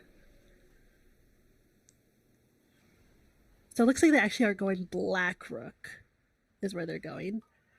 All right. I mean, that's fine. I think they have it on a 20. They're going to run it on a 28, if I'm not mistaken. So we'll just see a lot of 28 Blackrook holds now. Seeing slightly different comps as well, if I'm not mistaken. Because we see. We also noticed the U.S. Army having a wipe on the third boss, and I think opting to redo the key. Yeah, I think this far into the key, you unfortunately need to redo it. And that's going to be the really scary part about these higher keys is they just spent 25 minutes in that key and they didn't get a score on the board. They have to start over.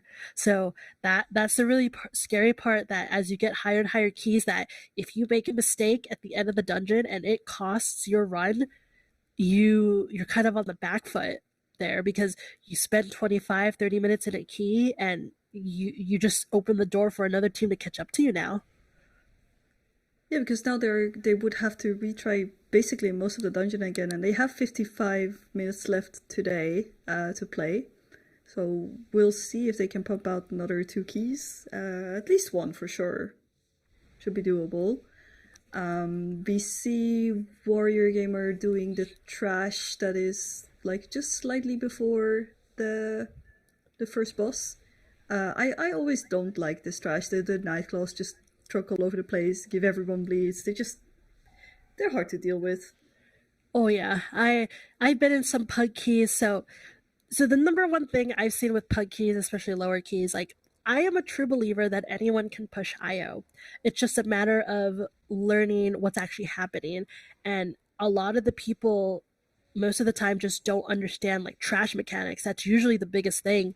And these cats leave these bleeds, and a lot of evokers don't realize you can cauterize the bleeds. A lot of pallies don't realize you can bop the bleeds or anything like that. Like, they just don't realize it's a bleed. And then you'll have tanks that don't understand that, like, the cats jump to people and leave that bleed. I have had tanks pull packs together that have like 4 cats all together because they don't realize how scary that pull is. Because all it takes is for those 4 cats to RNG jump on the same person, and that person's dead no matter what.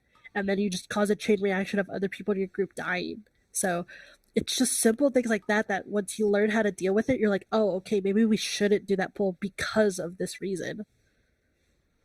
Yeah, and I feel like this dungeon has quite a lot of surprising mechanics. Also, these poisoners. If you don't have a poison dispel, whoever has the poison, if I'm not mistaken, you're basically guaranteed to die unless you get dispelled. I remember doing a group where we didn't have a poison dispel, and I kind of got surprised by that. And I think they were trying to skip the bears, but it looks like one of them got in combat. But since they are Night Elf, I think they were able to Shadow Meld. Yeah, most of them should be able to skip. If they're not Night Elf, they probably do. You can't mind suit the bears. Oh no, can you mind suit the bears? I don't. I play with a Shadow Breeze, and I can't even remember if you can mind suit the bears or not. I don't think so. I don't think so, but I do see the tank pulling some extra trash onto the boss here, which, I mean, makes sense, right? Like, you never really want to do only one target. You always want to be either cleaving off of something or just doing big AoE pulls that you can handle. This boss is a perfect example where you should be able to add some extra mobs on to in the start.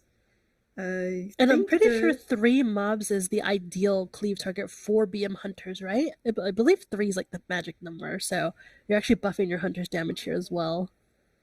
Yeah, and I think if they were marksman, it's kind of a weird range where it was it like 5 to 8 targets or something? This is the ideal range for them. It feels so bad. I would love to see more marksmanship hunters as well, but they unfortunately have a niche that is not really good for the current season. Yeah, see, I can imagine playing a tank. What is this point of view? How do you all play like this? I know at Um, melee, and it's like not as bad, but it's pretty close. But this is bad. How do you play as tanks? Like I wouldn't be able to stand this. well, well, what I, for example, have, and I noticed that this tank doesn't have, but I have a little like tiny crosshair in the middle of my screen that kind of shows me where my character model is, and then I'm basically top-down view most of the time. Like look at all these leaves in the way. They had to zoom in so they could stop seeing them. Yeah, so trees are actually real proper affixes. The amount of times that I've like, especially on monks, for example, where like my ring just goes into the trees because, Oh, I've you had know, that happen trees. before. Yep. Remember Court of Stars? Oh, yep. Yeah, same thing. Yeah, who needs affixes when you have these environmental affixes already? Like, look how much trouble all these leaves are in the way for this tank already. Yeah, the leaves and the trees, like look at them. Oh, that's going to be fun as well, actually, next season where we have Alcatar Academy back again, where we also have the area No! with the ads and the trees. Yeah, it's gonna be interesting to see how that goes now. See, like, I would be so lost right here. Oh my goodness, I would be so lost. I can't even see which way I'm facing. I'm actually lost right now as well, but we did notice that the Demon Hunter popped Rage Heart, so they would have been fine even if the charge hit him. They did not proc their Last Resort yet. I think they're running the skill as well, so they would be fine if they got hit in that case. But yeah, it's very, very easy to kind of lose track here. And it's actually surprisingly difficult if you see this POV. It's very difficult to actually make sure that the boss is going the right way and that you're actually moving him correctly with the nightmare, like the Nightfall Ground as well, and with the ads and fixates. Like it's a surprisingly difficult task. It's a lot of rotating around, looking, seeing where people are. Yeah, it's kind of tricky, and I mean, I find it a fun challenge, and that's kind of why I stuck to thinking for most of this season. Yeah, melee will probably be the closest I get to this, but despite all of the leaf affixes, despite all of the trees and branches in the way, they do kill this boss, no problem, and they are going to continue through the rest of the dungeon. So this dryad was the one they skipped. They pulled the two flowers into the boss, so they're going to continue to skip this dryad. There's another one they're going to have to CC right here, but they're just going to opt to mind soothe it, and they're going to go right ahead. Yeah, and we cut back to our POV where we can see every single team going. We see Coast Guard Gaming still on the Blackrock Hold, and we see US Army restarting the Blackrock Hold. They're on the first boss right now. Looks to be going pretty good. They have one death, which could have been possibly a Soul Blade or maybe an accidental 180 frontal hit from the mini boss right before the first boss, which is not telegraphed. Very easy to miss. But in any case, like all of these groups seem to be trucking along really well. We see Ukrainian WoW also starting Blackrock Hold 28. This is fun. We have 3 teams in a 28 Blackrock Hold right now. Which team is going to be the one that times it first? I do not want to bet on any of them because I do not want to give them the Caster opportunity to get a caster curse. Okay, that's fair. Okay, you know who I think is going to do the 28 first? I think Warrior Gamer is clearly going to get the 28 Blackrock Hold first, you know? Oh, 100%. They're just going to randomly teleport to the last boss of the dungeon. They're just going to get a 28 on the board. You know, that's what's going to happen. Yeah, it's just going to be the magical 28. Pull it out of a hat, like, ta-da, here's a 28. We somehow managed to do it without you seeing this. You see us play a Dark Card ticket? Nah, we were not doing that. But we do see them just pulling some more trash in. We do see Warrior Gamer pulling some more trash in Dark Card Ticket, just making their way to the second boss. I severely do not like this trash before. And also, Coast Guard Gaming just lost their Warlock to, I think it was the charge. Yeah. Might I have don't took think it was a 2 ticks instead of frontal. 1 by accident. Could have been. In any case, they got them back up. They have plenty of battle rests, right? They have the 2 Pallies that can rest, and they have a Warlock with Soulstone if he remembers to use the Soulstone. Definitely had my fair share of Warlocks that forget Soulstone as a battle res nowadays. the amount of weak auras I've made over, I think, this expansion, maybe previous one as well, for just reminding warlocks to put soulstones on people. It's quite a count.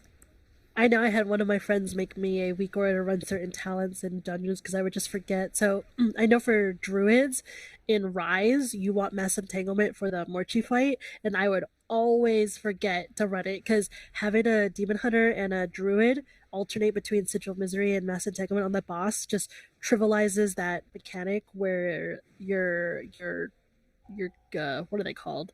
Your little replications of you are following you. And there would just be times where I forget to run it, and it's like, oh no. So my friend made me a weaker that screams at me to remember to change to it whenever we do a rise. So I haven't forgotten since.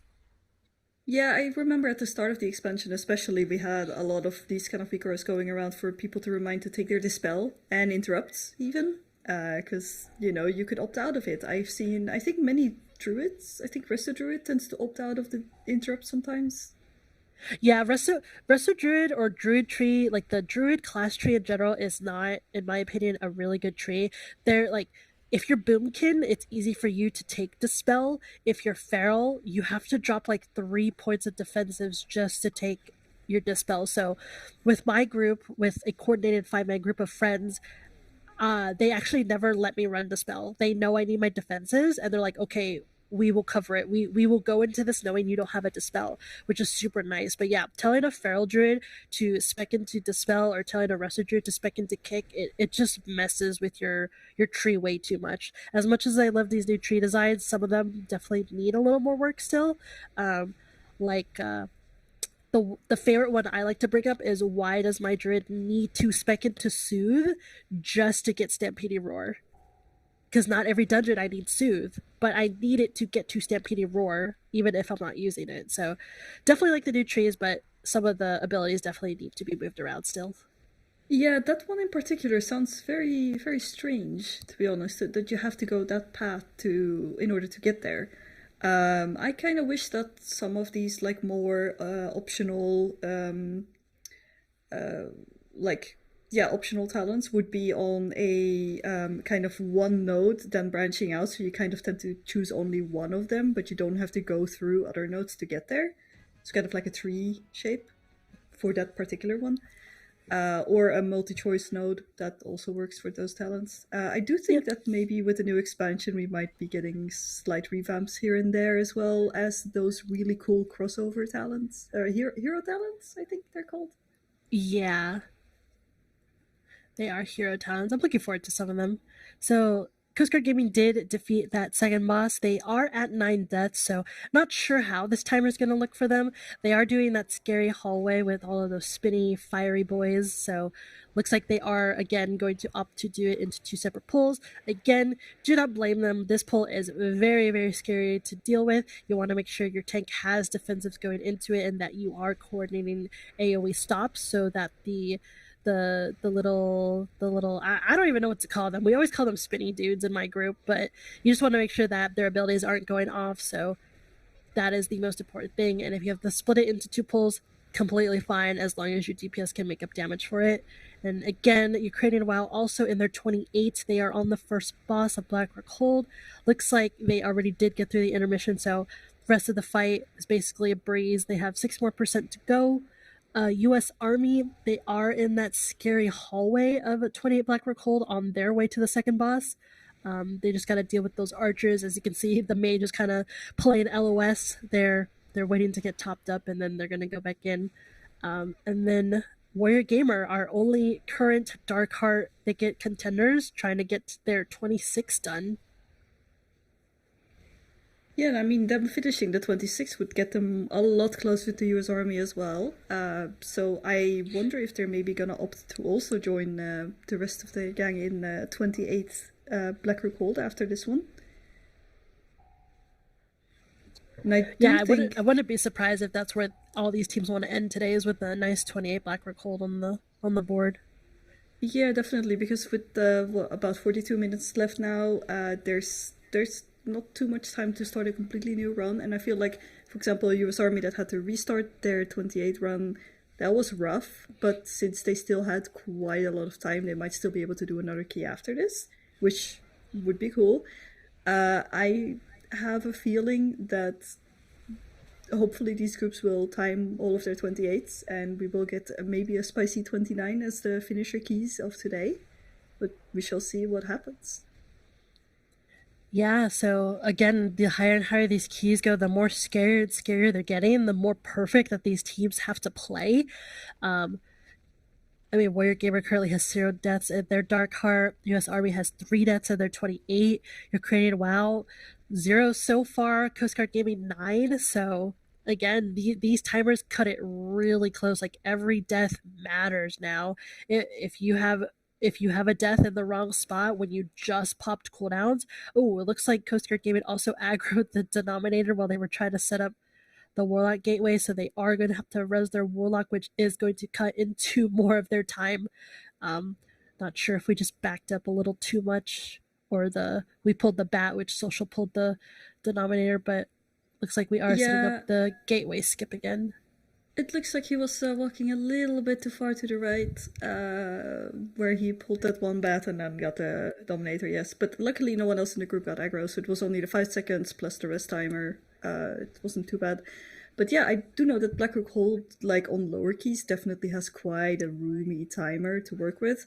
But I feel like on these higher keys, especially on Tyrannical, like every second counts, and you gotta make sure that you don't die to unnecessary things.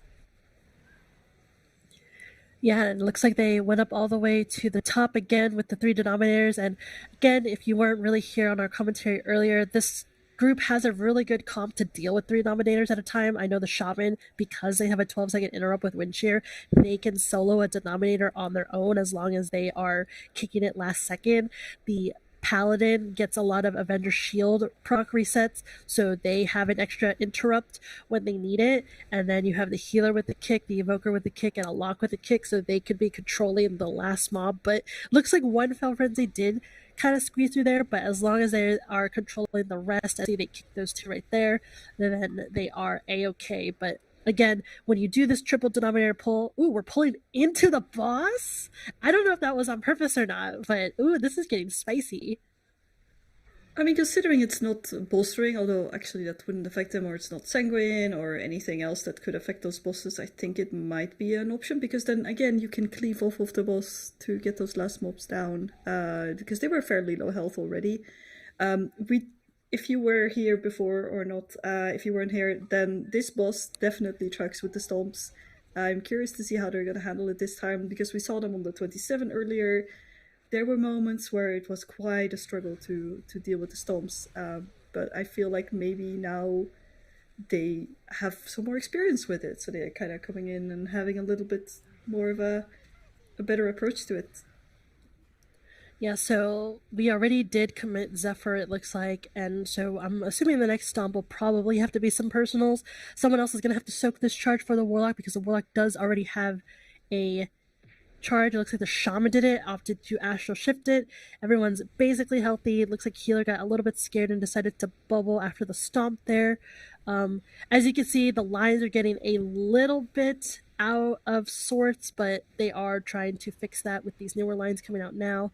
I know my tank loves to point out when my group accidentally cuts the room in half, and they're like, who did that? And we're all just like, not me. But yeah, they're getting these lines under control now. I think we need to see like one line cutting through the room, but considering that this comp has 2 ranged and 1 melee, it's not the end of the world. I feel like when you have a pure melee group, and you have to have one person kind of go out a little bit, that can be rough, or pure ranged and then everyone is out of range. Let's say you're playing a Preservation Evoker. Good luck healing everyone when the room is split in half.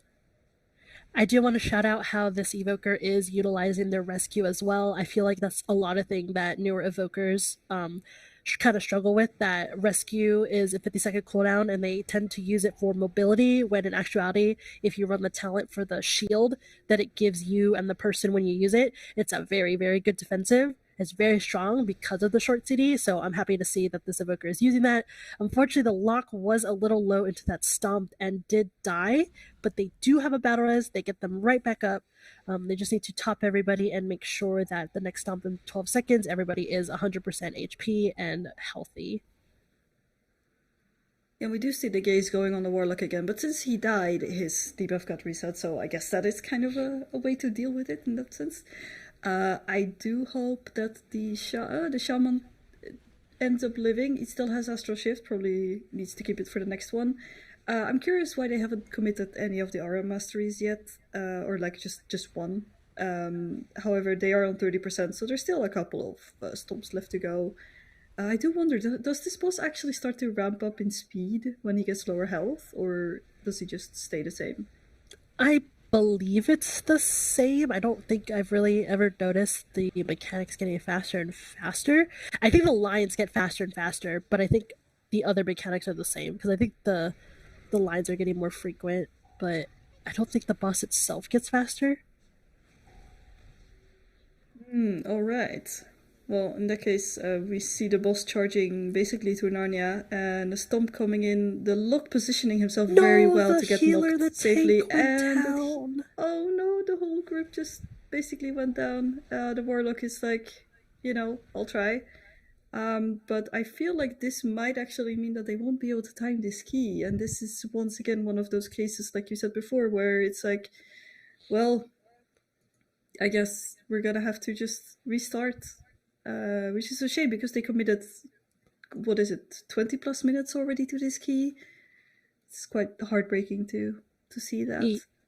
Yeah, and this is going to be something that comes up again and again, that these higher keys, you have to play perfectly. You can't afford a wipe. Otherwise, again, you're on the third boss of the Blackrock Hold. You're 29 minutes into the key. You wipe, and you don't get a score on the board. And that just opens the door for these other two teams that are currently in their 28s as well to time this key and get their 28s on the board. But there's 34 minutes left in the day.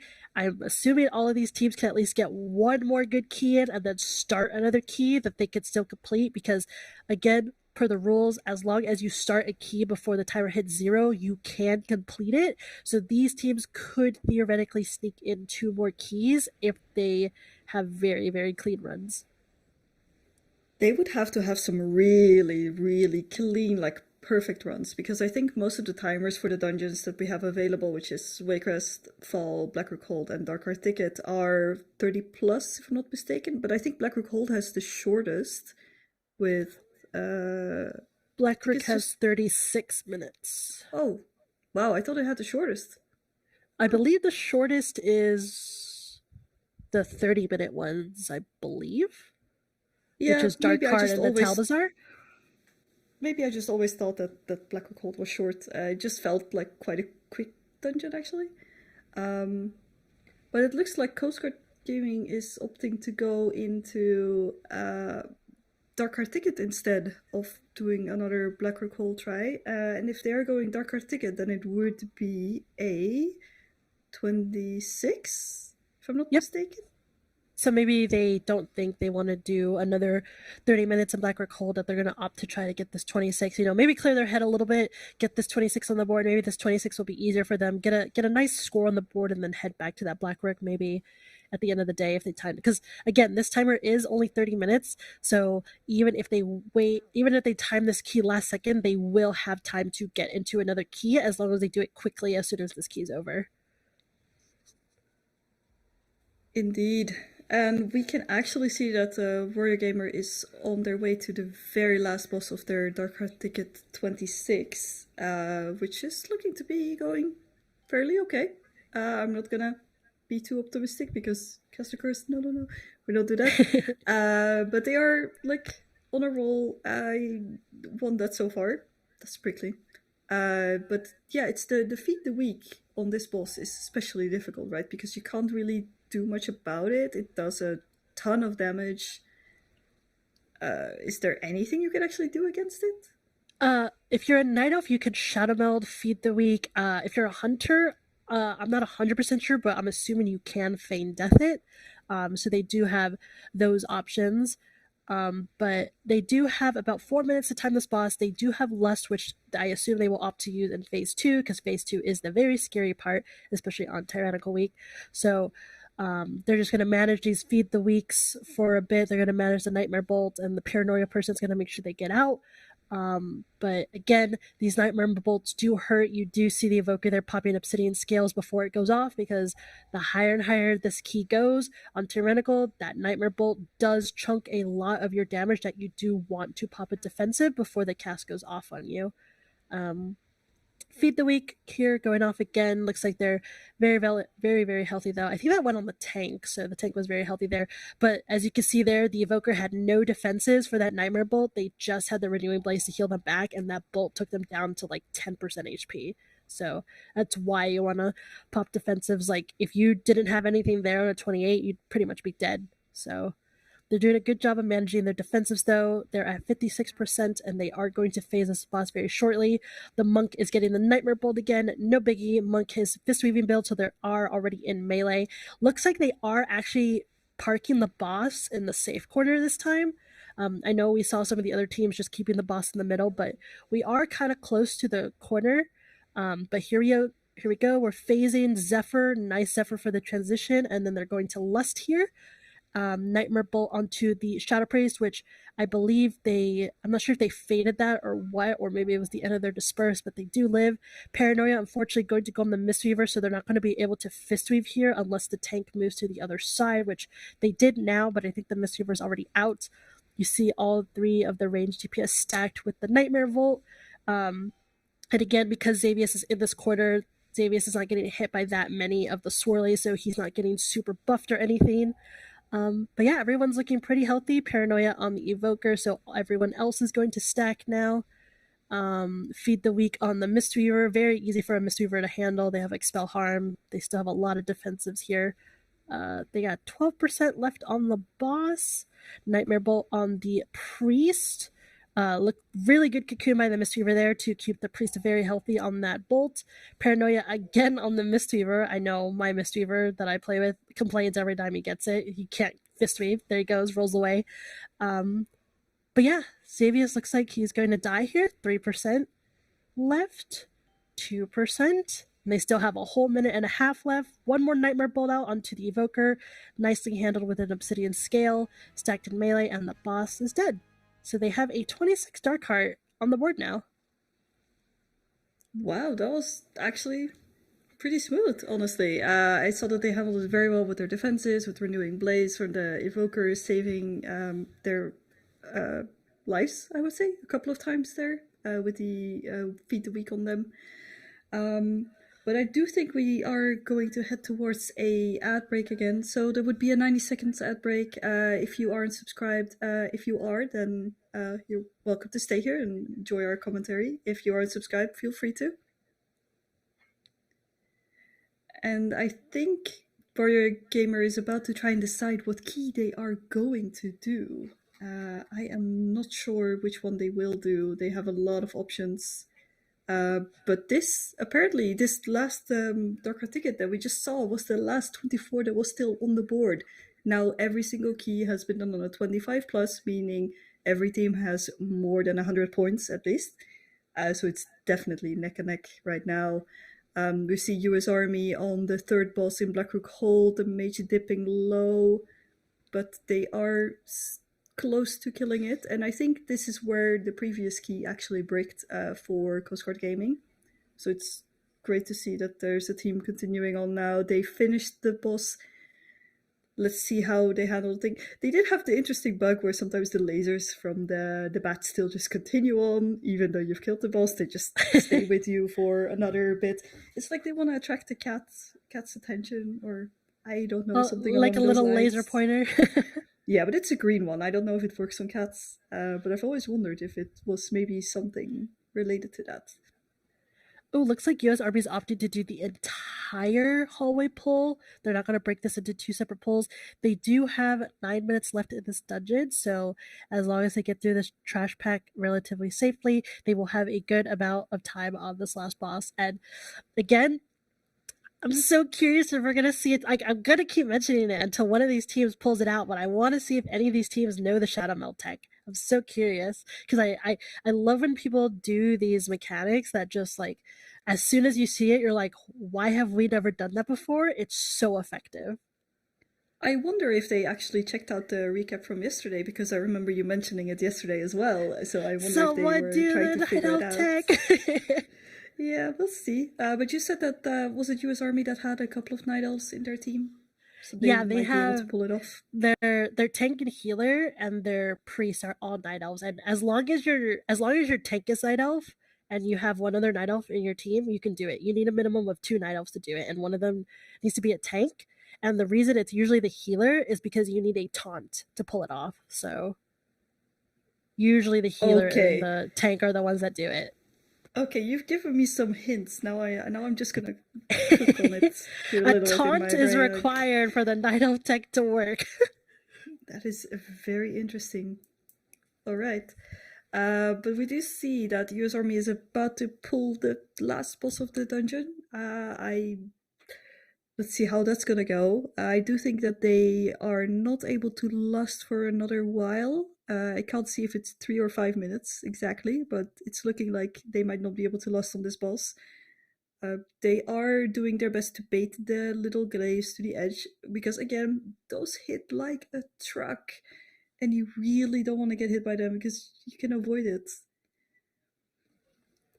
Yeah, and it looks like they're managing their defenses pretty well. I know we saw a Zephyr go out. It looks like the mage did mass barrier the next set of Shadow Bolts, because again, random players do get hit by Shadow Bolts during phase 1. There are 3 people that get targeted, and you can never get targeted twice. So as long as you are able to live through your Shadow Bolt damage, then you're looking quite healthy, and then the healer has time to bring you back up. So again, we have 2 teams. We have US Army and Ukrainian WoW, both in their 28 Black Rook holds. You have Ukrainian WoW on the 3rd boss, and you have US Army on the last boss. We're looking very closely at US Army right now, because if they are able to time this 28, they will be the only team with 2 28s on the board. They are currently the only team with 1 28 on the board, and this will be their second if they are able to time this. Well, they did unfortunately lose their evoker earlier, and now they've also lost their healer as they're about to transition, so that means that the big AoE Shadow Bolt is going to go out, and I suppose that they could live it with a Darkness Zephyr combo, but Zephyr is not available yet. It might come up just in time for them. Darkness, Cold No, Blood, and ooh. yeah, they send almost everything, and the evoker also goes down. I do think that they have a battle risk, but it looks like the Shadow Priest is dead as well, so I think this might be a reset angle. I don't know if you can actually reset this boss. I'm Maybe not you sure can? if you can, but they do only have 5 minutes left. They have Lust, I think that says 2 minutes now, so they could potentially time it, but it looks like they are opting to town portal out. But again, that's what I was mentioning, is that's why I want to see if any of these teams can figure out what the Night Elf tech is, because that first Shadow Bolt volley that goes out is hitting players before they are getting their HP buff, before they're getting their healing and damage buff. So it hurts really hard. You have to commit a lot of defensives to it. So unfortunately, they did wipe there, and they're going to have to restart a key. But we do still have Ukrainian WoW in Black Rook Hold, so we'll follow them through on this 3rd boss and see if they can get to the last boss and do what the other 2 teams haven't been able to do yet.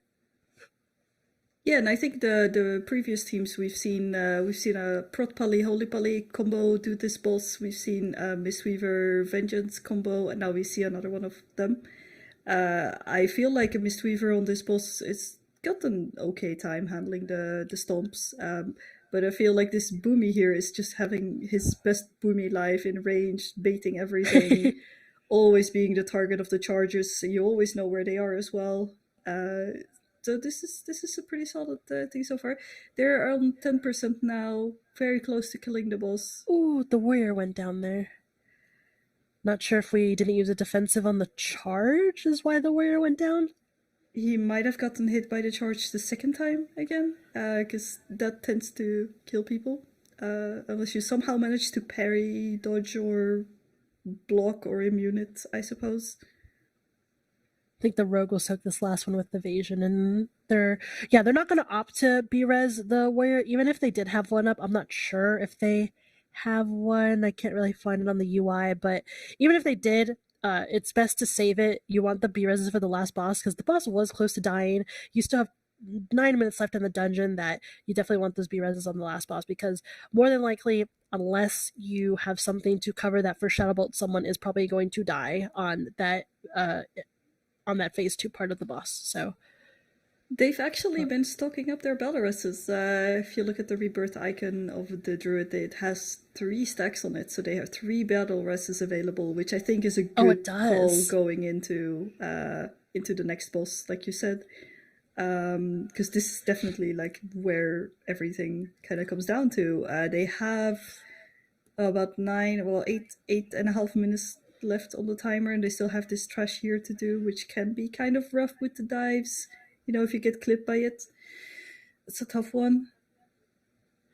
Yeah, so, the Boomy is standing in the range safe spot. So in case anybody didn't know, where this Boomy is currently standing is actually a safe spot for ranged, as long as your melee aren't baiting the swirlies underneath you. So if the Lancers target you and they plan to leap to you, because of where you're standing in this little crevice on the wall, that leap actually will not go off. So you can safely stand here. The tanks just need to keep the ads away from you, because if there is a melee one, you will get clipped by it. But this is a safe spot for range, and I do really like how this Boomy is using that, because you can just free cast, you can have your cooldowns rolling, you can have your starfalls going, you could just focus on doing damage and not have to worry about dodging everything. So I do love how this druid is utilizing that right here. I do also love how we get the first-person view as well. This is an interesting point of view. It's not the top-down from the tank. Instead, it's the first person from the wall. It does look like they are very close to finishing up this trash, so they can make it to the next boss. I'm curious to see how they're going to handle the random shadow bolts coming in. I think this druid is also a night elf, so yeah, we have a couple of shadow melts available. Actually, basically the whole group except the rogue is a night elf. Yeah, so even if they don't do the night elf tech, I think this team does have a lot of defenses to deal with that first Shadow Bolt Valley. Like, the rogue does have cloak, the Mistweaver is very healthy, you could just cocoon yourself, diffuse magic. Tank's usually really healthy. Druid can bear form and bark skin and stay really healthy there. But the rogue is taking a lot of damage. But again, so that bar on the top that this druid actually has the weak aura, which makes this really easy to explain. So those 3 lines are when the shadow bolt is going to go off. So 3 people get targeted every go, and you do not get targeted twice. Looks like the healer did go down there, and then the druid, but you see how the shadow bolt kind of just one-shot the druid. That's why you want to get out of this phase super fast, and that's why you typically want to lust phase 1 instead of phase 2. Those shadow bolts will just murder people, and it looks like that's what happened to this team, unfortunately. Yeah, because I think it kind of like chained from there, because the healer died, the druid tried to rest the healer, then the druid died, then everything just kind of kept on going from there. But since they didn't commit all of their battle rushes, they actually didn't manage to get the battle rush on the healer, so they still have that third one available to them.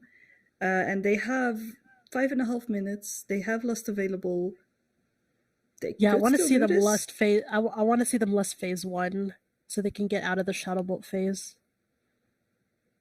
But yeah, unfortunately, in terms of externals, you have the Mistweaver's crane that's gonna rotate for the first couple shadow bolts, but then after that, it's up to your team to kind of manage the rest of it. So we'll see how they go here, but here's the first set of trio bolts going out. So it looked like it went on the Mistweaver first, the warrior there, and then you have about 5 more seconds here to recover. So we'll see who it's going to target, but this is when you want to start pressing defenses, because again, it's random who they hit. So that one went on the rogue. Druid, I don't know who's going to get hit next. You see there, that druid bear form, that was perfect. If that druid did not bear form, he would have died. So this is why a lot of people run this weak aura, because you want to see when those bolts are actually going to go out. So that was a really good bear form by the druid. So again, he's pre-bear forming, doesn't know who it's going to go on, gets out, probably going to have to bear form again. It went on the rogue there. Again, one more bear form. Again, he lived because he bear formed. So this this is a really important weak aura to have, and it helps a lot. Like, this druid has stayed alive because of this weak aura. They're playing it very, very well. I didn't actually know that this was how it worked, but it was like a sequence of 3 bolts with like some time in between. But that does explain a lot. But can this bolt also go on tanks, or is it not on tanks? I'm not sure if it goes on the tank, but unfortunately the rogue went down there. They do have lust, so let's see how they live. So the rogue's gonna wait. Oh no, he's not gonna wait. He's gonna take it. Okay, so let's see how this group lives this Shadow Bolt volley. We have darkness, we have bear form, we have cocoon, we have cloak, we have spell reflect. So I'm assuming a lot of buttons are about to light up here in a second. Here they go. Yes. Everything's on cooldown. Warrior still died. No, the darkness didn't like the warrior, so they're gonna have to res the warrior. And then now they're just gonna have to deal with this boss. I believe they are going to hold lust until the next phase after the intermission, but Boomy got really low with the insect swarm there. Still no res on the warrior yet, so I think we are waiting for this guile to go off. They're going to restabilize, they're going to get the warrior up, and then hopefully they can kill this boss before the healer struggles really bad. And I imagine we will see a lust out of this. Yeah, I feel like some people don't know that it's sometimes you should lust like after this, or like you said, phase 1, I suppose, if it's a high tyrannical key, but otherwise you would always want to lust after this, because otherwise if you lust right as this second part is starting, your lust will carry over into this phase where you don't do any damage to the boss. So there's no real point to doing it. Oh, they're taking so much damage right now. Oh, okay, good bear form. Druid was a little low, so they opted to bear form, which is really good. Here comes the next swarm. The swarm is going to be on the rogue, and then another bolt again. Rogue is very low and went down with that bolt coming out. We do have another B-res coming out. We have one more B-res left. Here comes the next volley. Everyone's luckily super healthy right here. Another swarm onto the druid, but the cocoon is kind of still holding, so that helped out a little bit. They're going to have to kill the swarm. Another volley coming out. The druid, unfortunately, did not really have anything else there to use. But yeah, this fight does so much damage on a 28 Tyrannical. It is very scary. They're going to have another intermission here, but unfortunately with the druid dead, unless someone is an engineer, these two players are not getting back up. And even if they did, having only 2 DPS on the swarm and killing the boss is just going to be too slow and too much for the healer to handle. Yeah, and we get a different POV from the tank this time. I do not know if any of them are an engineer indeed, because we can't really tell. But it looks like they are just committing, trying to do their best at this point. But I can see that with 1 DPS alive and then a tank and a healer, this swarm is dying very, very, very slowly. Then we see the healer popping Chi-Ji, just making sure that everyone is coming back up, has a little shield for when the Shadow Bolt volley hit. But the healer unfortunately does go down, and I think this might be the end for this key, because they have about 20 seconds left and it's only the tank and the DPS. But I mean, maybe the tank can solo it, you know. Solo tank. Remember, their name is Heroic Solo DH. Let's see a heroic solo on this last boss. I think he might just be sending it, just going for it. Or maybe not, I don't know, close enough.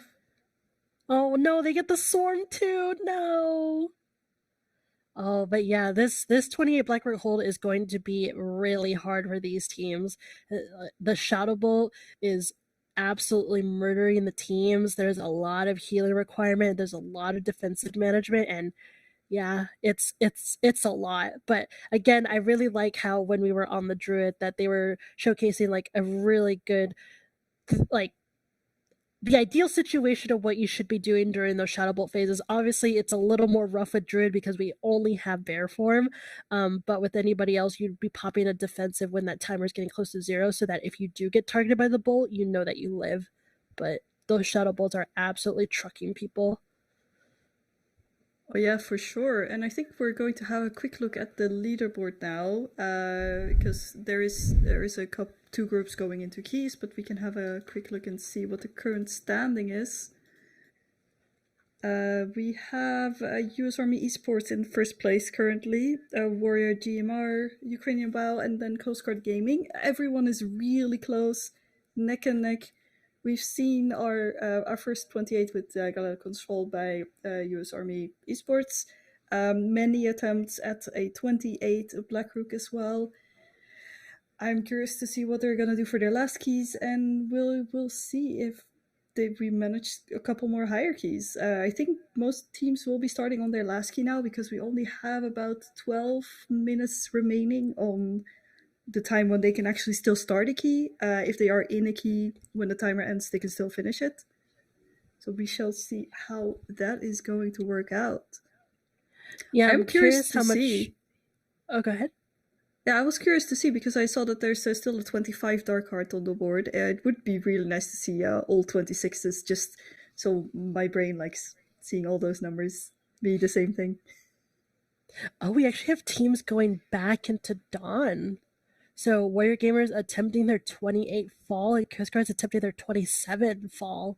So my prediction for tomorrow, since I'm not going to be here, is I think the team that could figure out how to time a 28 Blackrock hold will pull ahead, because we saw 3 teams attempting it today and they're all struggling on the last boss. US Army, unfortunately, I believe they wiped before they got to the last boss, or was that a different? I'm trying to remember. Everyone was in a Blackrock hold, but everyone I'm pretty sure has at least seen the last boss and everyone is struggling. So the team that can figure out how to do it, I think will pull ahead. That will be one of the keys, that if you can time the 28, you put a lot of pressure on the other teams and force them to time the 28 if they even want a shot at coming in first. For sure. We do still have the surprise key that they will have tomorrow. I'm curious to see if that's going to add some extra points on the board and some interesting extra keys to look at. We do see Coast Guard Gaming attempting their fall 27. The Shadow Priest goes down. The tank is struggling a little bit, so is the healer. These spinny boys, I do not know what they're called. They are the worst. Oh yeah, especially since when they jump to you, you immediately get 1 ticket damage. It does not feel good. I think if there was a little leeway on. Oh wait, this is a skip. I didn't know you could do this skip. I just learned something. Yeah, I this didn't is know a you cool could do skip. this. What? Yeah. Well, I didn't know that was even possible. That's a new skip I've learned. So they just have We to are stay away from the learning new front of the stuff room today. then. Yeah, I love learning new stuff. So with this, they just have to make sure that the ads stay mind-soothed and that they don't play on that side of the room, which is not too big of a deal, but there is an incorporeal spawning, so they have to make sure that they don't turn it friendly. Oh, wait, they did turn it friendly. I hope it doesn't pull the mobs. I'm really scared. I really hope that does not pull the mobs. It is so close to them. I think it wouldn't pull them as long as no one is in combat with them, and I don't think the mob itself can add combat to mobs that you're not engaged with. But I guess it worked out just fine. The Incorp was able to destabilize the boss instead, which is kind of nice. Like, it's not as massive of a buff as it is a debuff to the players when it goes off, but at least it's something small. We do see most of the group going quite low health there.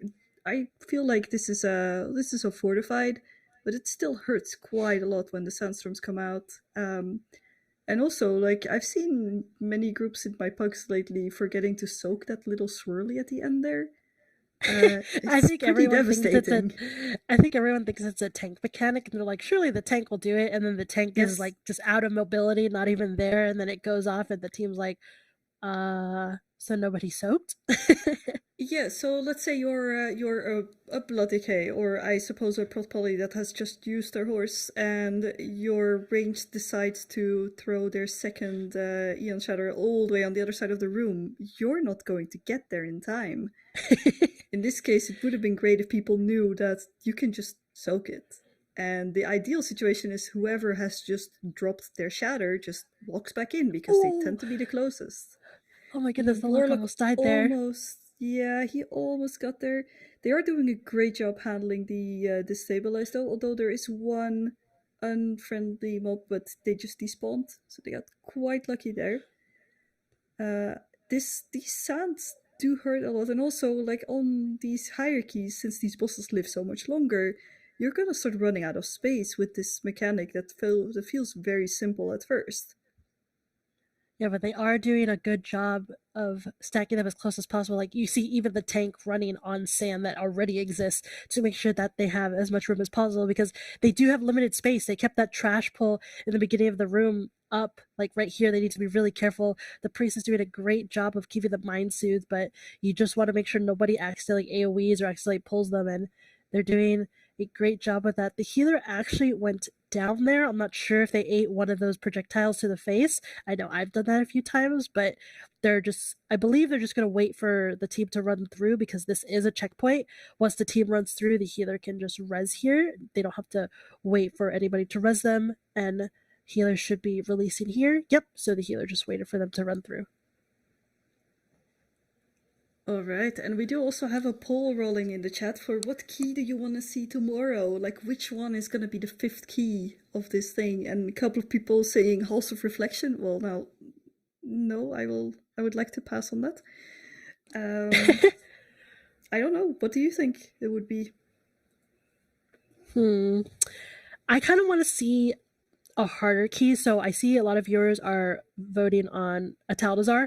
As much as a Taldazar would be a nice key, I think because Blackrook and a Taldazar are notoriously both known as like the easier keys, because they already have Blackrook, I feel like I believe the AFDL staff made the affixes. I think they would go for a harder key. I don't think they would give them both easy keys. They want to. I know as an admin, sometimes you want to torture teams. You want to give them the bad combos. Oh, yeah. So I think they're gonna give them a bad one. I really think they are. I don't think they're going to be generous. I know when you're in that admin power, sometimes sometimes you want to be a little evil. What about a bolstering Everbloom? No, thank you. Bolstering Sanguine Everbloom. I don't know if you can do that, but that should be banned because I don't like how the flowers, like you kill the flowers before everything, and then yeah, no, thank you. Anything Everbloom should just be banned. I'm pretty sure Everbloom is probably one of the most hated dungeons this season. But again, yeah, like someone just said in chat, Dr. Jones loves to torment us, so I wouldn't be surprised if admins come up with a very scary, hard dungeon with affixes. I would not be surprised. But I do want to ask chat, if you can pick any dungeon in the game and any affix combination, even if it doesn't exist anymore, what dungeon, like what curveball would you throw at these teams? It could be any dungeon with any of the affixes that are currently existing or had that previously existed before.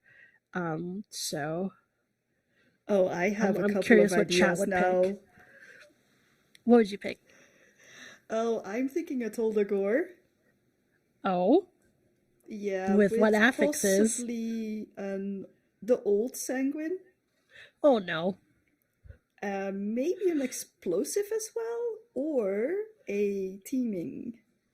No, is teaming the one that had the extra mobs? Yes. Oh god, no. Yeah, I didn't really like that affix. It was interesting though for count sometimes because you had to do different math.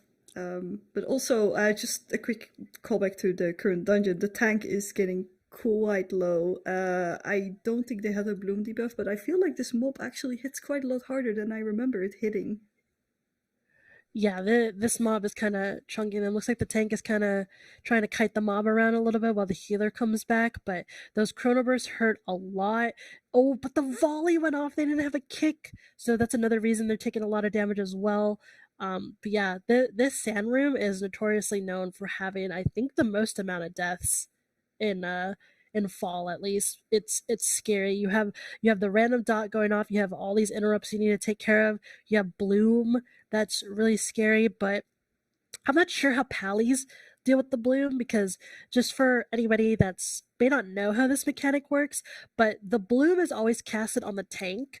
So if you actually put an absorb on the tank that's big enough to absorb that initial damage, you will prevent the bloom from bouncing off of the tank and going onto someone else. So the best example I can give is a Mistweaver. So if you see the anomaly casting bloom on your tank, if you cocoon your tank like right before it goes off, so the cocoon doesn't break from other damage that's going off, if you cocoon your tank, the bloom will not go on the tank and it will not go on somebody else. You just completely negate the mechanic. So I know that's how Mistweavers can deal with it. I don't know how other healers deal with it. I'm assuming like Disc Priest can like just use a really big shield or something. Holy Pallies, I'm not really familiar with their toolkit, so I'm not sure what they can use, but it's a very, very nice little trick you can do as a healer, and it saves you a lot of healing, and you don't even have to dispel anything. So I actually find it interesting from the healer approach because I hadn't actually thought about it coming from a tank, where I always felt responsible for dealing with it. So you can use shield trinkets. If you have a DK, you can build up a big blood shield. You can AMS it as well. There are many ways for tanks to deal with it as well. And I think I surprised a couple of people in Puckies when they were like, there's no debuffs going out. I'm like, no, there's a shield. I am kind of curious to see Coast Guard though. They have a full ranged comp with a melee healer. This boss as a ranged, I did it for the first time ever, I think yesterday. It is difficult. oh yeah.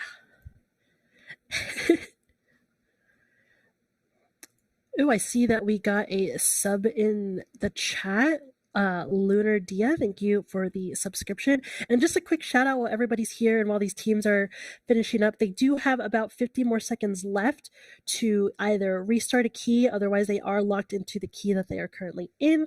But while they're doing that, I do want to give a quick shout out to our viewers if you are interested in subbing to the channel or donating. But the way the prizing works is that the winning team from this spring clash will select a charity from the Activision endowment, and the prize money from this event will be donated on behalf of the AFDL. So if you would like to support the AFDL and donate to the Winner's Chosen charity, click the link below in the panels or go ahead and type !donate in chat. Your generosity is very much appreciated, and we would love if you consider doing that. Yeah, and until then, we just noticed that the official timer has run out to start any new keys. So all of these teams are now currently locked into their keys, with Coast Guard Gaming on their 27 fall, Warrior GMR on the 28th fall, and US Army Esports yet again attempting a 28 Blackrook hold. I guess third time's the charm, so we're hoping it all works out for them. Coast Guard Gaming is doing a pretty good job on the first boss, especially with the full range comp, although the Warlock is going very low there. I did notice some people still don't really understand that you can stand still with the ring and then just not take damage. At least for the person that gets dispelled, right? Oh yeah, so you do still take damage, but yeah, Driss and I were actually talking about this the other day, and that kind of like how you said, a lot of people don't realize that when the dispels are going out on the second boss of fall, you do want to plant, because the way the damage works is it's a ring that shoots out of the person that's getting dispelled. So if you're moving, you risk actually double dipping damage in that ring, because you'll take the first tick, and then like when you move, you could take another tick of damage based on like the server ping. So you want to be really careful on making sure you're planted when the spells are going out. So usually if you're in a coordinated group, at least like in mine that I play with on live keys, our healer counts down when they're going to dispel to make sure everybody is planted. But yeah, so you just want to be like super careful with it. Yeah, that makes sense. And also here, this little trash after the time waste, like, you know that there's the dragon spawning, but they do have a warlock. They could just do a gate skip on the side instead of attempting this dragon running in time skip. I've failed that one way too many times for me to trust people, but I usually tend to play with pugs. I don't really have a standard team to play with. I feel like if you have a coordinated group, that's a lot easier. We do see Warrior GMR working on the third boss right now. Since it is fortified, I feel like this boss might be a little bit easier, but then again, it's still the 28. The corrosion is still gonna hit quite hard. they are doing their best in handling it, making sure that the tank gets the debuff in time for it to be reclaimed and actually sucked back into the boss, because you don't really want to keep that debuff out for longer than necessary. Yeah, and if they have Night Elves on their team, hopefully they have some Shadow Melds up for this phase because, unfortunately it targeted the over there, but on this second phase, if you have Night Elves and you get targeted with the corrosion before it goes out, you can Shadow Meld it and prevent that corrosion from going out in general, so it helps your healer a ton. You prevent so much damage from happening, so you want your Night Elves to get targeted in this phase to prevent having to bounce that ball to your tank and just, allowing your healer some breathing room. But fortunately, again, like I said, the Evoker was targeted there. There's going to be another corrosion coming out in 3 seconds, so hopefully it goes onto like the Shadow Priest or the Monk. I don't know who it went on there. I didn't see the cast properly, but they did stop it. So during this phase, the next set of wins are going to be a lot easier for this healer to heal. And just overall, the team as a whole is not taking that much damage anymore. So that will help the healer out a lot. Give them some time to get cooldowns back. And yeah. Yeah, for sure. I think it actually went on the Shadow Priest and they melded. So that actually worked out perfectly with the Night Elf tech that I, again, did not know about. And I've learned yet another thing today. I think my brain is running out of space to absorb all of these new things. But in the meantime, I see that the Coast Guard group is working on the trash right before this boss as well. US Army is on the 3rd boss in Blackrook Hold. They're just trucking along. They did cleave the room in half at one point. I don't know when it happened, but it did. I did want to do a call out though. Someone suggested an Everbloom with fortified volcanic sanguine. Oh my goodness. That is an interesting combo as well. I mean, with my combo for Everbloom with the sanguine and what's it called again? No, not raging. Bolstering. It would also be fortified because, of course. I saw someone also mention Violet Hold with Legion affixes. Violet Hold was probably my most hated dungeon in this entire game. I hate that it's just in one room and you have to even if you kill the portals fast, there's still that downtime for the next portal to spawn. So you're kind of just sitting there. Especially as a level 8 dungeon, it's just so slow. I cannot stand that dungeon. I hated the Wrath version and I hate the Legion version all the same. So not a fan of that dungeon for sure. So I guess with that we also have your answer on enforced RP downtime in dungeons. I would say... get rid of RP in dungeons, please. I'm so sick of tired of RP. I understand keeping RP for normal, heroic, and maybe a Mythic 0, but when you're on a timed key, it needs to just be removed. We've seen the RP enough times while we've leveled or just while we've done the dungeons casually. We don't need it in the Mythic Plus version of it. Just remove it. I think I'm super biased because of Siege of Borealis.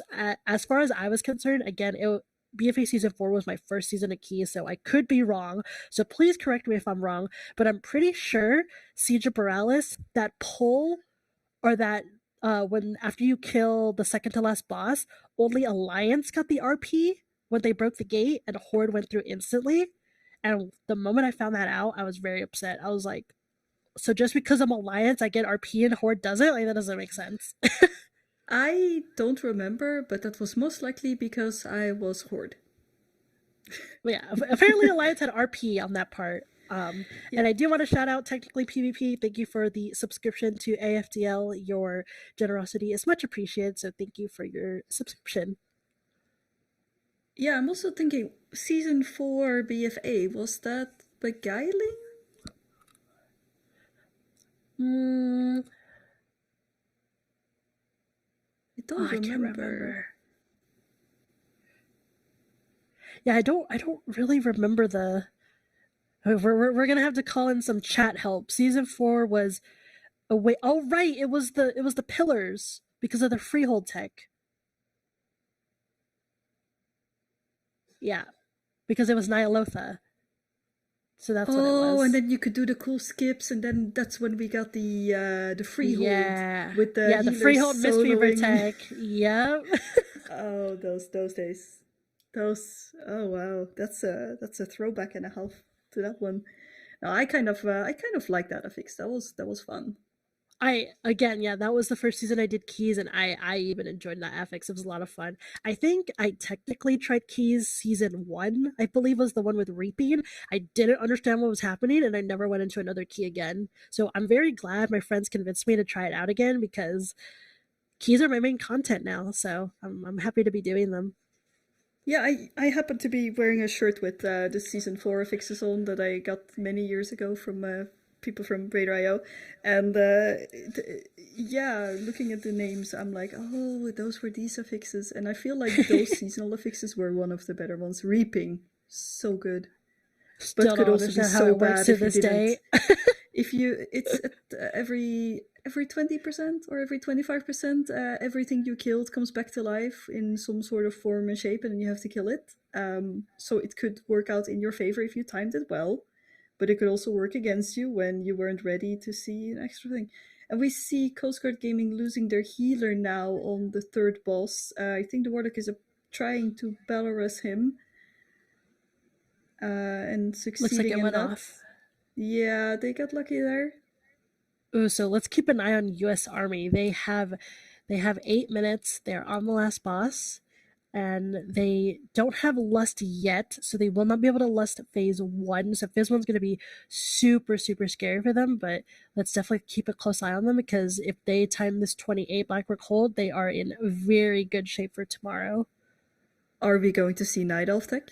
There's 3 Night Elves. I want to see Night Elf tech, please. You guys will live into phase 2 if you use Night Elf tech. But yeah, let's keep an eye on this. So unfortunately, the mage doesn't have the weak aura, so we can't watch the shadow bolts, but you can tell when they're going out when someone randomly gets chunked to 0.5% HP. And it looks like the priest actually died. Yep. Priest unfortunately went down to a shadow bolt. Not sure if they have a battle res. Looks like they did. I think the evoker is the one with the engineering. So keep an eye on that. But again, they're still going to keep getting shadow bolts here, so you need to have defenses rolling during this phase. Looks like the evoker and shadow priest got hit with one. They are trying to get talked back here as well. Boss is at 39%. They have a little more to go, so maybe another set of shadow bolts going out. So we need to make sure that the team has defensives. It's like a Zephyr went out just to be safe. I don't recall if Zephyr will help with the shadow bolts because they are direct damage. Doesn't look like it did because the evoker did almost die there. But yeah, looks like we're topping the evoker back up. Okay, they are phasing, which is good. They're out of this phase. They have less than 45 seconds, which means they will be able to lust the phase after the first Guile intermission. So let me see. Do we do Night Elf tech here, or are we just gonna send all our defensives? We're gonna have Rage Heart. Yep, Rage Heart was popped. I'm assuming Darkness, maybe Chi-Ji. Okay, no Night Elf tech, but we did pop everything. Okay, everybody lived. Good job. So here we go. We all have the buff now, and there's the first stinging swarm out. Looks like they are taking care of it. It is on the priest, but everyone's really healthy. Shaylin's gift just went out there to retop everybody. They are pretty healthy for this, and they're going to go through the first intermission. Healer has kind of a little room to breathe here and to catch back up. Let's see, we still have Mass Barrier, we still have Cocoon. Oh, we are going to go to Warrior Gamer now. They have 2 minutes and 45 seconds left on their Iridacron, and they are at 96%. This is going to be really close. I don't know if they'll have enough time. Yeah, they did already lust. It looks like they've already sent most of their cooldowns. I do not know if they have enough time indeed. Tank is going quite low here, but they are recovering somehow. I do wonder how much it actually hurts now to do the soaks with the Stonecracker barrages, and then there's also an Incorp coming out, but they handled it very nicely and cleanly. Looks like we shadow melded that barrage too, which is really good, so no extra damage during this phase. Zephyr went out, Diffuse went out, Obsidian Scales went out, Turtle went out. We want to make sure we live this. They have 1 minute, 50 seconds left. So what's going to happen here is this has to be the last Earth Surge they deal with. They cannot get another one after this, or they will not time this key. So after this Earth Surge is done, once they break the shield, they need to kill this boss 3% more, or they will not time the key. They cannot afford another Earth Surge, so we need to make sure that they're doing all the DPS that they can here. I'm not sure if there's a DPS CD tracker anywhere, but again, like you said, they did already lust, so they're not going to have that anymore, but this is going to be really, really close. Ooh, it looks like the mage is down for US Army as well on their Blackrock hold. And so is their healer and their evoker, actually. So this is interesting, rough one. We shall see if they can make it. I mean, we have the split view now, so we can see both Warrior GMR on their fall key and the US Army on their 28 Blackrock hold. Keep an eye on both of them. But like you said, they should have had the last phase now, right, for Iridicron? Because I don't think they can time it otherwise. They have 40 seconds left. They have to push 1%. They really, really need to be pushing it here. They have 30 seconds left. That boss needs to hit 90% HP so they can go into the next phase. Looks like another Extinction Blast is going off. Looks like we feign death it, I believe. I don't know if hunters can do that, but I believe that's what it was, unless it was a shadow meld. There is the barrage going off still. They only have 13 seconds left. Unfortunately, they are not going to time their 28 fall. It looks like US Army also did not finish their 28 Blackrock hold, but I would say valiant efforts on both teams. Really, really good effort from both these teams. I think if these dungeons are just cleaned up, they'll have more than enough time to time these keys. So it looks like Warrior Gamer is still trying to kill the boss. They want to make sure they beat the DPS check, which it looks like they did. They were at 86%. So I think Warrior Gamer, all they need to do is clean up their number of deaths and they time that key. Because maybe they can squeeze in one more Earth Surge if they need to, or they'll just have more time in general to kill that last boss. Yeah, for sure. We're just looking at the Demon Hunter tank going at it, trying to figure out how to kill the last boss here. He does still have the swarm on him, so that means that he's gonna get stunned. What is it, occasionally, or is it on a timer, or? Well, I'm not sure. I mean, they still do have 25 seconds left. I love how this tank is just soloing this boss. A whole 15.5% to go. They are keeping the morale up. They're trying their best. They're just showing off how strong Vengeance Demon Hunters are. Even though their healer's dead, even though they have a swarm on them and they're soloing the boss and still dealing with these volleys. Just Demon Hunter things. Yeah, and he could also pop meta now as well. So. But then they're just gonna eat the beam. Yeah. Oh man, but yeah, that was a really good set of keys today, Arlie. What are some of your final thoughts on those keys? That 28 Blackrock hold is extremely difficult. And that I think that most of these teams, if given another chance tomorrow, which they will have, can definitely clean up those runs and time those keys, because some of these were so close.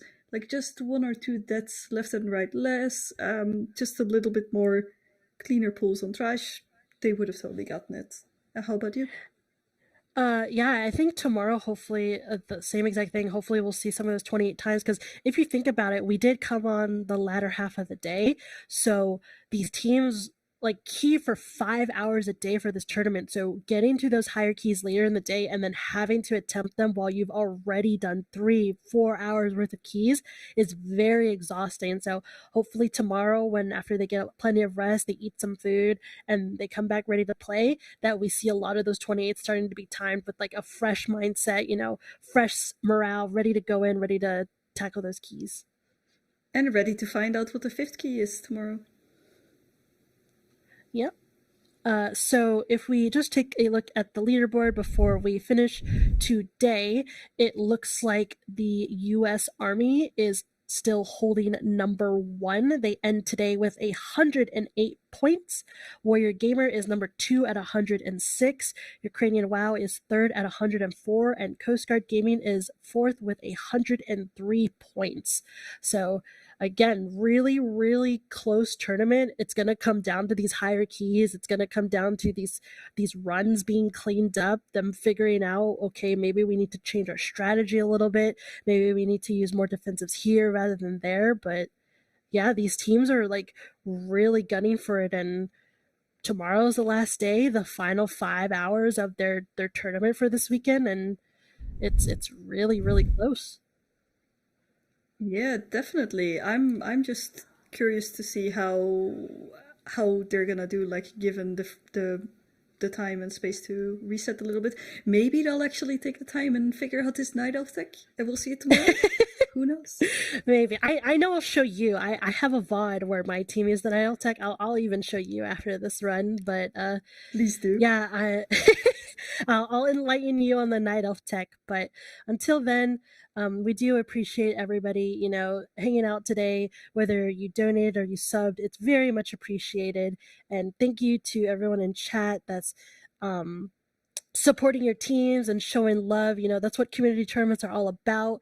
Cheer on your friends, cheer on your favorite teams, and we're all just here together. We all love keys. We're here to talk about keys. We're here to watch keys, and we're here to see these teams slam those keys. So thank you everyone for joining us this weekend. Arlie and I will not be here tomorrow, so we are going to sign off. For me, you can find me on Twitch at Cherry01. I do main a Feral Druid. I love playing off meta specs. I mostly stream keys. I used to be a PvPer, and I'm considering doing some of that again in Season 4. I enjoy teaching people, so if you ever want to hang out, you're more than welcome to. My only other active social media is Twitter, which is Cherry01TTV. And then if you care about YouTube videos, I do upload my Feral runs. You can just look it up at Cherry01. And Arlie, do you have any final thoughts about yourself?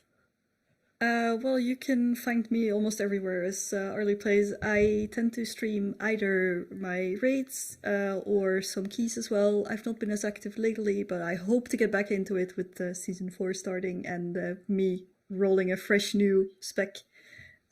Slightly away from tank, but I used to do mainly tank POV, and now you'll see some range, some healer, maybe some tank again next season. Awesome. I'm looking forward to watching that as well. So again, thank you everybody for watching. We are going to wrap up today. Again, we are live tomorrow at 10 a.m. PST, and we will see you all there. Have a great rest of your day.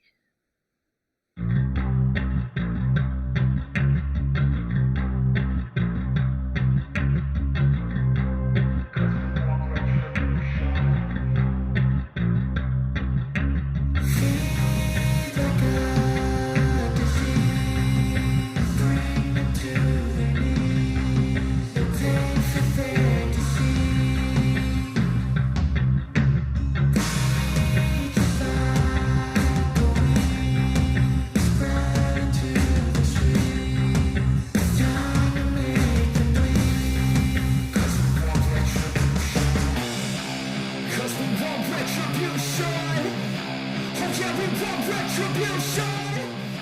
Oh yeah, we want retribution!